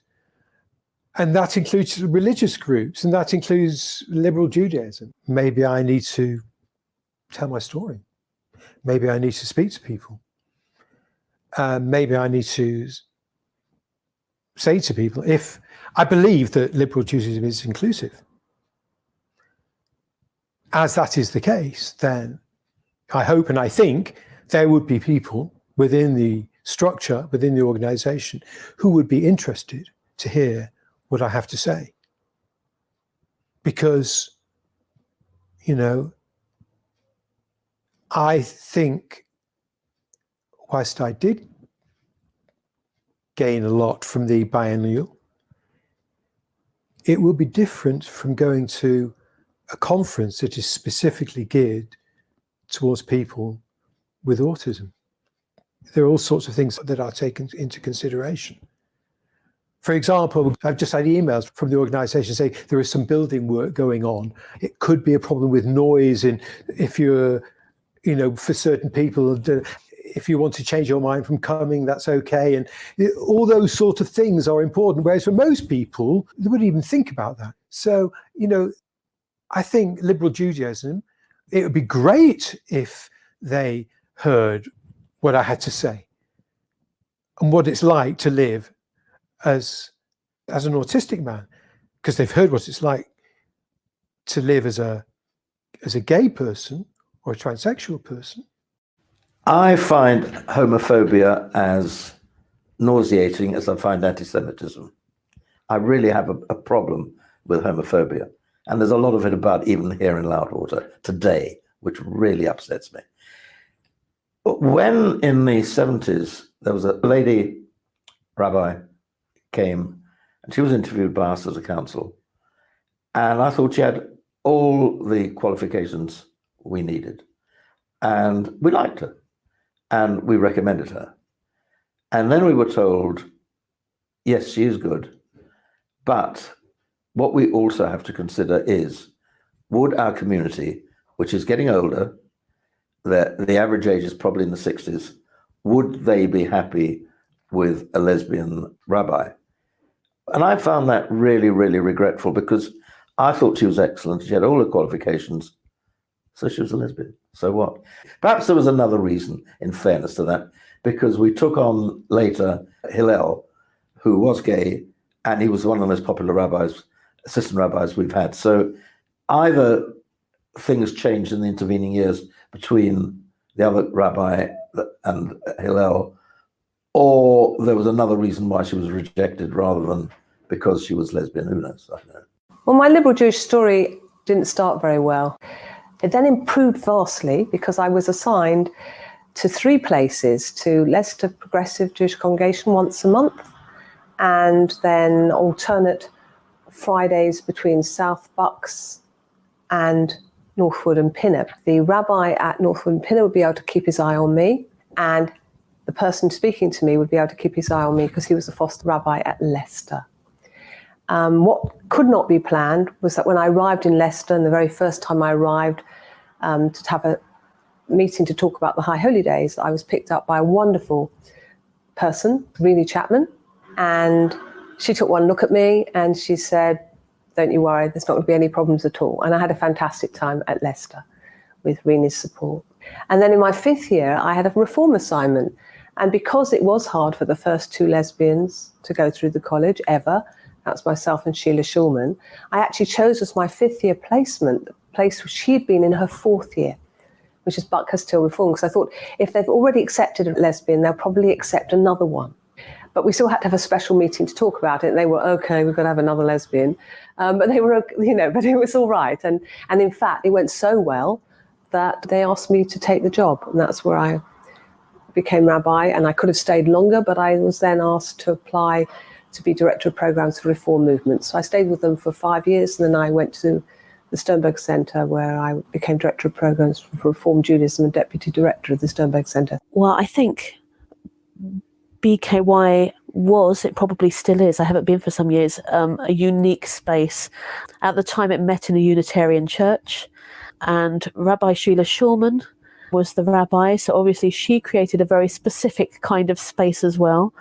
So it was a group of such diverse characters with such easygoing attitudes. I think also the fact that it wasn't a group of families was very helpful to me at the time. Coming in as someone on my own, to not have the expectation of, oh, how are you and where's your husband and how are your lovely children and where are your parents? Actually, to go into a community that was very much composed of individuals made it what it felt like a rather unique space compared to shuls I'd been in the past.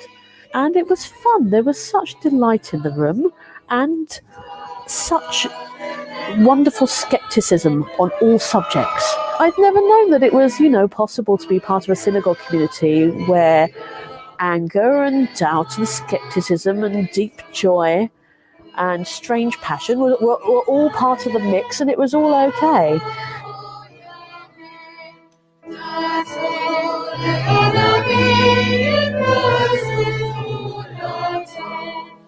I think it's that welcome, and it's that vision of plurality, of diversity, and of maybe reinvention, maybe reinventing what Judaism can be for this period of history, perhaps for people who don't find themselves in the mainstream of society, and not just around being Jewish, but around their worldview, around their politics. So I love a place where I can develop my sense of Jewishness and my connection to Judaism. I see liberal Judaism as needs to be an irritant on the side of the Jewish community, if you like, constantly reminding them that complacency, smugness, being satisfied with ourselves, taking interest only in ourselves is never good enough. And we need to lead in areas that will have an impact on people's lives, even if it doesn't have an impact on Jews' lives. I mean, often it does. I suppose my proudest moment in my 15 years is when I gave evidence to the Select Committee on Equal Marriage. The only religious Jew. There were all the other religions were there. There was some other Jews there, but none of them were religious Jews. And the rest of the community was quiescent, I suppose you would say. They didn't strongly object, but none of them, we led the campaign. To me, that was morally right. And it did benefit some of our members, but even if it hadn't benefited our members, it didn't matter. I'm advocating for the type of society I want to live in. At this moment, I'm not a trans person, but I advocate for trans rights because it's morally the right thing for a decent society. It doesn't happen to directly affect me at the moment. It could affect one of my children in the future. I have no idea. That's not or grandchildren. That's not the issue. The issue is in a decent society, we don't discriminate against people on the basis of their assigned gender or chosen gender. And that's what I argue in the Jewish community. It's not the task of the Jewish community simply to agitate for things that happen to be good for Jews. Indeed, sometimes we have to agitate for things that may not be good for Jews, but are good for society as a whole.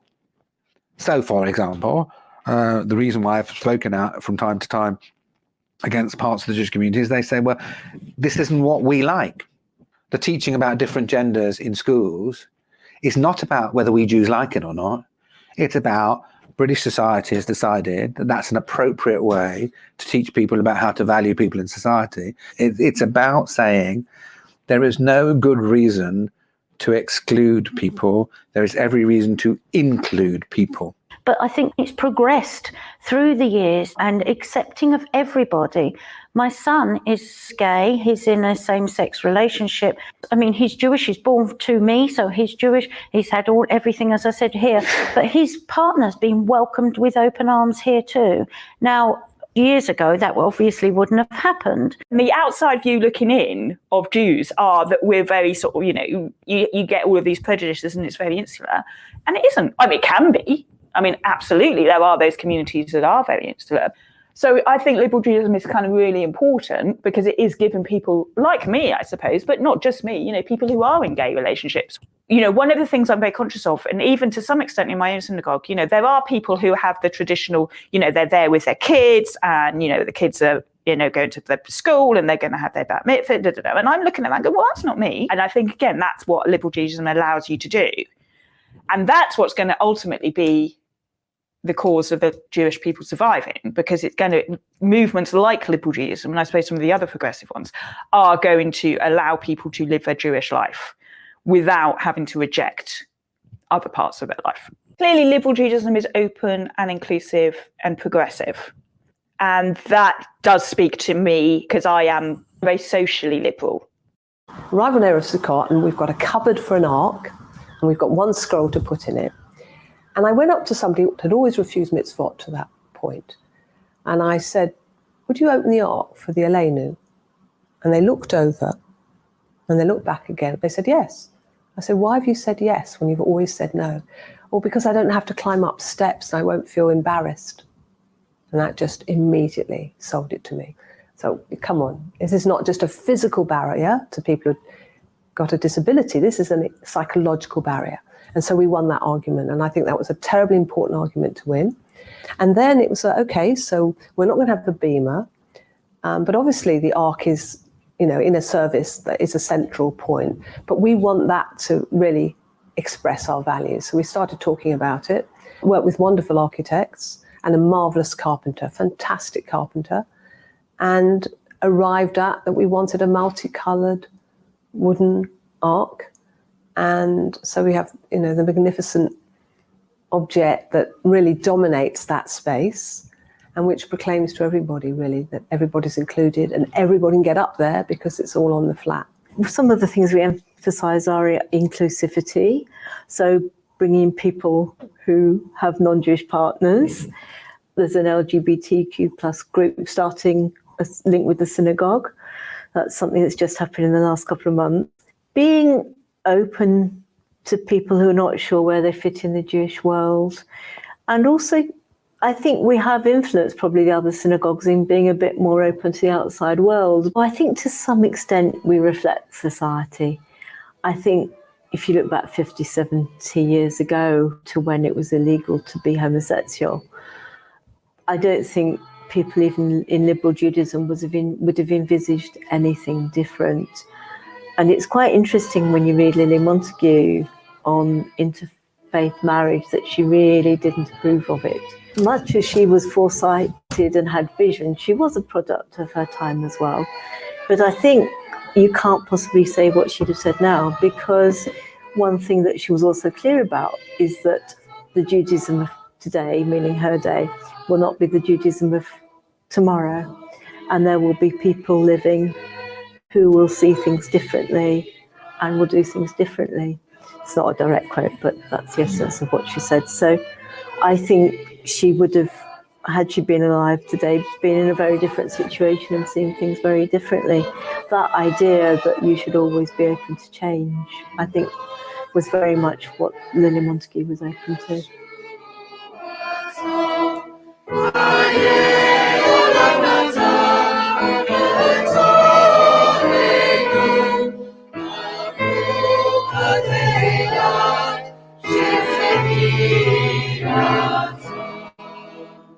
This podcast series of oral histories is part of the exhibition Lily's Legacy, Voices and Visions of Liberal Judaism, a project supported by the National Lottery Heritage Fund.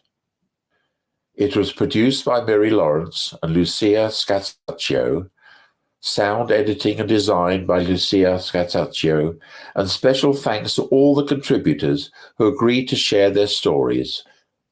For more information about what you've just heard, do visit the exhibition website, www.lilieslegacyproject.com. You're listening to Lily's Legacy, a podcast series compiled from oral histories and produced as part of a digital exhibition exploring how liberal Judaism has evolved since it was co-founded by British visionary Lily Montagu in 1902. This episode explores the theme of social action. Liberal Judaism champions social justice. In this episode, liberal Jews share some of their experiences in the search for social justice, locally and globally. Many of the activities described here are in partnership with other faith groups and non-faith groups, and look beyond the needs of the Jewish community. At the same time, participants debate whether the fight for social justice has been at the expense of Jewish learning and worship. To what extent is social action an integral part of being Jewish? In recent years, liberal Jews have been involved in lobbying Parliament about a number of campaigns. Should liberal Jews be involved with politics?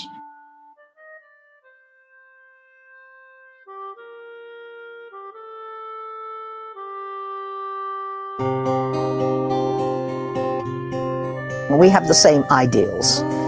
A lot of them started by Miss Lily. Social justice, looking after other people, worrying about refugees, asylum seekers, looking after members of the congregation who you might not have seen for some months. Mattock understood in particular that that was his congregation, needed to hear about social issues, particularly when the people carrying out some of the immoral issues were Jews, and he actually confronted them with it. He talked about Jewish landlords at one point, and he was right. Don't call yourself a Jew if you're not doing certain things. We were able to change a little bit with, of course, support many, many other people. The vocabulary about Syrian refugees, particularly the narrative. We haven't done as well as Canada. I mean, Canada's narrative about people who come into the country is that they will always bring something in.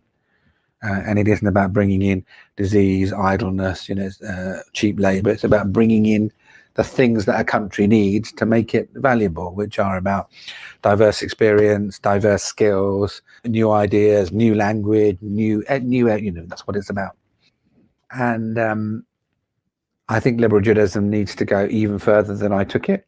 I think for every rabbi at this time, it's how we're addressing the situation we're in this country at the moment. Well, the two big issues, there's how we're addressing the situation in the country and the sort of anxiety that we're facing as a country, the uncertainty, the rise of racism, anti-Semitism, all those big issues. There's climate change. I think we've really become aware in the last issue how big that is. And there are other social issues which get forgotten, things like homelessness and so on, that in the day-to-day news don't get covered because we're so occupied. And I suppose what a rabbi's role is to say, well, what has it got to do with Judaism? What has Judaism got to say? How can it help us think about these things and do something about these things? At the same time, I always try to make at least some space over the holidays for something much more personal, something that will give people hope and comfort and strength personally. So I always try to make a bit of time for that as well. But I think Judaism has got something to say about the world as it is. It's finding the words that then are Jewish and not political, and not something that could be said by a news commentator. It's finding a way of doing things that comes from within Judaism. The other interest which has snowballed from my membership of a constituent member of liberal Judaism is the fight for social justice. Despite my wife, myself being very fortunate in our position in life, we have been very pleased to see that liberal Judaism has striven to fight for social justice in not only in the UK but in the world.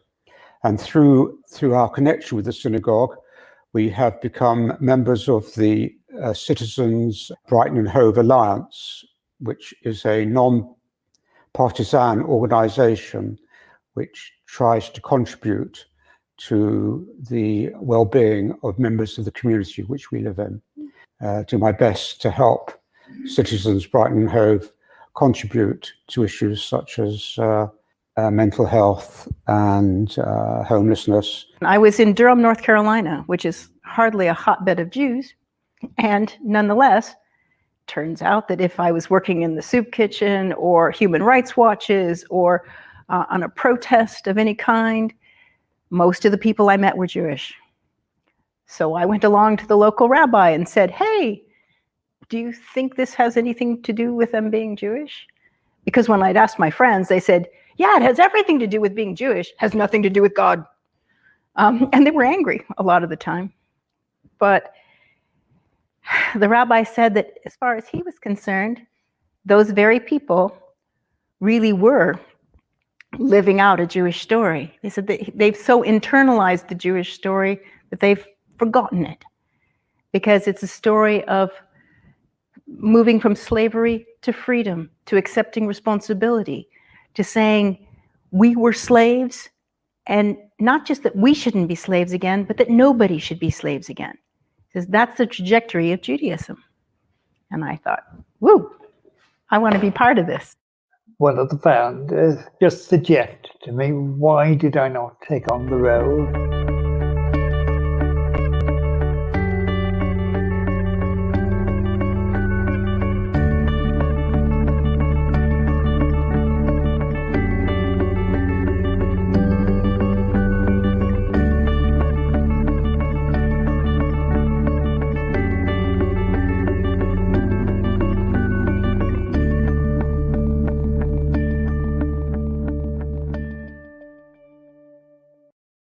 Hello, Shabbat Shalom, everyone. I hope you had a very, very good conference so far. So tonight's workshop is called Collaboration Across Continents, and we have many people coming from many places of the world in of progressive Judaism. So I will follow the alphabetical order, and I hope my alphabet is good. So I think the first one to talk is actually Rabbi Sergio Bergman. Please, Rabbi Sergio. Can you introduce yourself? Shabbat Shalom, thank you very much for inviting me and to be part of this virtual roundtable and this panel to share with you that I am really honored to lead the World Union for Progressive Judaism. I take over the presidency starting in June, and I come from Argentina. I was born in Argentina and served the liberal community the last 25 years, and really very happy to be connected to this extended family that are the liberal, the progressive, the constructionist and reform Jews around the world, and ready to share not only my experience to face these challenges that we have in our World Union, and in at least also how we can reshape our vision facing the new world that is waiting for us after the global pandemic. Okay, thank you, Rabbi Bergman. The next alphabetical order is Eric Beswick. Have I pronounced correctly your name, Eric? Yeah, that's correct, yeah. Hello, everybody. The name's Eric. I'm from Cape Town, South Africa. I'm very grateful and honored to have been given this opportunity to be a part of this group. It's quite, it's quite intimidating to be surrounded by all the big machas within the World Union. So thank you. I'm the executive director of the Cape Town Progressive Jewish Congregation, which is actually quite interesting because we're made up of 3 shuls in Cape Town that operate under one umbrella.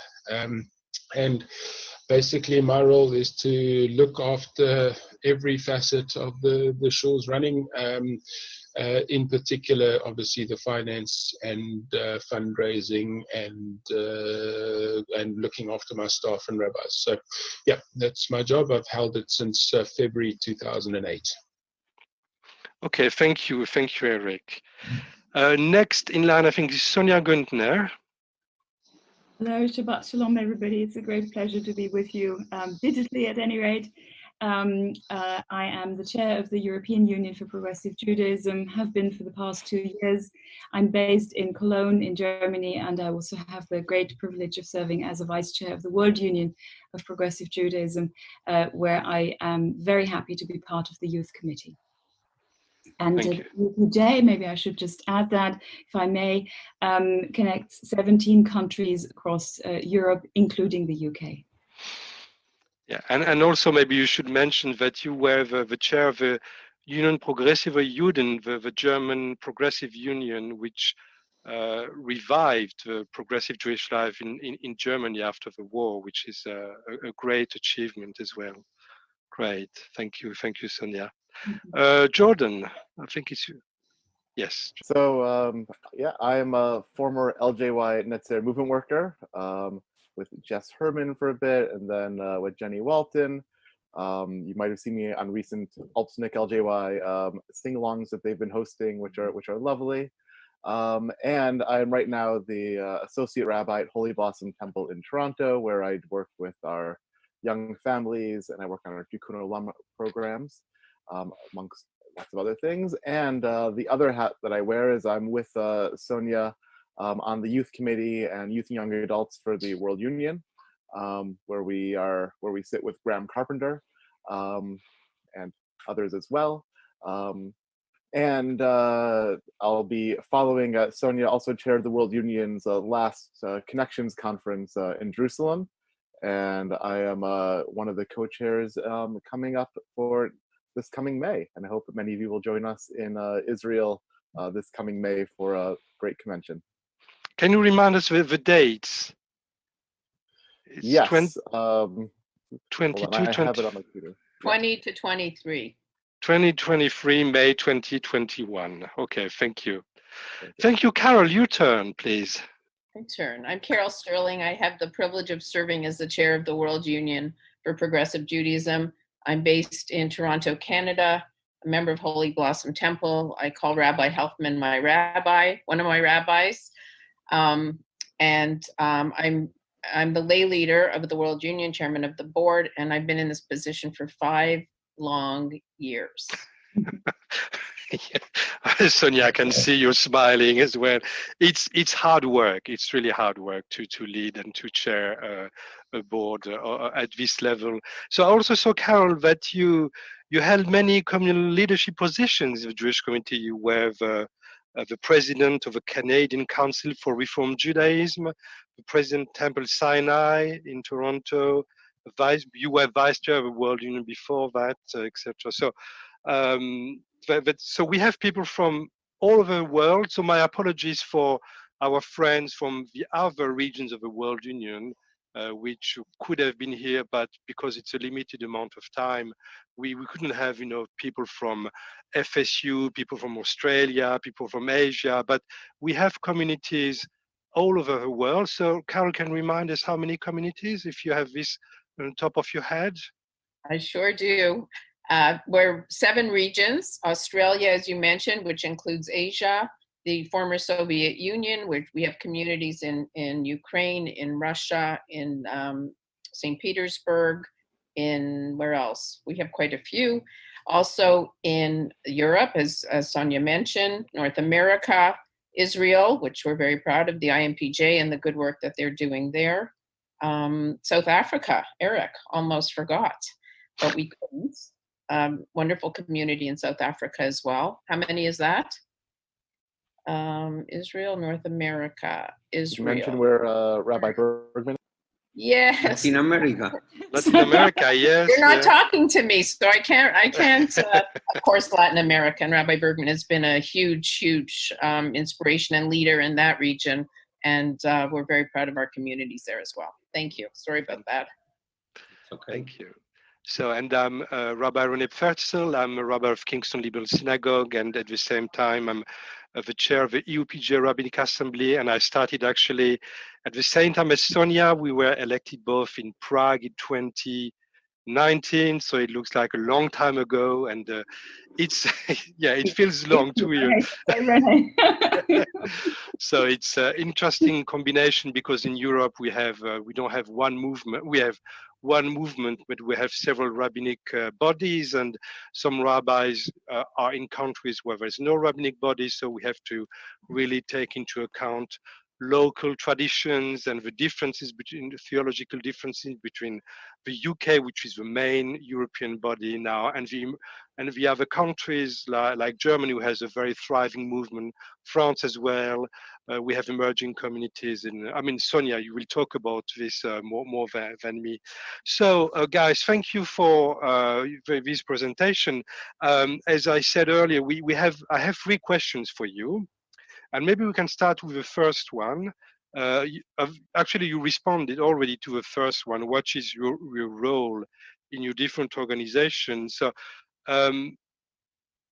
because the theme of this biennial is collaboratory, and the theme of this workshop is collaboration across continent, I will be very interested in, and the people who are listening to this session will be very interesting to hear what you believe is so important, why it is so important to collaborate between the different regions of the World Union, even though we're really aware that some of the members don't always remember that we belong to a larger organization worldwide. So maybe I should start with Carol and Sergio. So how do you see collaboration between all the parts of the World Union? Carol, would you mind starting? Sure. So one of the privileges I've had in my term as chair of the World Union is to travel and getting to know people in our global family, which is amazing. And to see that in many of our communities, the challenges and the opportunities are very similar, but in many places it's different. And for our smaller communities that are a little bit more isolated, it's very important for them to know that they're part of a larger family, that there are other people around the world, their brothers and sisters who care about them, who think about them, who work for them, so we work together for each other. And I think that's been very, very touching and very vital for me in my work as the chair. Thank you, Carol. Sergio, you're just starting your role of president of the World Union. So in a nutshell, what's your vision of the World Union, as collaboration between all these different people coming from different backgrounds, and yet all sharing the same values in a way? Yes, I think that it's important maybe to share part of my personal story. I grew in a Reform community in Buenos Aires, the only one that we have. And you know that be part of Latin America, it's not only so excited, it's a wonderful thing. We are a part of the world that it's amazing, but we are on the bottom of the world, and so isolated that the belonging to the World Union is the sense that you are part of a global network and also an extended family.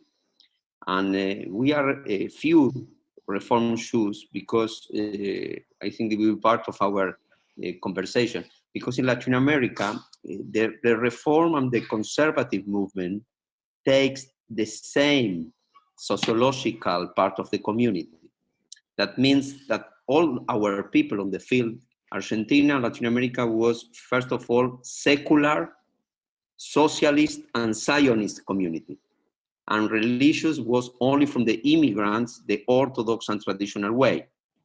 That means that conservative and Reform movements opened the synagogue like a Jewish community center that offer not only the place to fulfill the religious, is also to offer you the identity, because we feel and also we believe, this is our common values, that Judaism is not only a religion, that we need to open windows to every Jew that want to come back to the sources, to live in our communities, in communities of praying, of practices, to study, to be together, to build families, to extend the family, and to go out from your community inside the general society, because this is also part of our progressive approach, that we are not afraid to assimilate. We are commitment to integrate the Jewish voice in the universal and general voice. And then the World Union was everything for me that teach me different part of the world with the same message. Is, like I said, is the biodiversity of the Jewish people. That means that it's very important to respect the autonomy, the local identity, and to build the collective imaginary that we say that we are one people. That is amazing how we are one people if we have different languages, different countries, different food, different customs. But this is I think this is the power of the Jewish community. And here I can share with you that really I am proud to lead the World Union, but for us is how we can grow in the voices of the Jewish community around the world to build this value proposition that we are not modern. I think that we are traditionals in the Jewish roots. Because all the time, from biblical times, the Judaism was open, was not closed. And also to teach our people that we respect Orthodox, because our identity is not because we are not. We need to be proactive and a positive way to explain that we respect any denomination, any voice of the Judaism, but we need to build our self-respect. We need to be proud to be Reformed, liberal, progressive Jews. For me, this is the future, the integration, and how we can deliver to the next generation to be faithful to the roots, but creative, open mind, to recreate and to give a new interpretation, new meanings to the old tradition in a modern world.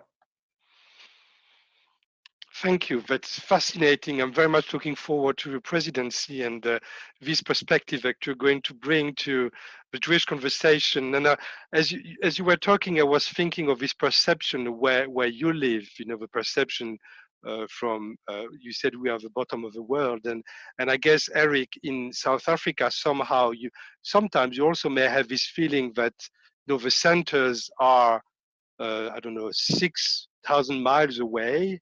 And yet there's a thriving Jewish life in South Africa. So can you tell us a bit about collaboration from your perspective? Yeah, I think, yes, we do feel like we are sometimes very far away from everybody. But look, I think particularly in the last 5 years, I think largely under the leadership of Carol and Rabbi Danny Friedlander, I think that there was a lot more effort made to bring the smaller sort of unions into the fold, and I know that I personally appreciated that where I am. So the collaboration thing I think is amazing, because I think that just the sharing of creative ideas, you know, just with having visiting rabbis, for instance, and for just talking about collaborative Shabbatot, you know, obviously with time zones being what they are, it's quite difficult to do that. But, you know, like we can do that sort of thing with the European Union quite easily, you know, and we have tried that. We've done collaborative shiurim. So I think there's a lot of room for it. And I think the thing about the part of the, like, you know, in South Africa, we are, the Orthodox community does dominate in terms of numbers. So, and that's why it's very important. It's a source of pride for me to know that despite what's going on in South Africa, you know, that I'm part of the largest Jewish stream in the world. And, you know, it helps me, like, you know, in my dealings to know that there is the backing of the World Union behind what we do. So I really enjoy that. Thank you, Eric. That's very interesting to hear your view from where you live. I'm going to turn now to Sonia, because in a way my feeling in Europe is like a World Union in miniature, but because the World Union has a lot of parts, very different parts, and if you look into Europe, if you think about the United Kingdom with these two movements, which are quite different, to be honest. And if you think about progressive Judaism in Germany, for example, which is much more traditional than liberal Judaism in the UK. So what's your perspective? So how do you see the collaboration between all these parts within Europe and also with a larger World Union family? Yeah, the first point I would like to make is connecting really to what Eric has just said. One thing that, and René, you referred to it in your introduction, while progressive Judaism originated in Europe, in Germany as it happens, 200 years ago, there is absolutely no continuity on the continent for obvious reasons. And people forgot, not just many Jews, but certainly most of the non-Jews forgot that progressive Judaism is an authentic, historical, traditional, Sergio just called it traditional, form, halachic form of Judaism. There's no recollection of that in the general public. So after the Shoah in Germany and in most European countries, the default perception of Judaism was very traditional, if not orthodox. And many Orthodox organizations, they thought that it was to their advantage to keep it that way. And I'll just cite the example of Germany, because I happened to be involved in that and very active in that. The fight for recognition, because the German government does fund religious communities, certainly the Jewish communities, and used to traditionally only fund the Orthodox ones and not the progressive ones.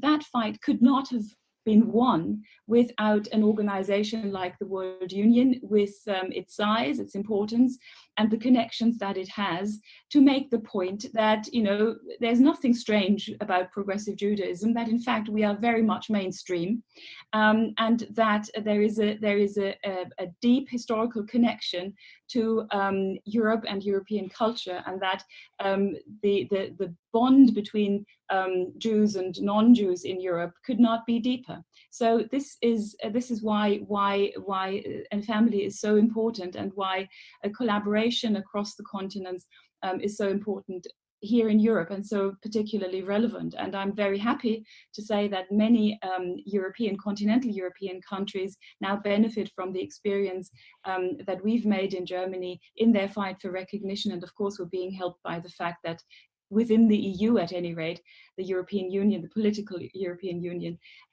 we think that legal cases, once they're won in one country, they will hold in a different country.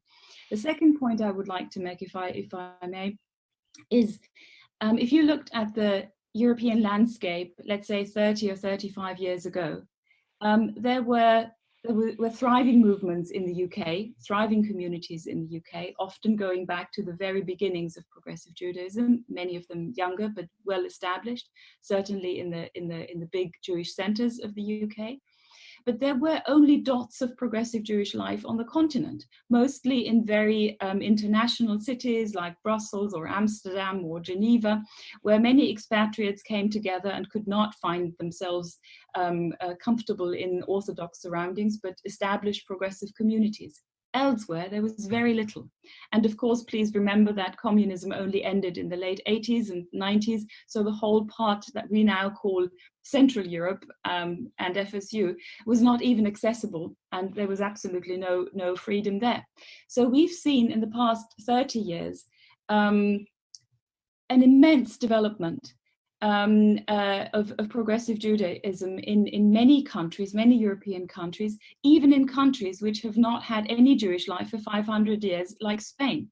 So this is really an exciting time to live in.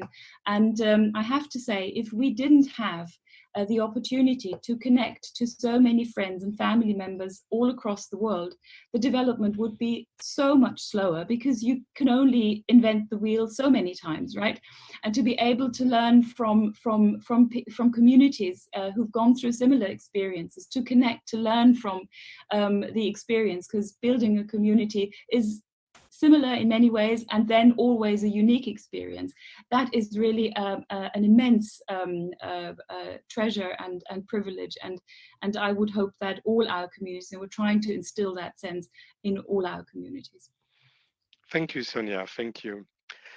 Jordan, so you're dealing with young people and young adults, young families, and so do you feel that how important is it to connect and to collaborate between the big parts of the World Union specifically for this age group?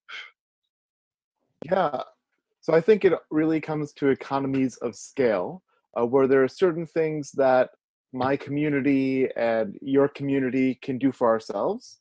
And then there's certain things that we really need to work together in order to make happen. So for instance, the Shnat Netzer program, the gap year program in Israel, is really only possible as an international movement, because that gets us to the ability, the number of participants to run that fantastic life-changing program in Israel.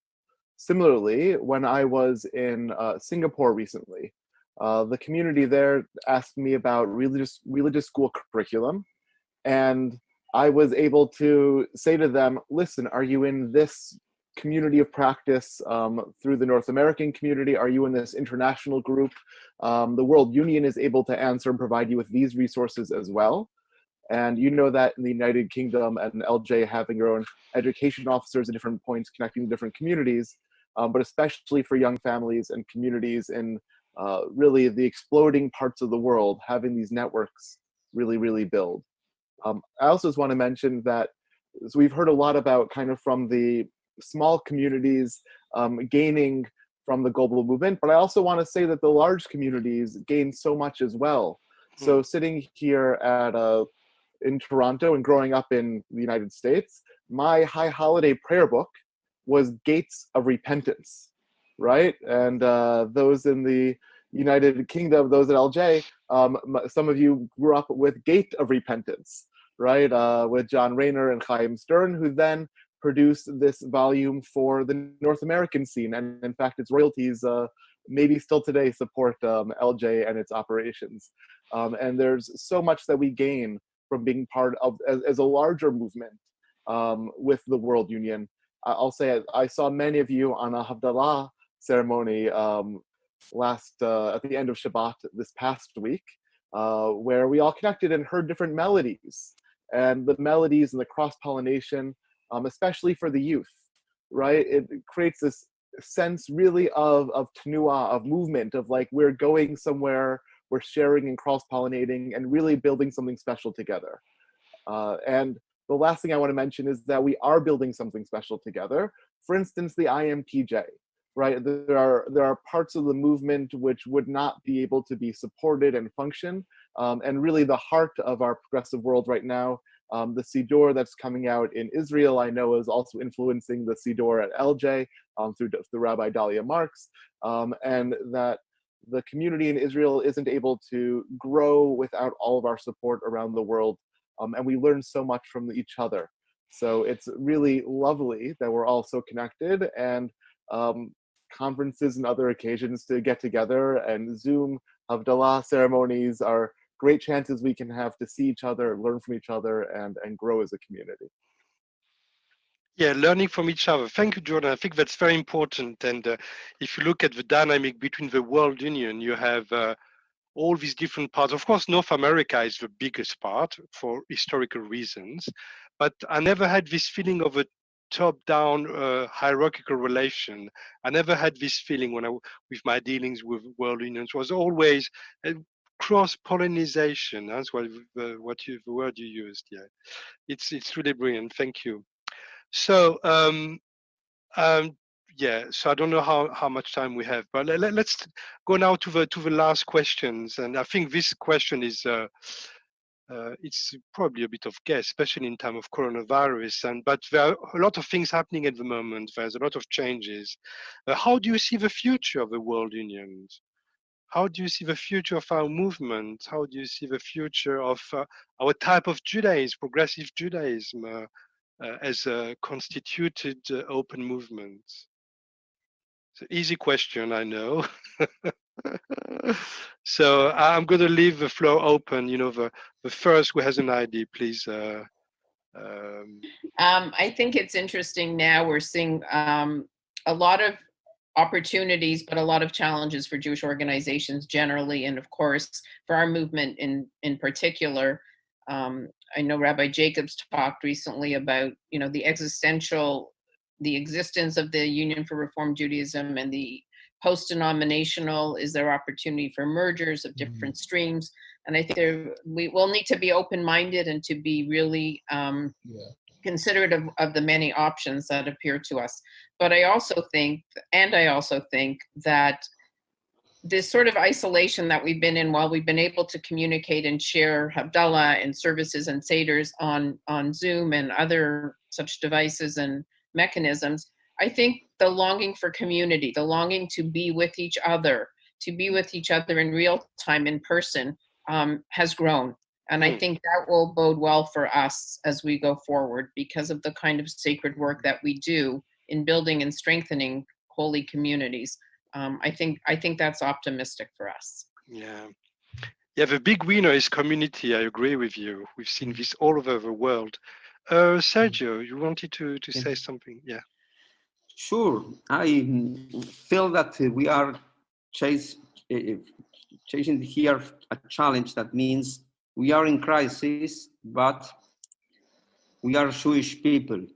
That means that we have a very long story and memories about how we pass over crisis and then give us the opportunity to fulfill our vision and to translate the values in our sacred text in our context with creative and open mind opportunities. That means, for me at least, that also is part of our identity. I always say we are not survivors. We have only survivors that live with us from the Shoah. But in Jewish life, our identity is not to be survivors or professional victims of the reality. We are resilient people. And then the Corona crisis gives us the opportunity to develop this resiliency. That means that you change yourself without changing your roots, your identity, and be flexible to the new context. Carol said about merging, what will happen with our communities, institution, is the same. Here, the question is not how we can keep the institution like the sacred thing. The sacred thing and the values and the continuity, the new generation, the message, the content. This is sacred work that we are doing. And then if we need to merge buildings, if we need to merge institutions, so what? There are skills. There are not the meaning of our identity. And on the other hand, we need to work not to survive like institution and to have the idolatry of the institution, of the tax, of the denominations. We need to be really part of this common vision. And the World Union, I think, we have a huge opportunity. Why? Like Carol said, technology gives us the opportunity that we are liberal Jews. We have any problem here with halachic concern because we, in very advanced, we fulfill a new halacha. That means we are not the light version of Judaism. We are not modern because we use modern things. We are liberal. We are reformed. We are reconstructionists. We are progressive. That means that we are open to use any skill of the modern world to deliver the roots of the tradition and to build together communities of practices and new meanings for us and for our kids. And this is Jewish continuity. Here we have a huge opportunity for us, and also this is very important. I heard very well it from each of you in this virtual panel, that for me it's very real, because this virtual panel shows that we are the World Union. And then in this connectivity, we are changing also our approach. Like also I heard from Jordan, we don't like to be seen like an umbrella, like a federation, like an imposition. It's not the imperialist way. And also we need to open the mind of the central communities, that they are very, very supported, but they're very solidarity with other Jews in some place in the world, but they are living the war and the Judaism that only happened there. Then you can take a mission, a cruise, a travel, and then we think that the World Union can show that the dialogue is more rich. It's not only two voices, North America and Israel. We have different voices. And then we need to build connectivity, a platform that is transversal, and build a round table that said each of one of our Jewish communities in the progressive movement, we are one family, everyone have a seat in the same table.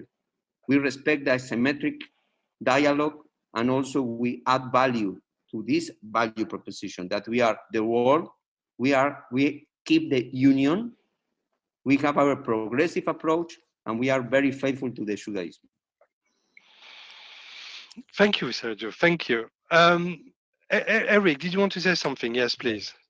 Yes, so I think just maybe adding to what both Carol and Sergio said, I think that the fact that we are open to the use of technology in order to get our message across through our services is actually a magnificent opportunity for us to bring in people that are that are kind of on the periphery of movement of denominational Judaism, and to bring them into what is beautiful about progressive Judaism. Like I think, we are definitely here in South Africa trying to use the technology to try and bring in people that that we know are not members of ours, but that are kind of always that are friendly, and trying to bring them into what we're doing. But I definitely agree with having some thought about bringing in some of the other streams of Judaism, because I think that's our next. I would suggest would be the next growth point for progressive Judaism going forward. Sorry, I just wanted to add one more. I think I'm a little bit concerned about mentioning this, but I think that the World Union is also going to need to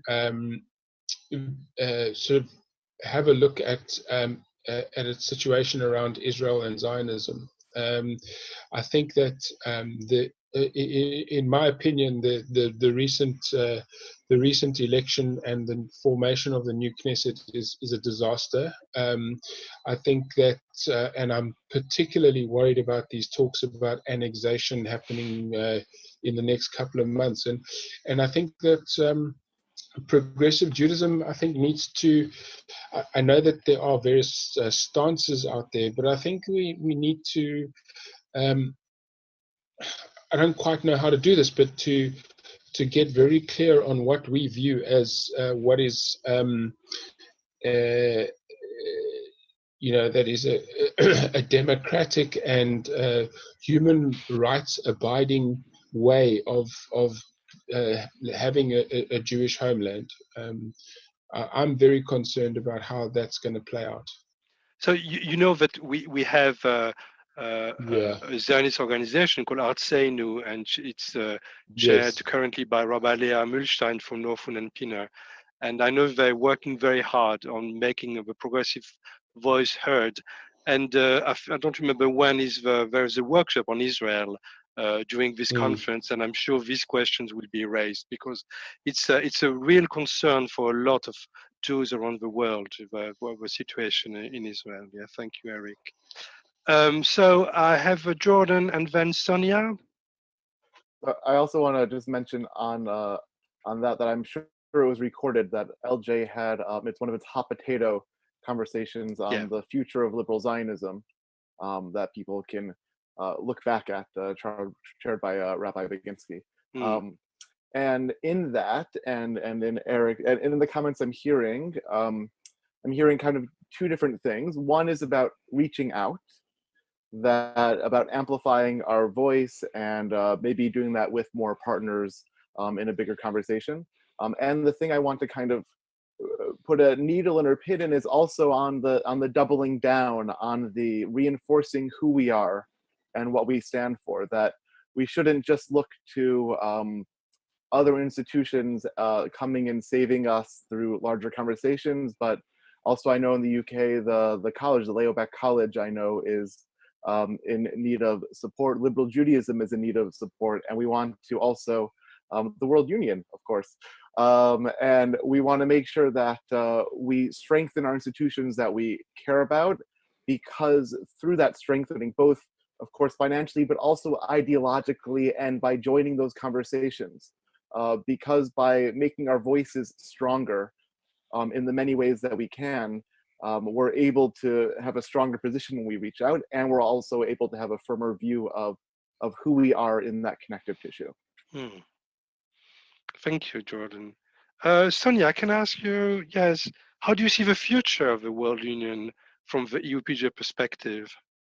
From your own perspective, actually. My own perspective. The one angle, I agree with everything that has been said. The one angle I would perhaps like to add is a political one. What we've seen in Europe is how societies have become more radical, how political views have become considerably more extreme. People who 20 years ago would not have had a platform in some of our countries are now solid factions in parliaments, and I am very concerned that in parallel to that, and in some way connected to that, we also see an easy equation of people who have a religious worldview, a religious identity, are being seen as extremist, fanatic, somehow not part of a democratic discourse. And I worry greatly about that. Especially about these two aspects in parallel, and I think that one part, I would hope that one part of the future mission and current mission of the World Union could be to highlight the fact that you can be a religious person with a religious mindset, a religious definition of values, and embrace diversity, embrace pluralism, embrace democratic values, and actually have a model. I'm just saying, you know, as a woman, complete egalitarian approach to everything, and have a model of how to live it in full respect of the historical traditions. And I think we should, I think we would really do a great service, not just to the Jewish community, but the world in a wider perspective, if we were able to really, as Jordan said, give a stronger voice to that, an ever stronger voice, and really highlight that. There are many other religions in similar phases of their development, and I think the world would be a better place if we found a common language, and if even non-religious people understood that it is important to look at the detail and to engage in a dialogue. I think we need that more urgently than ever.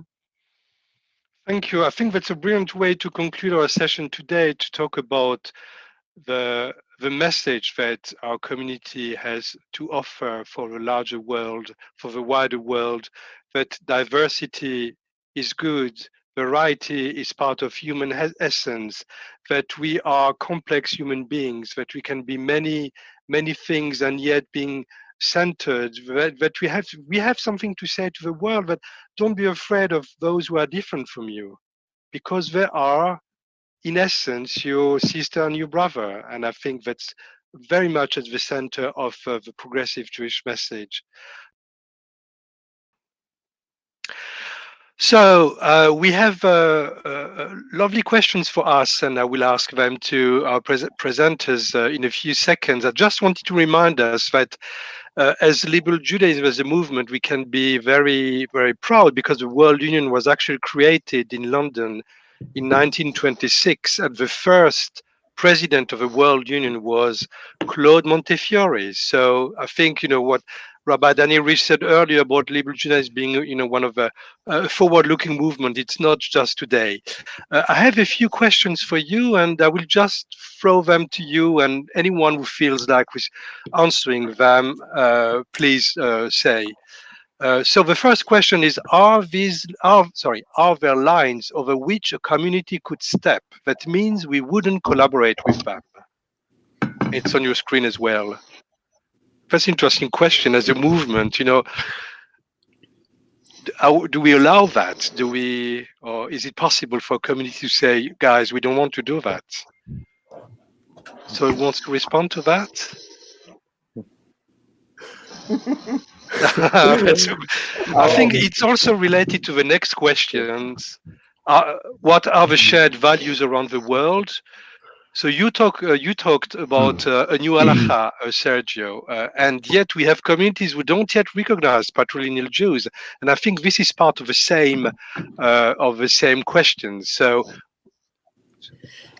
I think, like you said, the two questions are only one. That means, what is the wider scope that we open to each community to be part of this global movement that respect the Jewish biodiversity and also the autonomy and the sovereignty of each community. This is the powerful thing of progressive liberal Judaism. That means for us, halakha is very, very important to learn it and to be faithful to our roots, sacred texts and values, but to be free and creative to make our own interpretations. That means for us, also the rabbis are our teachers. The rabbis, they have authority if they can explain the roots of our text and what is the relevant context that we can merge between the context and the question that our generation asked for, and what are the values that are the common values of the Jewish people. I think that for us, it's very important to be open-minded, I think that we need to be a movement that pursue innovation and creativity and respect every voice around the Jewish world. It's not the time to close doors.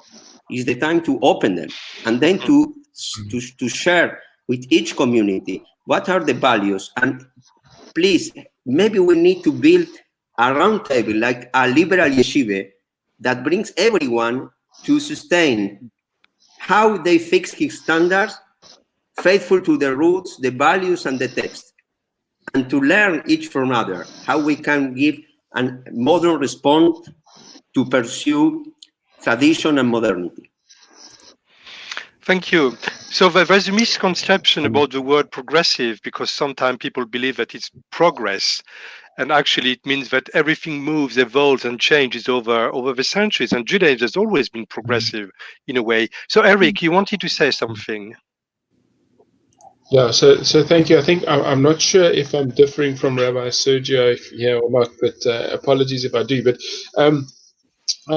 I think that, yes, we would want to obviously incorporate people into the belief system or into the progressive umbrella if it came about. But I mean, there are some things that I just think would be completely non-negotiable, such as gender equality, egalitarianism, as well as full recognition of the sort of the LGBTQIA community and other marginalized groups. I think, like, it's all very well to want to be this welcoming space for everybody, but if those people are not going to be recognizing those as central core values to what we believe in, then I would not be wanting to welcome them in.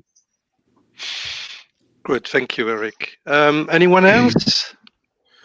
I mean, I'll just add that I think it's a evolving process, and that we are a movement and we keep on changing, and that part of that, what that means is that there are different branches of the movement that move at a faster pace and are more progressive.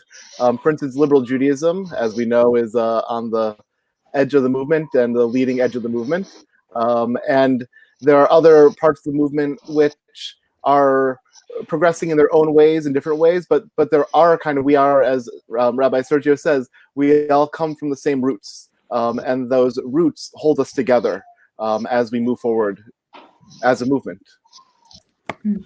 I would just add that I think it's important that we study and we learn and we educate ourselves and make choices that are appropriate for us, and not judge other people. Yeah, yeah, absolutely. So that leads to another question. I think all these questions are interrelated. Do we as progressive Jews have boundaries of inclusivity? And I think it's exactly the same. Inclusion. We have started liberal Judaism under the guidance of Rabbi Litik Vassara and Rabbi Leah Mulstein, a new Siddur, and the key word is inclusion. So do we have boundaries of inclusivity as progressive Jews? What are your thoughts about it? Not for me. I mean, as in our community, there are boundaries of who is included and who is not welcome in the community. We are a Jewish community, and those that would like to come in and make our members not part of the Jewish community are not welcome. In our community, we're friendly and nice to them, but they're not able to proselytize inside of our building and facility. And in that way, we do have boundaries. Yesh gvul. There is a boundary to Reform and liberal and progressive Judaism, both on the more zealous side of Jewish observance and practice that is exclusive, right? Those practices that are exclusive in the Jewish community also don't have a place in our homes of worship, but also those that are opening of every opinion also aren't welcome on the other side, where we do stand for something. What we stand for is different in every synagogue with every rabbi, but again, they're all tied together and woven together in that web of connection, which is our movement, our worldwide movement. Yeah, indeed. So I know that in Europe we have movements, established movements, like two big movements in the UK. We have a movement in the Netherlands, and we have also communities in countries where there is no established movement yet, who actually are knocking at the door, and then they go through an examination process to make sure that they belong to the progressive family. So I guess maybe that's a question for Sonia, Carol, and Sergio. When you have a community coming and knocking at the door, wanting to be part of the World Union or UPJ, or the local, of the regional branch of World Union. So what would be the criteria for these communities to be included? I mean, it's not a simple question because we have pages, of course, but the main principles. I don't know. Maybe Sonia, we just went through this process recently with Poland. This is a minefield question. Right. No, I'll be very open, and I'm happy to be, because really, as all movements, and we've spoken about the nature of our understanding of progressive. This is not something that we copy from some, 3,000-year-old blueprint, but we develop it as we go along. And if you look at the European landscape, it's particularly poignant. And I know that other regions of the World Union are going through similar developments, and sometimes it's just, 20 years earlier or later. We are trying to develop an understanding of what non-Orthodox Judaism is like, not because we're trying to be defined by what we're not, but simply because that was the only understanding which in many European countries existed until very recently, of a Judaism which originated in Europe, which was the majority denomination within Judaism for almost 200 years, and which was wiped out, and is now, over the past 40 years, has been coming back. And I think this is an understanding of progressiveness, diversity, pluralism, which we need to understand and newly define ourselves, and which the non-Jewish world also needs to be informed about, needs to learn about, and needs to go along with us. So this is a very, very multifaceted, multi-level process, and I think, and I'm very grateful to the World Union, who's been leading the path in many countries on the European continent for us. And had we not been part of this global family, we would simply not have been able to demonstrate that progressive Judaism is an authentic mainstream form of Judaism. And I think there isn't one answer that fits all, and we will go through different phases in different countries. But as long as we keep talking, and I can only stress what Carol has just said, as long as we have Jewish learning which unites us and which we can all connect to, I think we're in a good place. Thank you. I would just add to that I'm fortunate. I live in Toronto. I have many opportunities. There's 8 or 10 Reform congregations here. I can pick and choose where I want to worship and be part of a community. I've traveled extensively throughout the country. That's not the situation for everybody. And one of my goals as the chair of the World Union is just to ensure that people can live meaningful Jewish lives wherever in the world they live. They don't have to live in Toronto or New York City or London to be able to have a meaningful Jewish life. That's right. So it's probably the situation in South Africa and maybe also in Latin America, where you have an emerging progressive world. So how is it going in your regions? I'll let the rabbi speak first. Okay, Eric. Okay. Okay, René, let me share with our audience our experience here in Latin America. It's clear that we need to open an ongoing process, because it's not only a standard, and it's not like the World Union or the movement. It's like a federation, an umbrella that need to choose what community come in and what community it's out of our movement. I think that we need to respect and to build this educational process. That means there are boundaries, there are limits, but it's an ongoing process and also a creative process, because we believe in dialogue.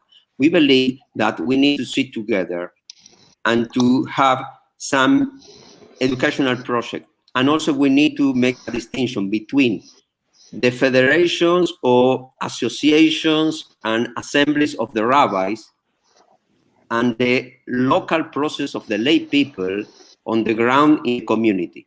Because if we don't make this distinction, we can fall in a very big mistake. That means that the people choose a rabbi and then they choose a movement, and also they choose the standard that we believe like shoes. And then if we don't make this distinction, and the two things are very important, we need to have some standard to the communities, not to close the conversation, only to open it. And also the rabbis, we have some standards that we need to fulfill. That means the two things are very, very important. In Latin America, we have 7 points. That is like a start-up position of checking with the community if you can sustain these 7 points that there are, like also Eric said before, there are values that we need to accept. It's impossible to accept a community that don't respect this minimum of these standards. But for us, is that this first presentation is not to make a judgment. It's not to say you are in or you are out.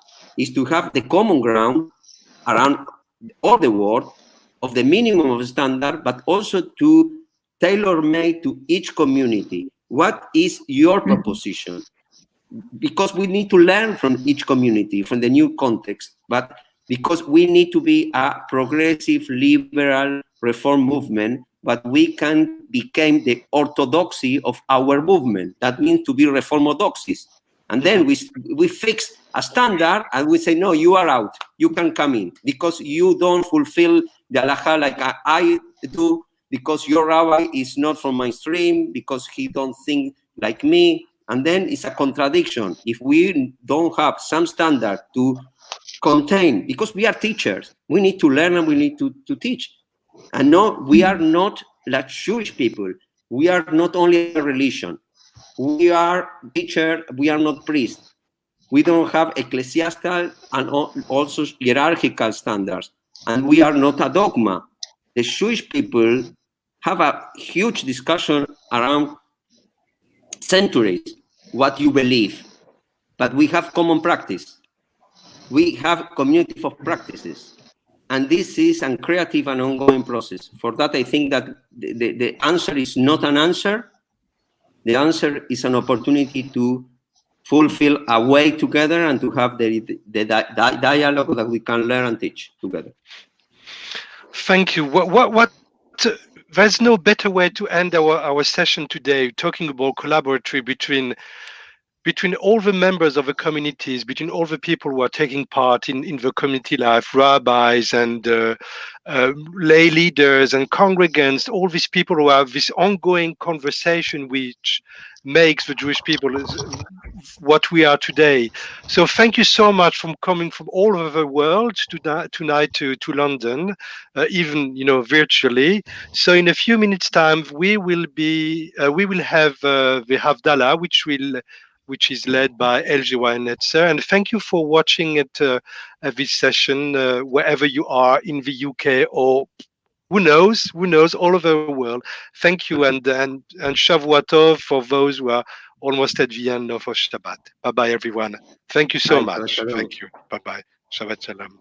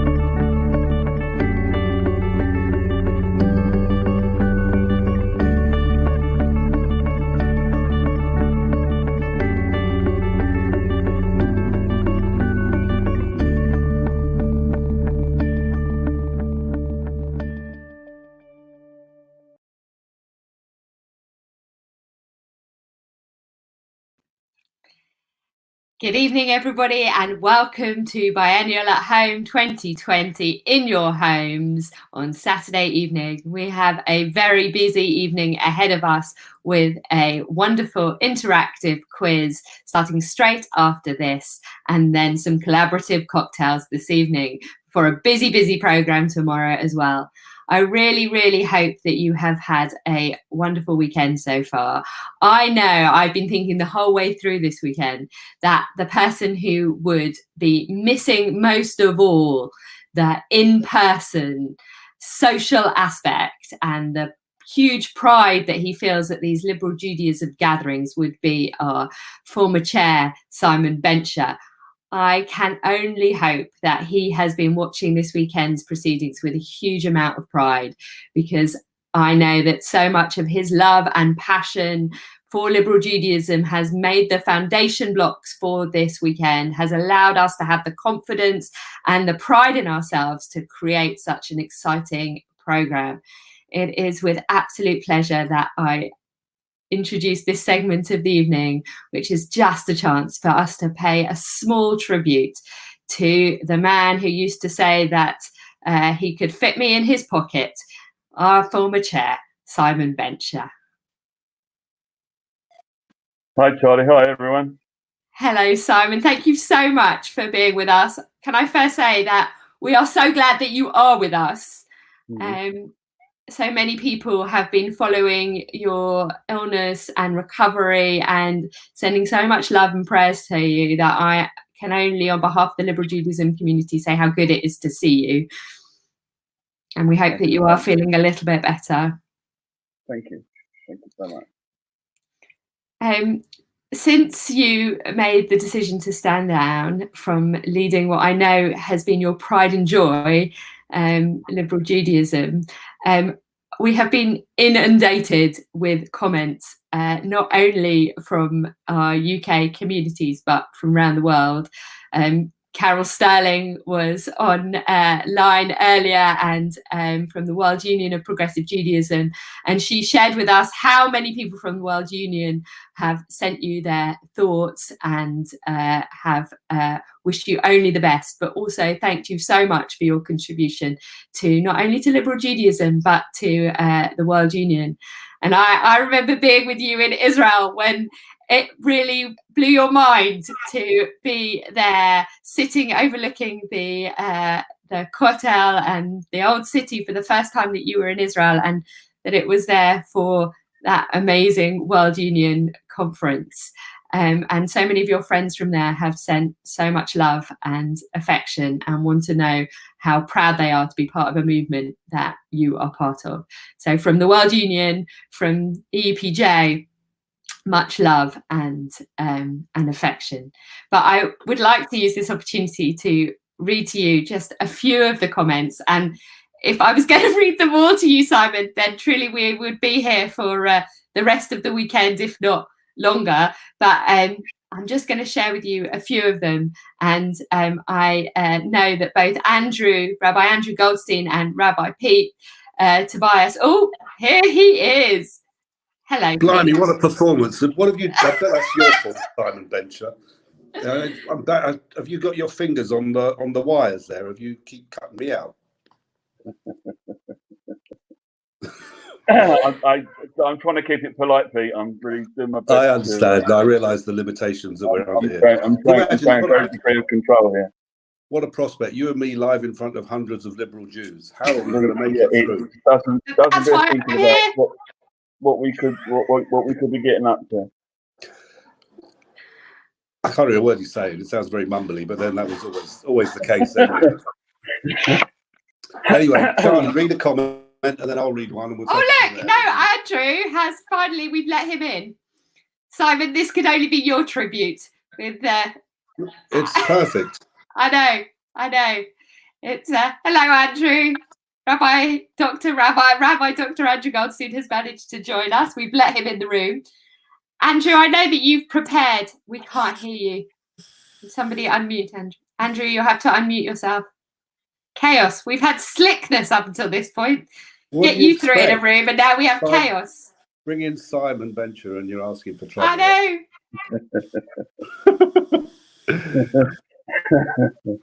Andrew, we still can't hear you. Well, Andrew, and he's beginning to make us feel a little seasick as well.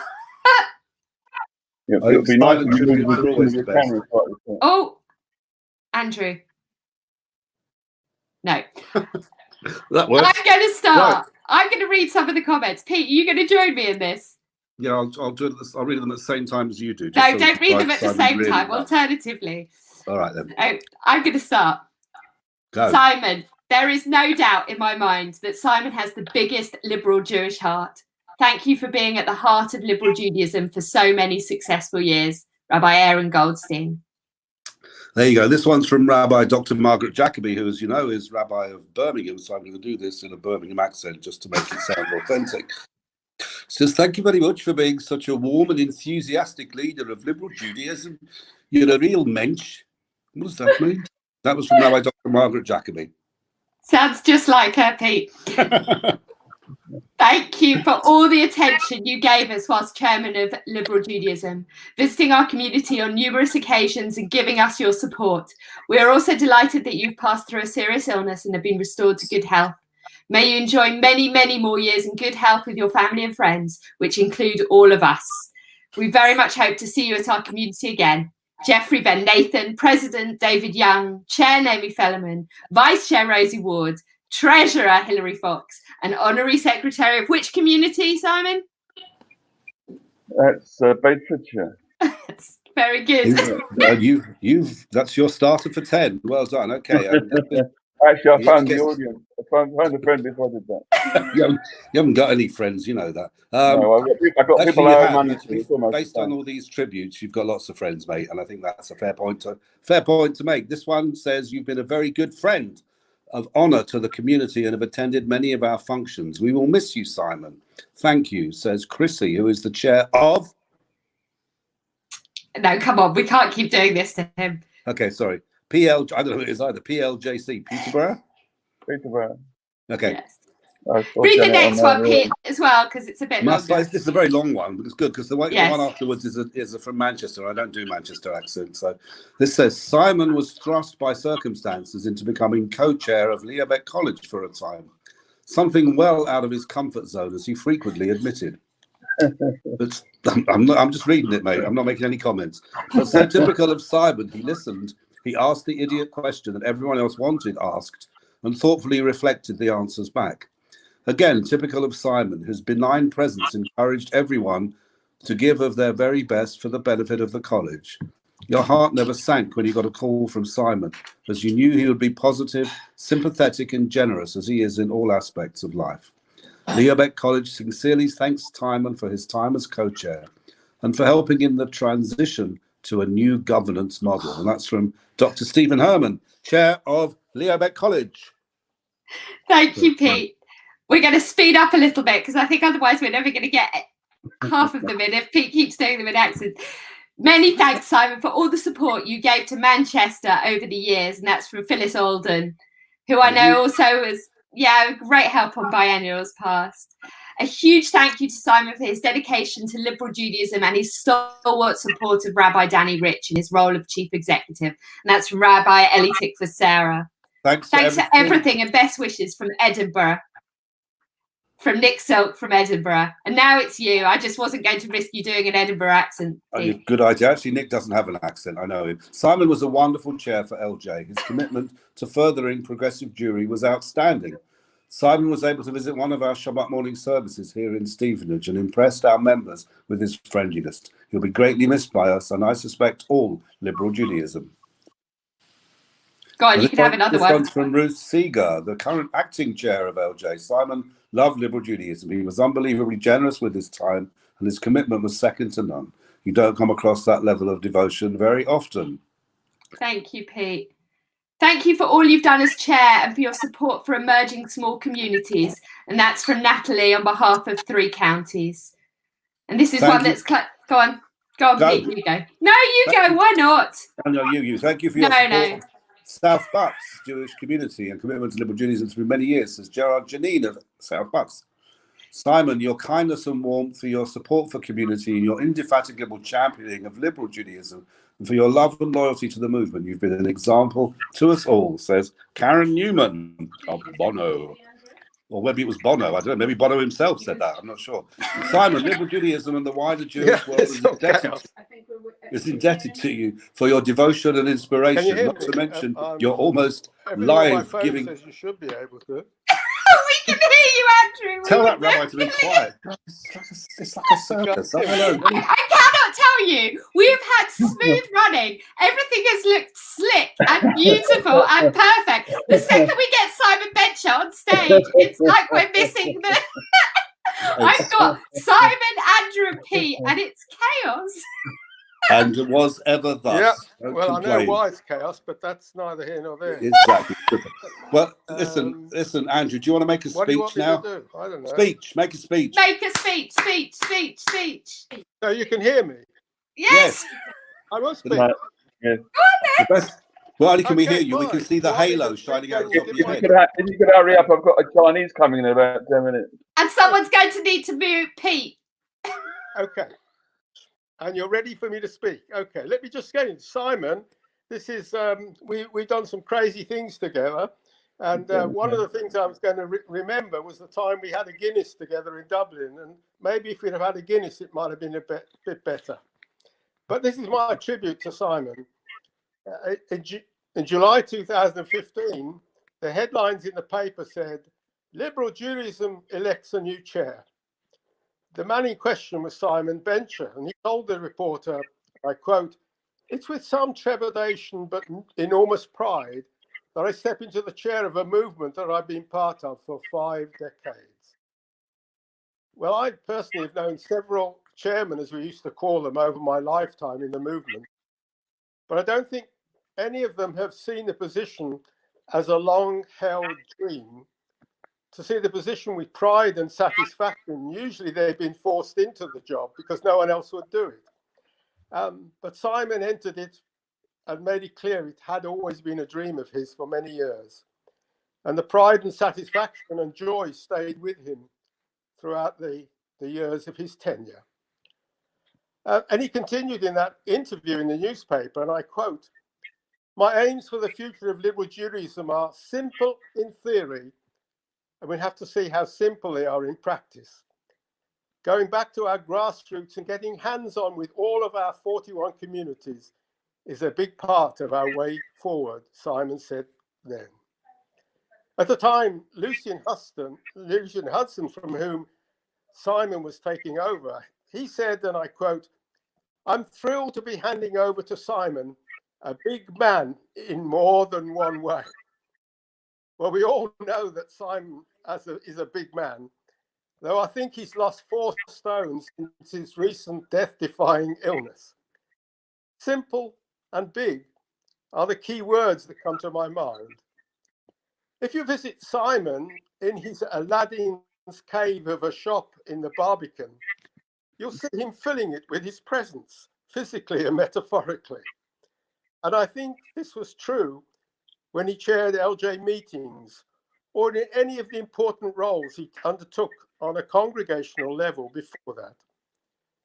Rabbi Richard Jacobi told me the people at Woodford used to say, "If you cut Simon open, you'll find Woodford running through him like a stick of rock."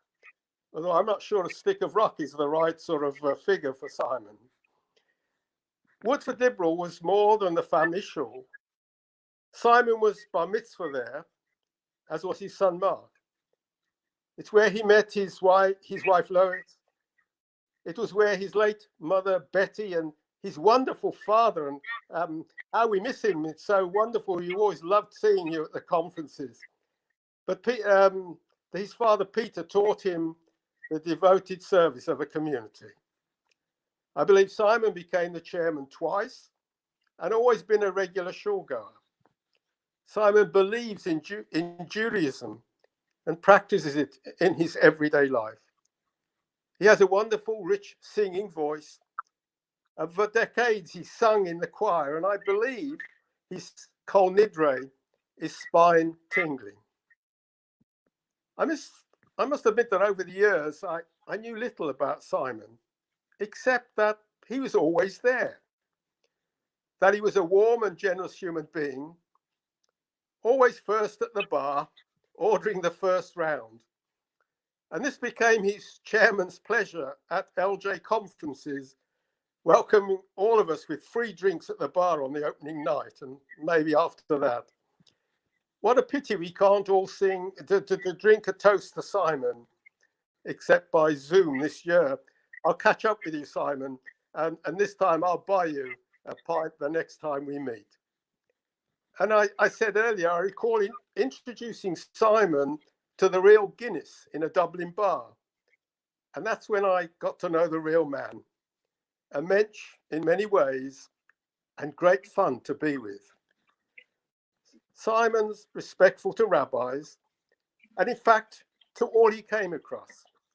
Because for Simon, all are equal, no airs and graces. He respects everybody, and I know he's respected by all. In the opening newspaper interview, he talked about a simple message, getting back to grassroots and connecting with our 41 liberal congregations. Well, this simple aim Simon has achieved with honour. I'm not sure how many congregational visits he made.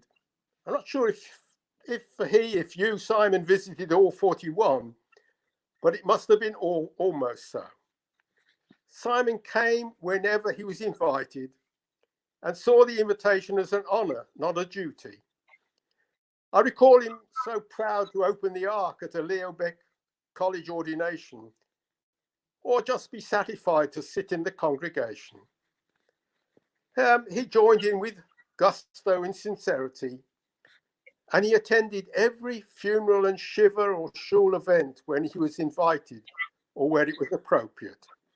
As I say, Simon always seemed to be there. And there always seemed to be hidden depths.